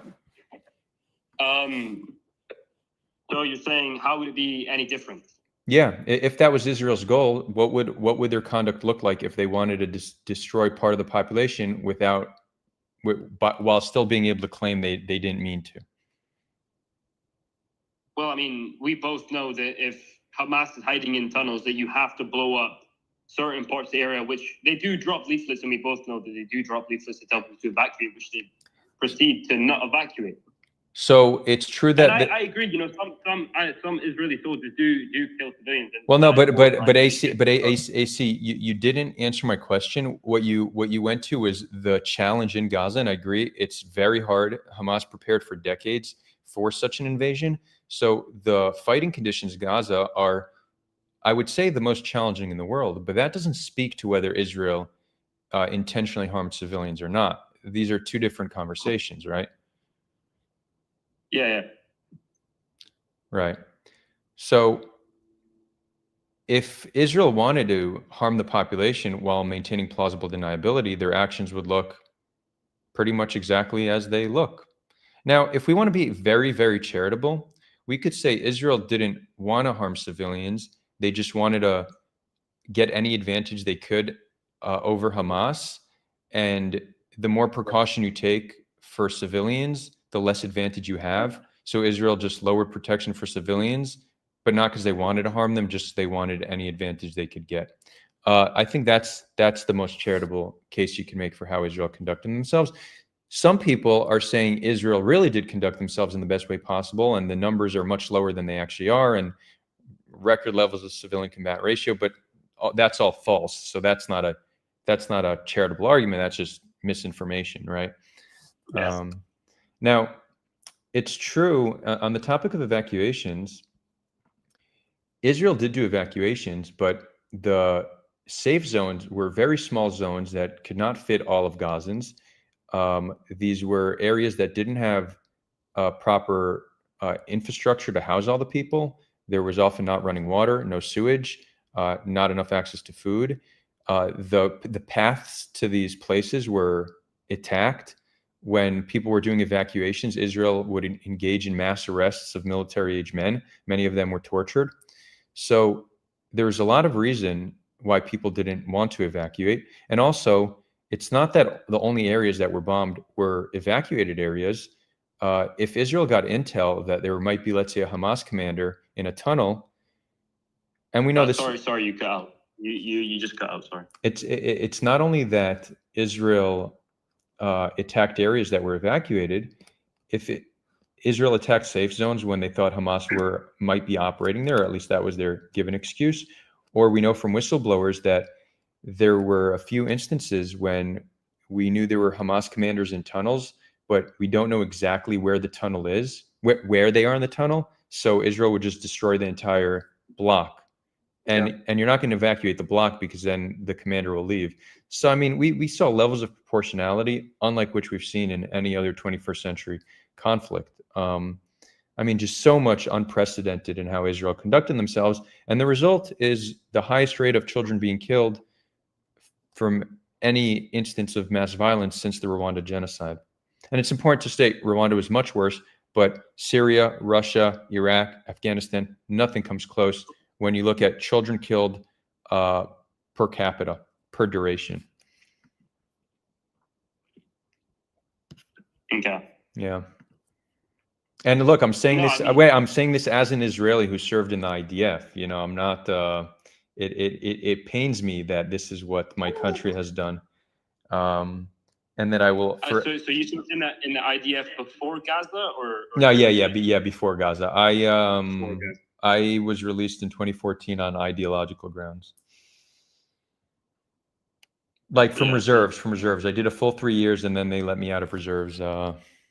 Which I didn't know that it was actually when I came to, I'm in Israel now, but I wasn't here on October 7th. I came back November 2023, and I didn't know if they would try to call me or not. When I came back is when I understood that that I had been released prior. But I wouldn't have enlisted. So you wouldn't have went back now? I mean, look, I'll put it this way.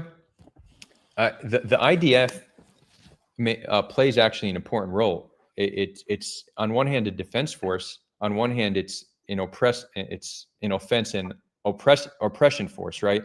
So the IDF standing on the Gaza border or on the Lebanon border or on the border with the West Bank, that's a purely defensive position. And that, as a nation, we have a right, not only a right, but an obligation to defend our borders.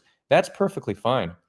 But when it comes to the military occupation in the West Bank or what we're doing in Gaza, I would never, I don't support that and would never serve in either of those places. But yeah, when I was in the IDF, I had a very different understanding of things and worldview, and I did serve in the West Bank. Okay. Yeah. Okay. So would you say like they would have put a certain ideology into your brain, made you believe things that are factually untrue? Well, I mean, my ideology was imposed on me by my Zionist family, primarily my dad, who is Israeli. Okay. So my dad served in the IDF, my uncles, my grandfather. From a young age, he put it in my head that I'll join the IDF when I was 18, and I was never taught to hate Palestinians. Simply that we need to defend ourselves against them. Yeah. And joining the IDF is the right thing to do. That is how I was raised. And then in the years after the IDF, I understood, got just a better understanding of reality. So decided to spend my time. Yeah. You say you're still in Israel, or? Yeah, I'm what would be called the digital nomad. So I'm not in Israel for the full year. I have a company based out of LA, and I like to travel. So I go places, but I've been in Israel. Okay. I've been in Israel the past 6+ months now, and I'm going to be here for a while just because there's a lot of work to do on the ground. Well, I got to go now, so thank you. I'll join back later, man. Thank you. Oh, well, yeah, welcome to the community. We have some great convos here, so I'm glad you joined. Yeah, thank you. I'll come back later. Thank you. Yeah, sure. Thanks, AC. Okay, peace and serenity. Floor is yours. Yeah, what's up? I don't know if you can hear me. I can, loud and clear. So I had a question for you, but I wanted to like talk about something I saw earlier. The conversation between what was it, Amsalem, Ben Gvir, and the deputy chief of staff, where I don't know if you saw that. Did you? No, I didn't. What went down? So Khan like leaked a conversation where Ben Gvir, where the deputy chief of staff is saying, if we see someone like an old or like a suspicious man heading, then we shoot him. Like let me get it. I mean, I have so. There was one commander of Sayeret Golani that that also there's a video of him saying you shoot anyone on sight, and we have a few IDF whistleblowers that said that was the command that they got. Now, no, that was like regarding the like zones of like, I don't remember how they called it, but there was like these zones. Yeah, the no-go zones. Morag, you couldn't cross, and everybody that goes in there, they shoot him. But that was like from this evening. Oh, So this is something new. Is saying when we see like a suspicious like מבוגר, I don't know how exactly to translate it. Someone who's come of age, like, I don't know. So we see someone suspicious, we shoot. If we see a kid on a donkey, then we stop him. And then Ben says, why not shoot a kid with a donkey? And then Absalom said, who do you want to shoot first, the kid or the donkey? So how that relates to what I wanted to talk about is when you look at, if you want to define what happened in the past 2 years, the genocide, then you kind of want to look at what the ministers and what the government wants to happen on the ground, and what the military command like actually commands.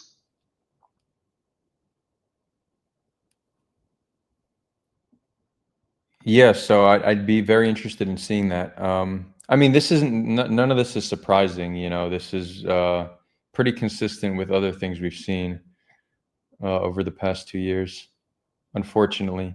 By the way, Peace and Surrender, were you on the Twitter space with us, or are you just joining now? No, I wasn't. I just okay. I just want to know. Okay. So have we spoken before? I believe we didn't. Okay, well, welcome.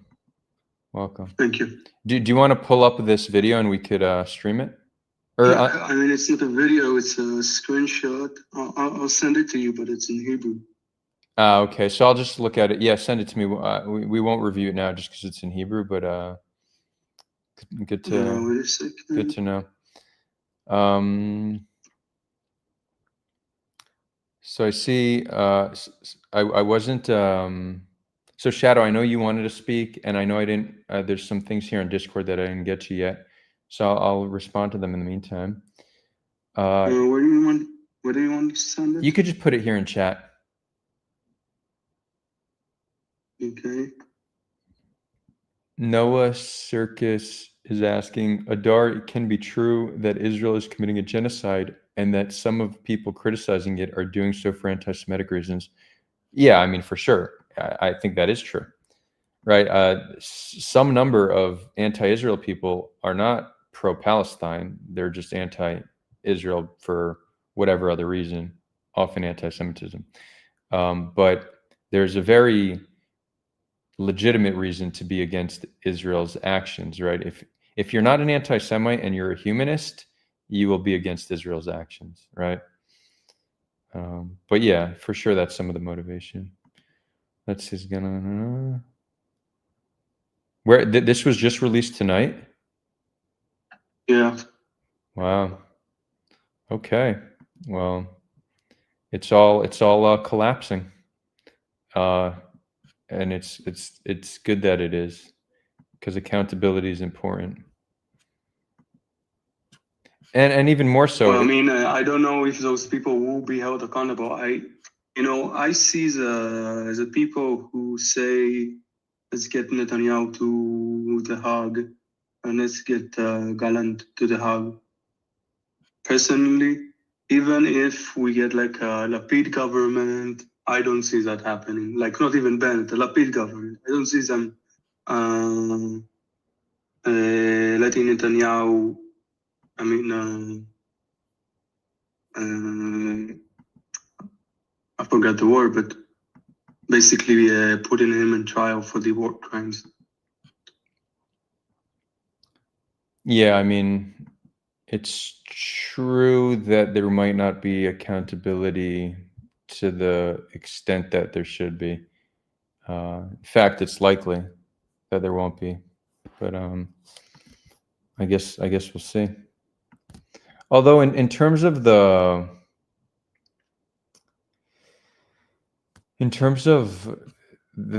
isolation Israel's currently facing, there's already been a pretty serious consequence, and we don't know what the long-term effects of it will be. But the consequences might be the actual conflict being solved, because the Western world is turning on Israel, and this is in large part due to Israel's actions. So, that would be a form of, I don't know if that would be accountability, it would just be justice, a form of justice that was achieved through this. Well, maybe I'm more cynical than you, but yeah, you don't I think that if the world pressures Israel to kind of get a two-state solution, then what will depends on how hard they push, but and I don't know, it depends on how much the public in those places, in the Western nations, keeps the pressure. And I think it will make the Israeli government maybe join negotiations. If it will be Netanyahu, then what I can see happening is him join negotiations to save face, and he'll just prolong it as much as he can, and just nothing will come out of it. But it really depends on how the rest of the world acts. Yeah, I guess we'll see. What would you like to see happen? I would like to. It's very hard to see it with the current political landscape, but I would like to see a process. I would like to see Barghouti released, and they'll have some negotiations, something along the Geneva Initiative. The agreement would be something like the Geneva Initiative, and then we'll pull out, and there'll be no more occupation. And I guess you're referring you're referring to Oslo, not Geneva, right?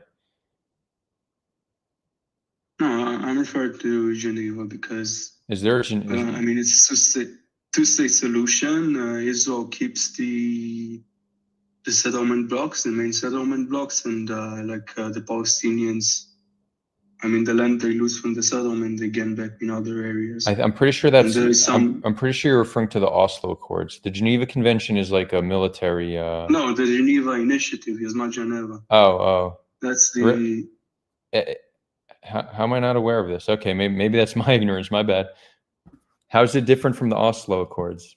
Whatever, I could look into it. Oslo Accords is more like. I don't remember.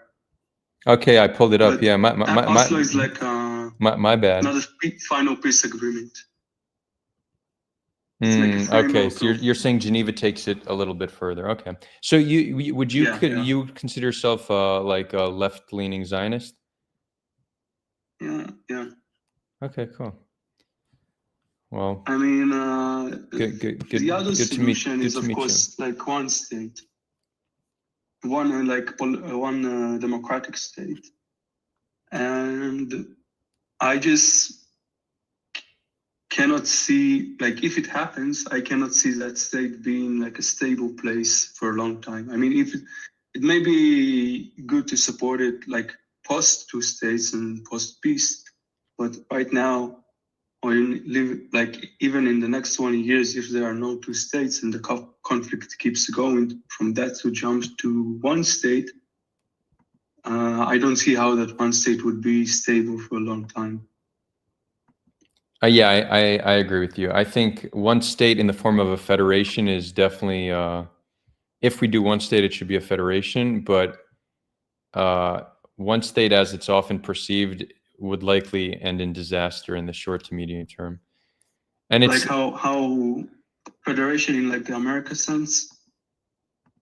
Yeah, exactly. Switzerland, United States. I think something like 40% of the world's population is living in federated type systems. So it's it's a quite common form of governance. I mean, probably the bulk of it is Indians and Chinese. And China, right? exactly. Yeah, India and China. They have some kind of a federated system. I mean, what would you consider yourself? I consider myself a non-Zionist. So, first of all, I just take issue with the term Zionism, because if Zionism just means Jewish self-determination, then a term's not needed.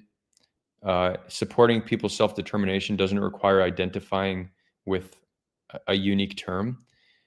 But that's how many, Zionists will say, oh, it's just Jewish self-determination. Anti-Zionists will say it's not Jewish self-determination, it's Jewish supremacy, it's occupation, Jewish supremacy. Yeah, exactly. So for me, it's for me, the way I look at it is people's rights should be protected, right? And let me even back up. I think what I value is human flourishing, right? How can we create a world where we could elevate collective well-being? So one of the best ways to do that is to find a way to protect the rights of the people. What protects people's rights? Institutions. So we need to look at how we can build institutions that govern the land, that protect the rights of the people, and allow for human flourishing. So that's the framework I look at. It's not that Jews deserve a Jewish state for X, Y, Z. So I don't identify as a Zionist for that reason, but I'm not anti-Zionist in the sense that I object any form of Jewish state. No, I think that there very well may be a solution that is a Jewish state next to a Palestinian state. Like that very well may be a solution. I'm not gonna fight against that. Now, if the 20% of non-Jews living in Israel aren't happy with the status, they very much have the right to work within the system to change the system for it to be a state that they feel more a part of. But so I go with the label non-Zionism, but I don't look at it like, I just think it's better to. It's just not. It's just a meaningless term in my opinion. And just let's talk about what we actually want to see happen on the ground. What are the systems?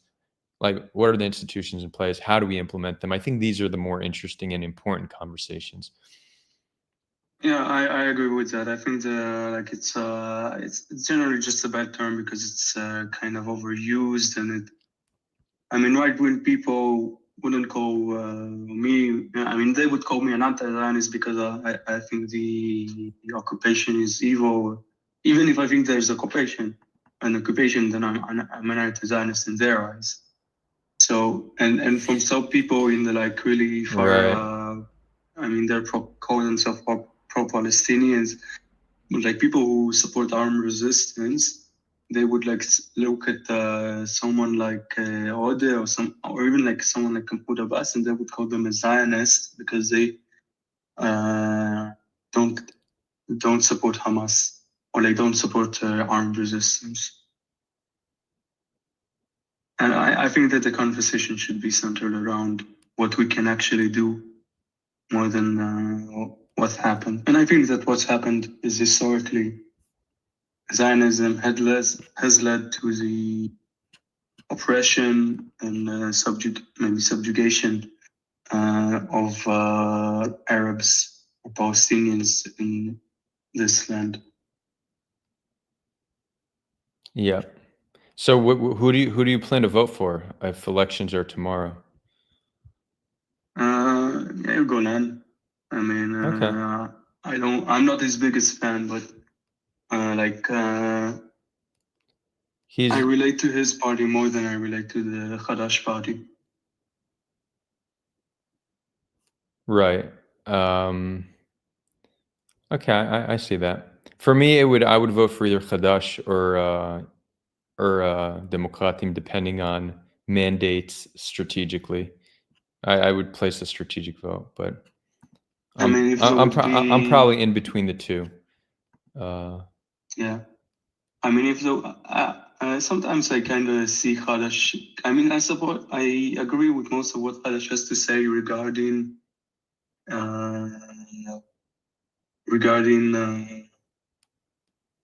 the conflict and its history, because they're I mean, politically allowed to be more honest about the history and the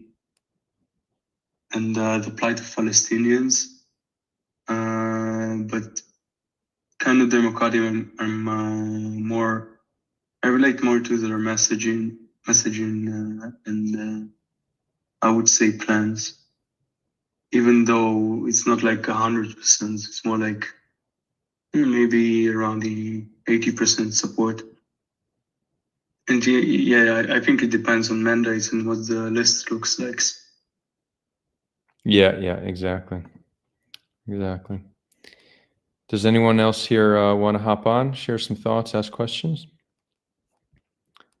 It's open. I'll probably wrap it up soon just because I'm going on 4 hours now. It's interesting how I was exhausted and thinking of not streaming, because these are challenging conversations, and then I do it and I get so energized. So, but we're past midnight here.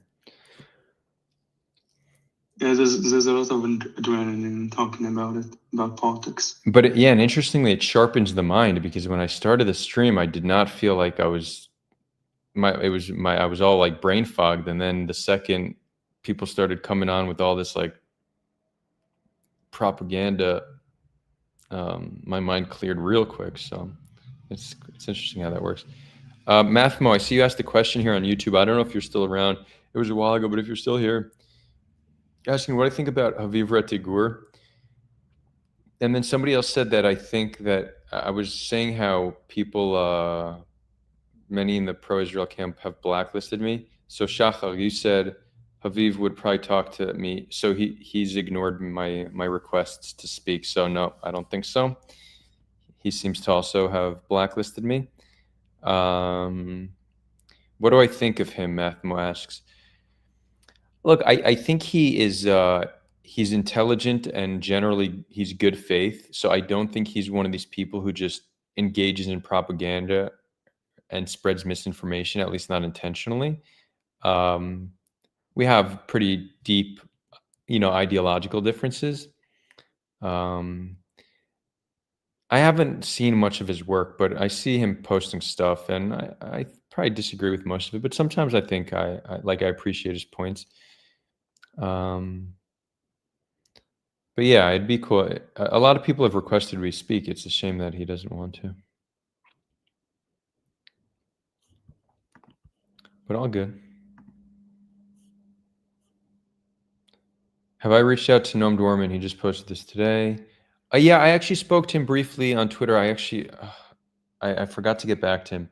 So he's down to have me on his show, but he does it primarily in person. So I'd need to wait till I'm in New York. But I could have him on. I think he'd be down to join me for a live stream on my channel. So I'd be down to do that. Maybe people could give me ideas for. I don't know all his positions, but okay. Are we ready to go? You just share this. Live from Gaza, Hunger, Torture, Hope. We want peace, not Hamas. What did he? Okay, this is interesting. It's 2 Gazans. Damn, look at those bullet holes, or no, that's like shrapnel. In the background.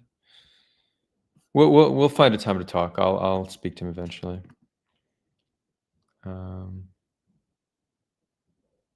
So Shadow, okay, you've watched a lot of him. What are some like interesting areas of disagreement that you think I should invite him on to talk to him about?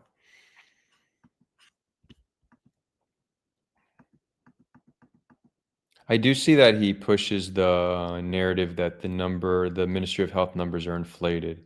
So that's something we could touch on if he's interested.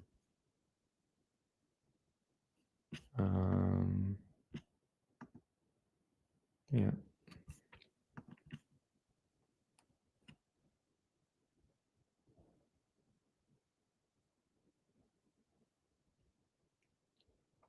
Shachar, you say I'm more post-Zionist because I believe Zionism was needed at a certain point. Okay, interesting. like it was needed, but now you feel it's not, so we could evolve to something better. I hear that. And then you're saying about Haviv, I thought somewhat positively of him. He would gain a lot by actually engaging outside the bubble. Yeah, I mean, I think we all have a lot to benefit by engaging outside the bubble, but I think it's a pretty strong in a lot of different movements, but they see me as a traitor at this point, and I think they don't want to give me any attention or energy, which is a shame.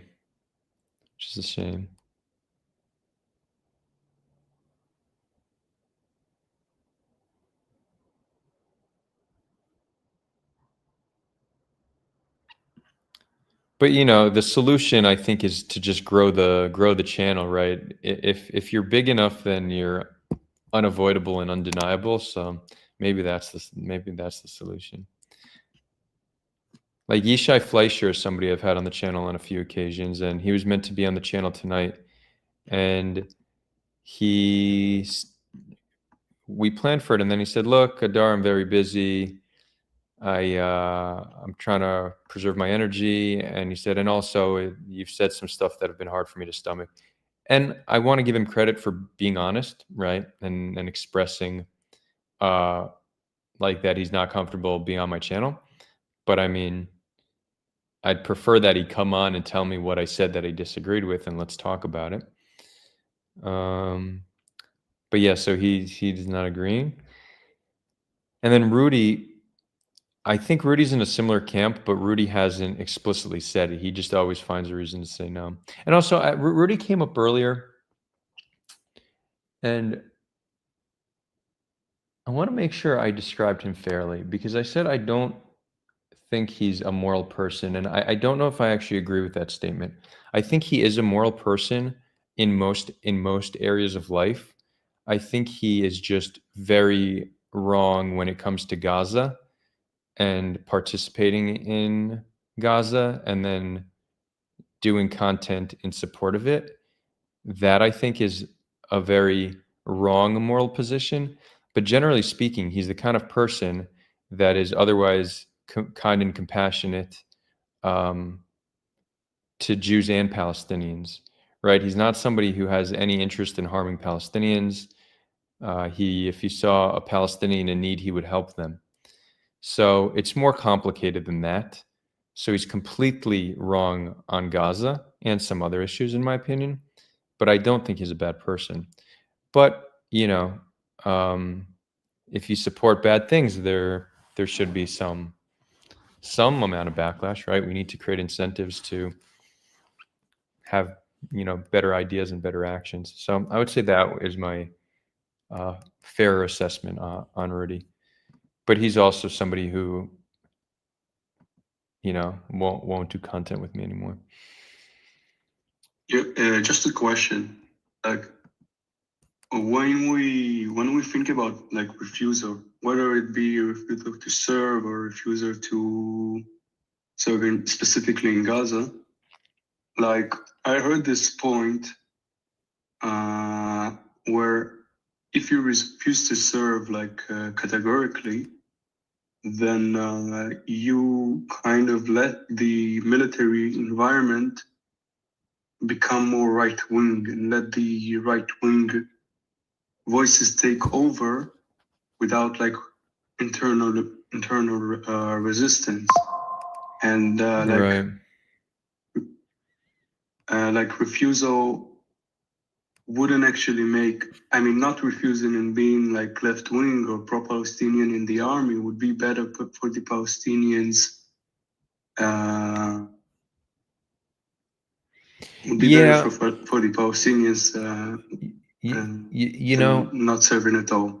And that kind of makes sense to me. I don't necessarily agree with it, and I didn't serve like before I was left-wing. So I kind of want to hear your opinion on it. Yeah, it's a pretty good point, and it's an argument that I make when people say if I actually want to help Israel, if I really want to help Palestinians, I should leave Israel.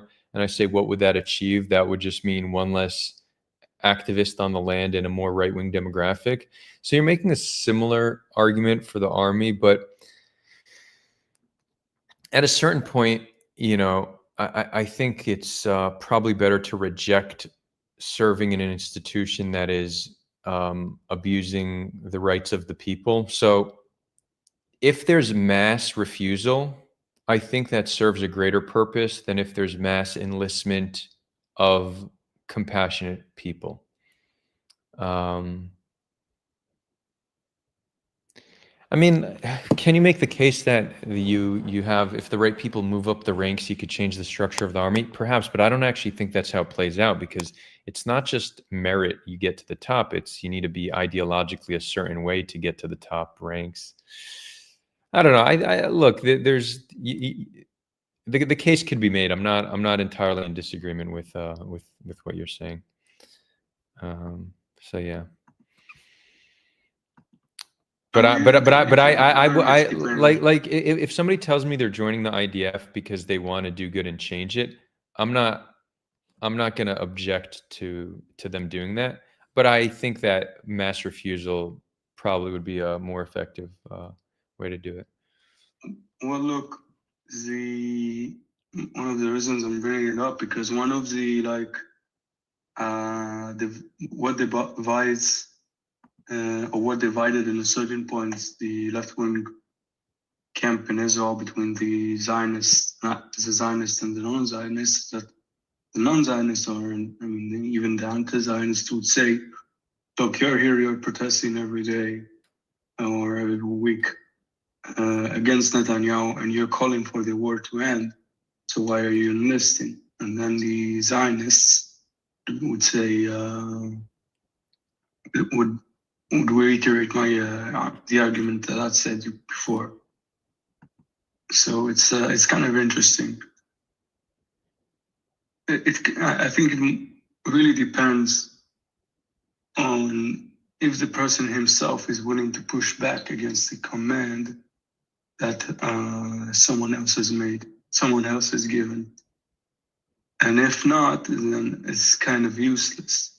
I mean, if you're let's say a pilot and you wouldn't embark on a certain mission, then it doesn't matter if you enlist or not.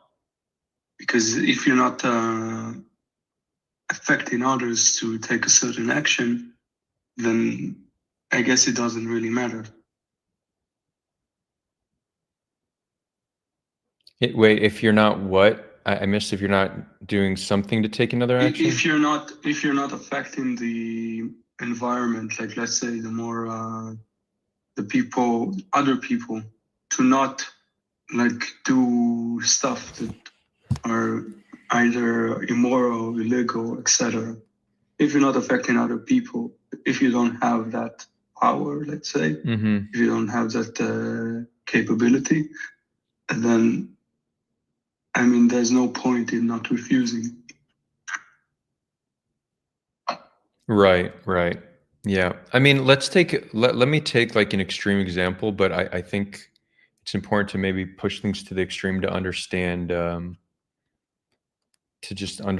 like how we actually think about things. Let's say, World War II, someone wanted to become a concentration camp guard because their goal was to be there so he could be nicer to the Jews in the concentration camp than the other Nazis. Would that be the morally correct position? Well, look, I have heard a story actually yesterday about a concentration camp guard which took a baby took a Jewish baby from its mother arms and took it to his parents' house, and he saved a life, and she grew up there. And he saved a life which most likely wouldn't have been saved. So if he took action to save lives and to maybe give access food or be more generous with the prisoners, and he would replace someone who's not generous, who's like cruel, then I mean, morally right. It's kind of hard to say that, but what other action can that person take to make the people in the concentration camp make the situation better? Yeah, it's interesting.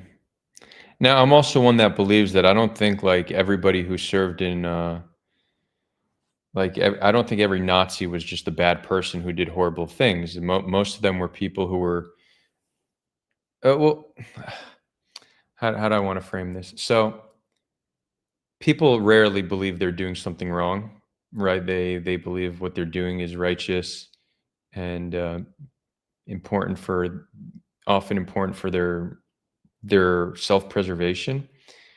So a lot of Nazis who very well may have thought Jews were vermin who should be exterminated or didn't care what happens to Jews, if you met them in a normal setting, they would be very regular people who you could have a pleasant conversation with and you would enjoy their company. Yeah. Right. Yeah. I mean, it says that Hitler was a nice, like if you met him up front, he was like a timid person and a nice person. that doesn't surprise me. And you know, I think people struggle with this concept because we have this like worldview of like black and white, good versus evil.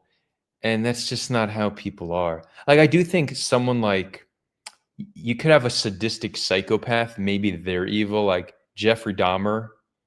I think they were perhaps evil, like they got pleasure out of harming others.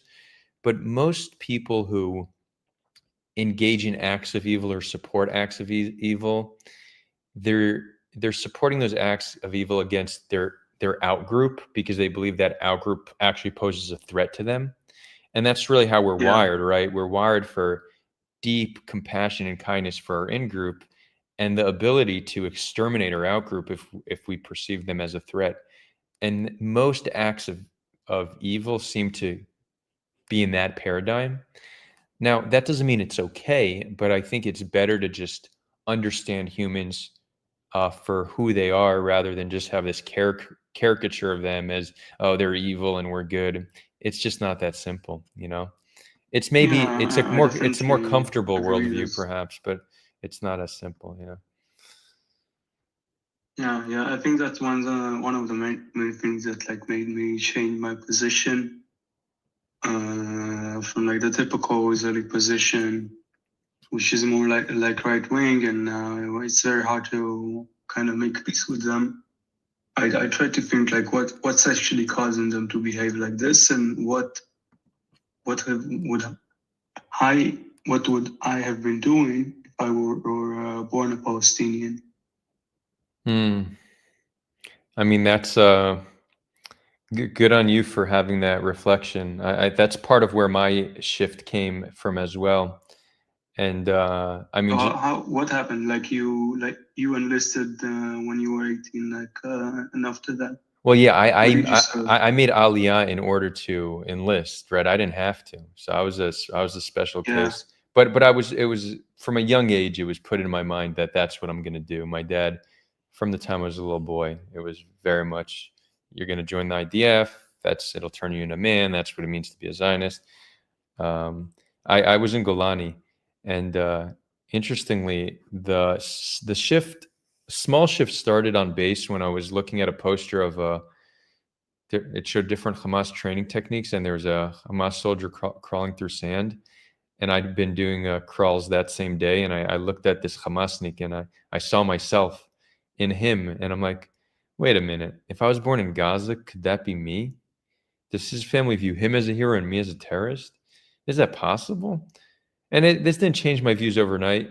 It's very hard to have your views change in the institution of the IDF, and also just deep-rooted teachings take time. But I think it planted a seed, and then in the years after the IDF, I became a little bit more liberal and open-minded, and who knows, maybe even taking psychedelics helped a little bit by I don't really know if psychedelics help, but when you take psychedelics, you get this feeling of interconnectedness and how we're all one.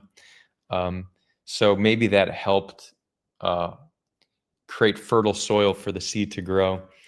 But I like to think that I would have reached these conclusions regardless. But in the years after the IDF, my views definitely changed. And then I got out in 2011, and then in 2014, there was the Gaza operation, and I saw people saying Israel under attack. 2013? Yeah, 14. This was 3 years after I got released. And there were two narratives online: Gaza under attack, Israel under attack. I'm like, wait, why is nobody talking about the people on both sides who are suffering from what's going on? So I started writing Facebook statuses, just humanizing both sides, and people appreciated it and others hated it. And that kind of got me one foot in the door. And then I'd been doing different things on and off since then. But I only started doing this content, like I only started live streaming during COVID, but also very part-time. I have some businesses that I've been building, so it's always been a passion of mine. And now, around a year ago, we launched a new company called Head On, which is what this community that you're currently in is. We're building a platform designed for productive conversations, and that allows me to do a lot more content and activism. So for the first time in my life, I'm able to focus on this work as part of my job. So that feels good. And I've been working on some interesting stuff. I've been driving around. I live in the Western Galilee. I've been driving to different towns. So Western Galilee is amazing. It's the most peaceful place between the river and the sea. Everyone here is so nice, and there's Where? In Galil Maravi. No, like the. In Malot Tarshiha. I know, you know it.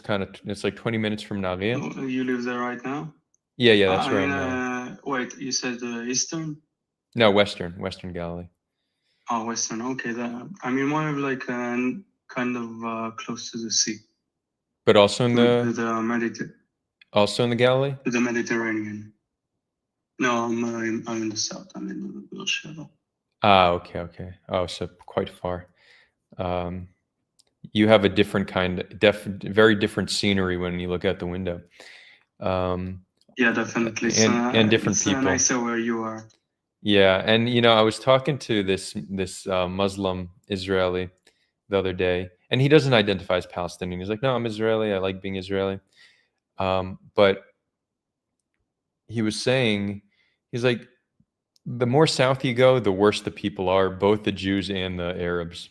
That's his take on it. He said, yeah, whenever I go to Jerusalem, I feel all this tension and people are mean. And then here, everybody's nice. So his take on it is not, he's like from the north. Yeah, he's from the Galilee. For him, it's not a Muslim-Jewish split. It's a northern-southern split. Like that's how the line is drawn in his eyes. But I'll give you my take on it, which is maybe partially true, but from what I know, kind of makes sense. In the north, they kind of, the Yishuv was there for longer. People settled, the people that came here, the Jews that came here settled there earlier, and they stayed there, and they kind of realized they have to kind of maintain normal ties with the Arabs around, if it even wasn't what happened from the start. And in the south, it's also kind of more under attack. Chronologically, if you look over time, then the south has been attacked by Hamas, more in recent years. Maybe if you look back. No. In the north, there's the Hezbollah threat. In the south, there's Hamas threat. Yeah, but it hasn't. Until 2023, it hasn't been active for a while. So that's the reason I'm saying it. And kind of in the south, you have the Israelis are more right wing. Yeah.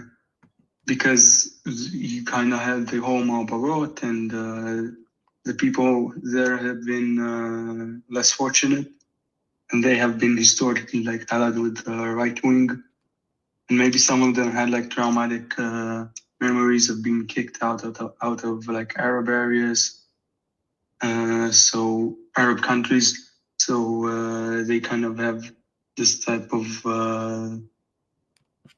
grudge. But my experience with the Arabs, I have like one Arab neighbor, nice people. I don't know, maybe in the north they're nicer, maybe not. I mean, my experience is that most people, wherever you go in the world, are nice, right? Like the baseline of people is that they're nice. And again, it's complicated because these same nice people, probably a lot of them do bad things, and almost all of them are capable of doing bad things. But it's not hard to see kindness in others, no matter where you go. But I think people more south are a little bit more extreme. There's a little bit less cohesion between the populations. It's possible the climate and weather affects temperament a little bit. I don't want to get too deep into that conversation because that opens the door for all sorts of potentially we're getting close to like race realism and stuff. But I mean, living in the mountain when you have like a nice mountain breeze and it doesn't get too hot affects you differently than living in the desert. You know, like when you're hot, you're a little more irritable and stuff. So all this could play into it. But yeah, I guess. I mean, we're giving too much weight to the things this person has said, which may not be like the smartest thing, because I mean, I don't know him. I mean, maybe he's right. Wait, who? Oh, you're saying what the guy I spoke to said? No, yeah, I'm talking about that sentiment. Oh, that yeah, that's his experience.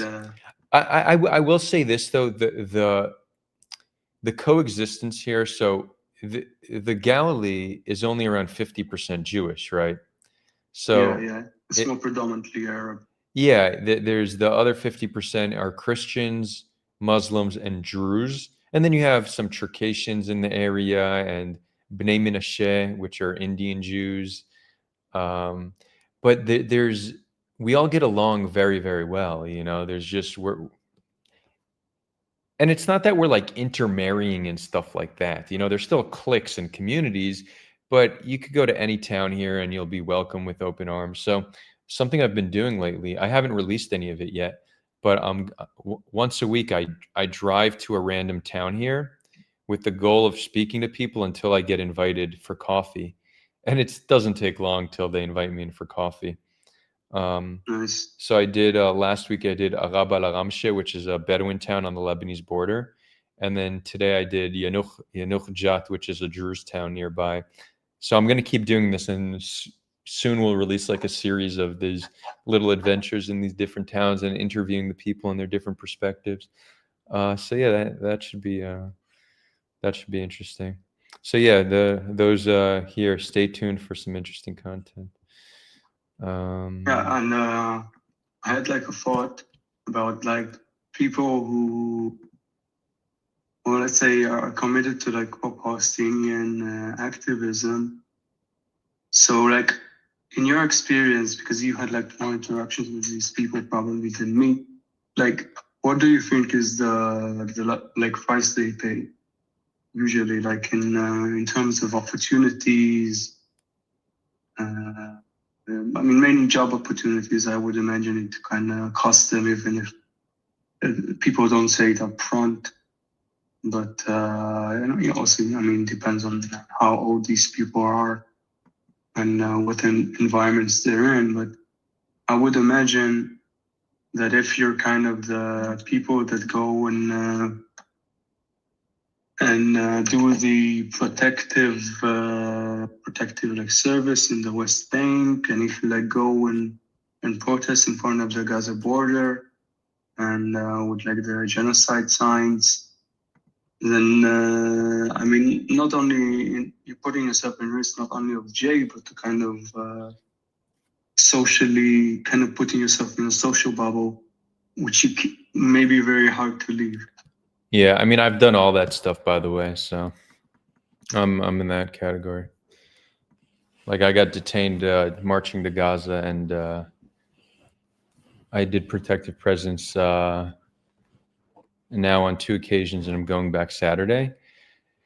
I haven't really faced all too much. Like I shared the repercussions of my actions, which have been just less people wanting to associate with me, but actual like on the ground repercussions here in Israeli society, I haven't really faced them yet. Even my family, who's far right, most of them settlers, they still accept me. Though, I mean, I don't know if they know I was detained,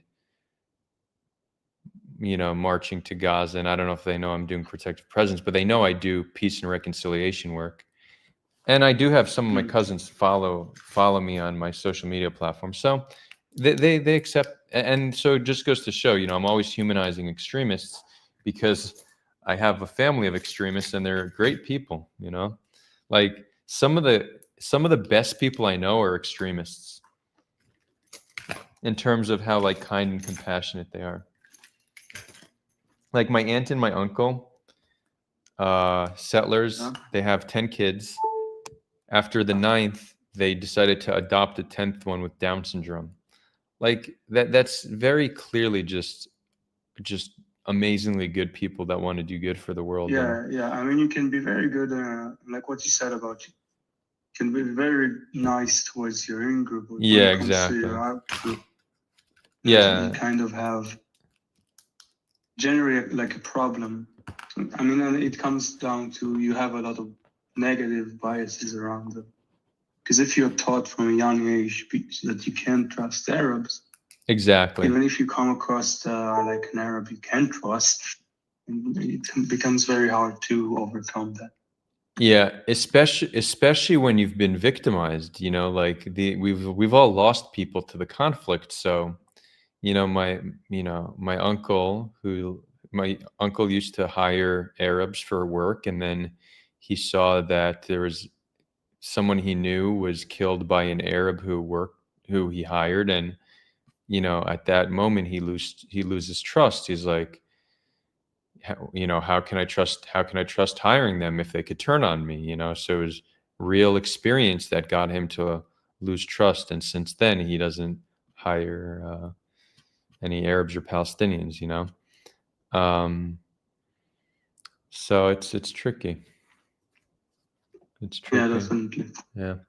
Anyways, I think we're gonna wrap this up. I mean, this live stream's been going on for 4 hours 45 minutes, which I think would make it the second longest I've ever done. So, congrats to those who have been here. Congrats.